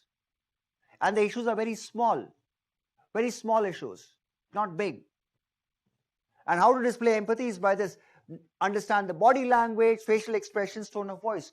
That's how it goes. Copy that. From starting till the end, planting to final market. Oh, must have been a nice experience. Helen, did you transplant the paddy also? You know, paddy is transplanted. Did you do that also? Nice in that mud, standing in the mud. Nice, Helen. You ruined your pedicure and a manicure. So after coming to Chennai, you must have spent 1 week in the parlor after that. I'm very sure of that.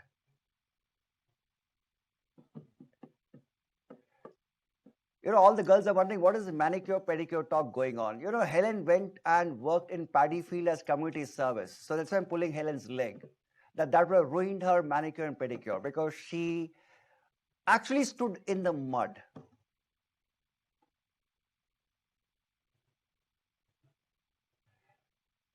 Helen will be very happy if I record lectures because this kind of leg pulling will not happen there.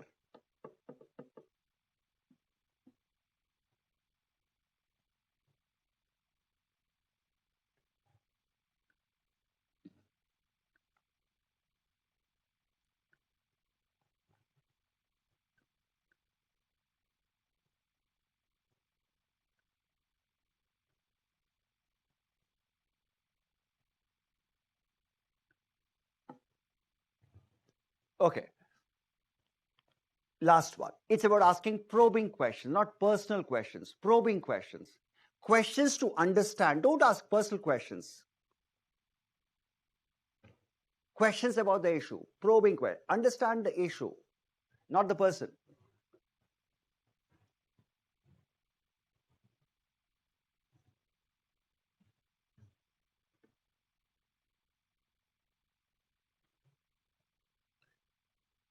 Okay, after this, one more value left. Then we are done with foundational values.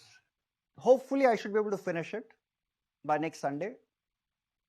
If not, I'll take one extra class on weekday. Are you okay with weekday classes? Yes, sir. If you're not okay, then options I'll record. We'll talk about that later. Okay, next one, compassion. Do you guys have a heart? Do you have a heart? Or you gave it to somebody? Wrong question to young people. I'm sure you would have given it to somebody by now. No, you still have it? Boys would have burnt it, smoked it completely.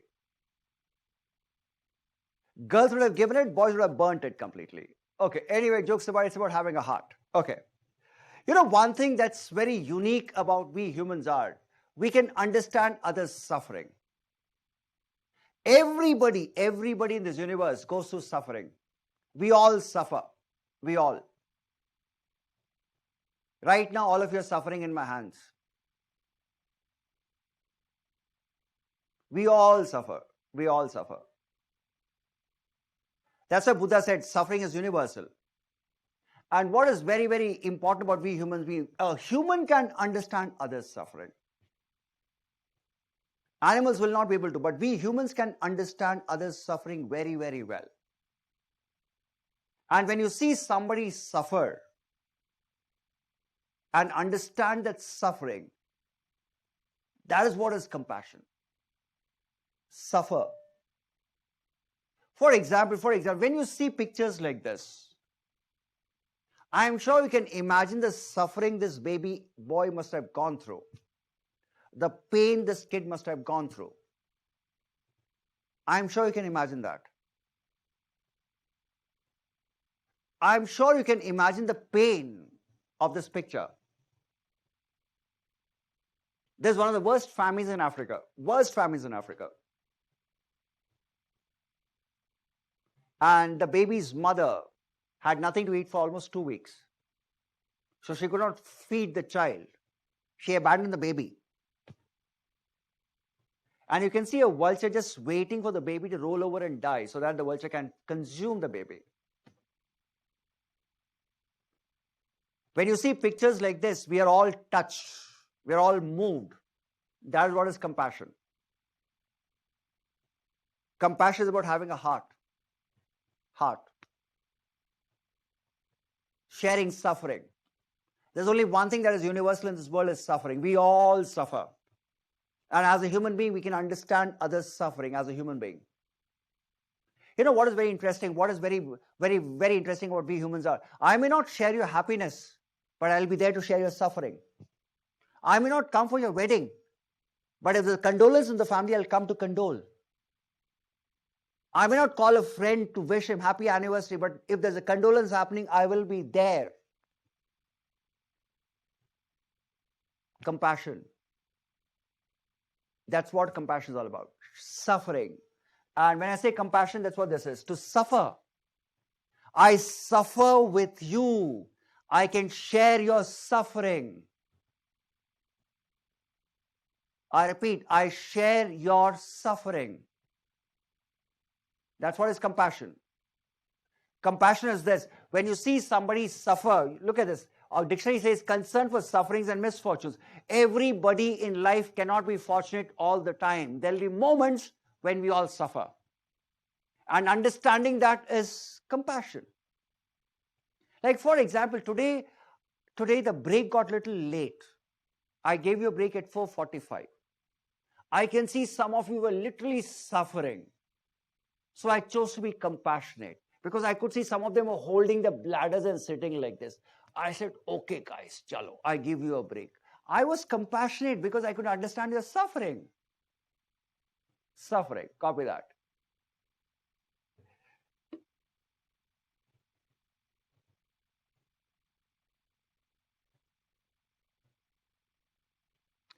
Okay, there's a famous saying, when a crop dies, okay, got it. That's a typical, okay, that's a Syrian refugee boy in Turkey, yes.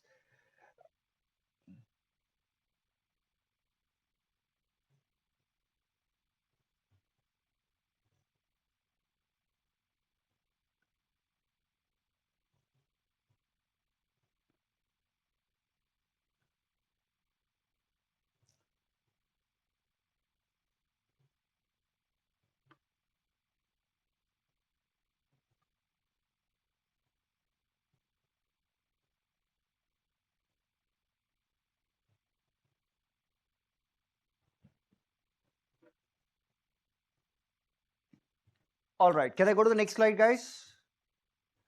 Next one, may I proceed? May I?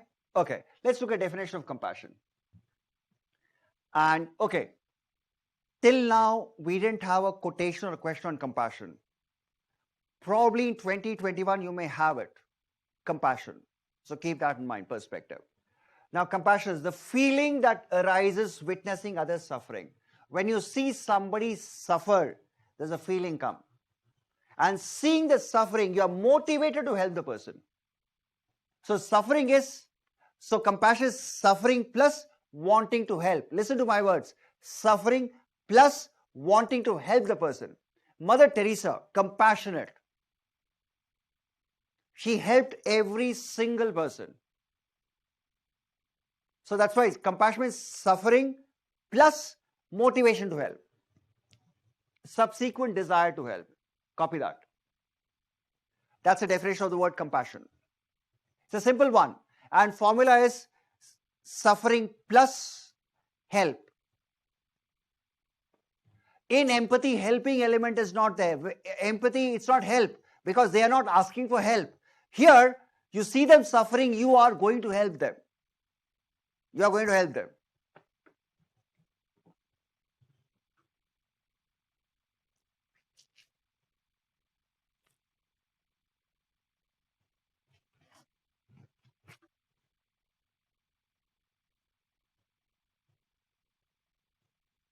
So is empathy understanding others' concern? Compassion is taking part in it. Yes, compassion is one more element. Asha, compassion is one more element. You help them also. You not only take part in the suffering, you help them also. Often people understand sympathy with empathy, and that doesn't help either. You know, sympathy means you're just acknowledging it. Sympathy means plain acknowledgement. Oh, fine, you are in pain. That's it. Empathy means you're trying to understand how deep the pain is all about. So you listen to the person. sympathy does not involve listening. When I say sympathy, it's not about listening. Oh, fine, it's okay. But empathy means you ask, what is wrong with you? How did this happen? That is empathy. You listen. Here, you listen, you participate in the suffering, and you help them also. Got it? So sympathy is just, you listen, you don't, fine, you acknowledge. For example, I'll give an example of it. Suppose the accident happened on roadside. You are going by a bike, you just stop and take a look. Oh, it has happened. Oh, that is sympathy. But if you park your bike, go there, ask people how it all happened. You try to understand. Is he hurt? That's empathy. And when you see, oh God, this man is hurt, should I take him to hospital? You're offering to help. That is compassion. That is compassion. Have you got it? Indians are wonderful when it comes to sympathy. Action happens, okay, we'll move off. Sympathy.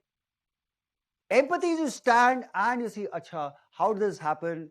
Is he hurt? You ask. You try to listen. Only if you listen, you help.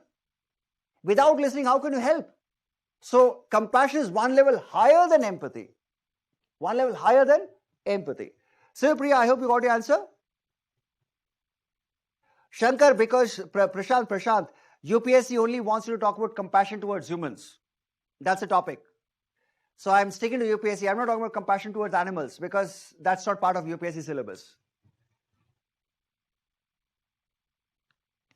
Okay, great, so Priya, got it. Okay, had it been a TED talk, I would have spoken about a lot of things. This is not exactly a TED talk. This is more about this part.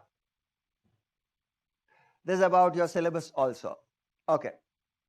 Now, let's talk about compassion further. We can, Han Gartner. I said, don't copy this. This is only for understanding, not to copy. Han Gartner beautifully said this. Han Gartner said compassion is a three-part process. First one, I feel for you. I feel. Second one, I understand you. I feel your pain. I understand your pain. I want to help you. It's the same thing I did at 4:45. I could feel your urgency. I could understand your pain. I helped you by giving you a break at 4:45. Got it? I feel, I understand, I help. Got it? Okay. Now, there are 4 types of compassion. 4 types of compassion. And please understand this because there will be one kind of compassion which is very important for all of us. Very important for all of us. And let's listen to that. First one is familial compassion. This is only for members of family. Suppose if a relative is admitted in hospital, you go and help them out. You carry food for them, you spend a night there. We all do that, right? Familial compassion. Compassion of family members only. Have you noticed something in India? We have this wonderful practice.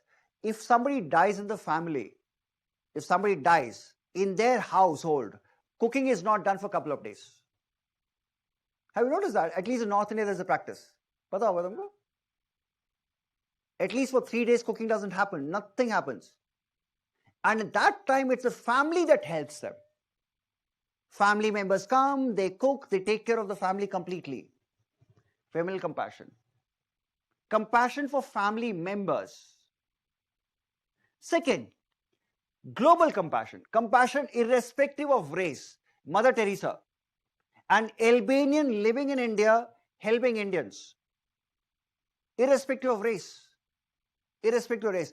You know, there's a very interesting picture. I want to show you this. Certainly, I'm not having it. During when Black Lives Matter was going on in New York, Sikhs, I hope you know Sikhs, Indian Sikhs, they were holding langar in New York, where they were feeding all the protesters, whites and the blacks, everybody, across, irrespective of race. Sikhs are wonderful when it comes to doing all this. Sikhs are wonderful. Have you heard the term engineers without borders? Doctors without frontiers? There's something called engineers without borders also. We engineers do that. We volunteer to go abroad and help them, irrespective of race. Irrespective of race. Global compassion. Next one, sentient compassion. compassion for all life forms. All, not humans, all life forms. Have you heard of Chipko movement? Chipko movement. Compassion for plants, trees. Chipko movement. Got it? Okay. One last one. Heroic compassion. This is bravery. Because you see somebody suffer, you even are ready to sacrifice your life. Feeling that motivates heroic deeds. Heroic compassion. This is bravery. I think I told you about bravery yesterday. Have you seen the movie Neeraja? Neeraja, a national award winning movie. Neeraja, have you heard of it? Yes or no? Heroic compassion. She was actually a hero there. Sacrifice her life. Copy that.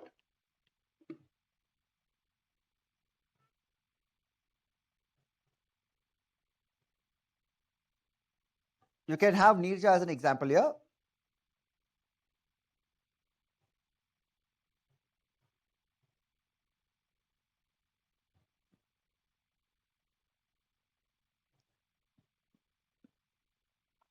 See, I think I told you about the Instagram handle 101, Ethics 101. I've told you about the handle, I guess. There are a lot of things which are discussed in class are covered there. And you will see a lot of responses. Some of those responses talk about all these things. In fact, some of those kids actually have qualified civil service also. Don't go by the names. They're all aliases they've created. So it's a platform where we discuss all these issues. So some of these kids write very well. That will give you an idea about how to write answers also, how to approach also. You will see some of these kids use thinkers and wonderful ideas. So if you can follow that, that will help you also. Just to give you a perspective. See, ethics is all about, if you have perspectives, you write better. Okay. Okay, I've been issued a warning that I should end my class. Arvind Anna has given me cold looks. He is desperate to get back to his wife, so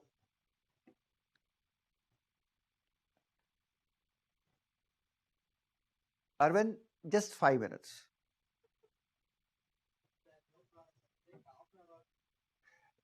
Your wife will kill me if I take another half an hour.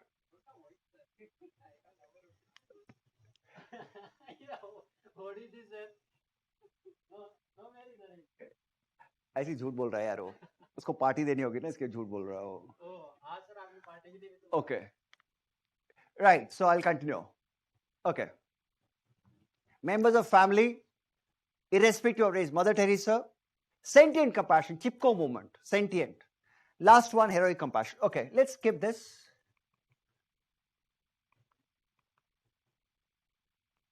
Okay, I'll give you a closing, sentient compassion. I'll show a video here. There's no audio, but I'll give you a running commentary to go along with that. Now watch the video very carefully. Now you see an old man here. He's almost 60 plus. He's completely abandoned by his family, homeless. And this AC grill is his home. This grill is his home. He sleeps on top of the grill when it rains. When the weather is good, he sleeps under the grill. It's raining, he'll be sleeping on top of the grill. His children, his family have completely abandoned him. He has nothing, nothing. The only wealth he has is the trousers and the shirt and the slippers. Nothing else. He has no possessions at all. He lives in the street. How does he survive? He goes to railway station every day, Bhubaneswar railway station. And he forages. Forages means whenever train comes, they leave food, he picks up those foods. Forages for food. Forages for plastic bottles. And throughout the day, he does that only, forages. By evening, he would have collected food, he would have collected plastic bottles, and he'll sift what food is worth edible, what food is worth eating. And once he has done that, he will not eat food first. He will go and offer the food to the dogs first because he has adopted the dogs. And only after that, he will have his food. Now, why I'm telling you this is, to be compassionate, you don't need money. You just need a heart. The problem with all of us, we all want, oh, I need money to be compassionate. No. It just requires a heart, nothing else. When a homeless person can practice compassion, I'm sure we can practice compassion also. Don't look for time. We always say, oh, when I have money, when I have time. No. We can do it any day, any time. Compassion. It doesn't require money. It just requires a heart. That is why compassion is all about having a heart. And when I say having a heart, one last story. After that, we close. When I say having a heart means, there are lots of... Achha, when you guys use washrooms, don't take it personally, I'll make it very brutal here. When you guys use washrooms, we just flush. You just press a button, push the flush, done. There are a lot of cities in our country which still has old parts, old houses. And these houses don't have flush toilets. These houses still have dry latrines. And you know how it works. There's a bathroom, there's a private room, and there's a tin pot. The whole family excretes on the tin pot. Yes, the whole family. And the tin pot full of shit is not cleaned by the family members. The family doesn't clean it. There's a caste of people who will actually come in the back lanes. They'll remove the shit pot, they'll carry it on the heads, wash it, and replace it for the next day's use. And the horrifying fact is they are never allowed to enter the house from the front. They're always in the back lanes. I spent 2 days with such people. This picture will offend you, but it's okay. That's not my picture, but just taken from Google. She's cleaning somebody's shit.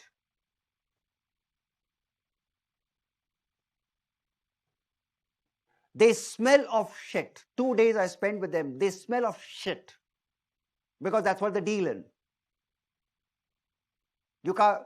If you have to sit next to them, it will be horrifying for first 15 minutes. Why? Because they only smell of human excreta. Because that's what the deal in. Don't you think they require your help? That is what compassion is all about. That's what compassion is all about. Compassion is all about helping these kids. They're the future of the country. They are the weakest of the weak. That's why Mahatma Gandhi said, put yourself in the position of poorest of the poor. Can you imagine life of these people?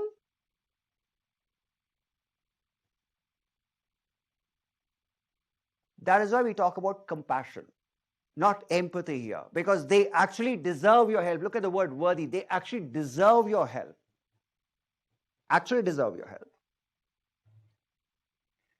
Got it? So these are the basic important values. Now, next week when I see you, I'll talk about public service values. Next week when I see you all. And I'll finish with integrity also next week. Okay, guys. Bye. See you. Have a pleasant evening. And welcome to World of Governance. That's how governance works. Seriously. That's why I said you have to get your hands dirty. You have to. Okay, guys. Bye-bye. See you. And I'll see you next Saturday. Bye. See you. Ciao. Nice to see you all. Thank you.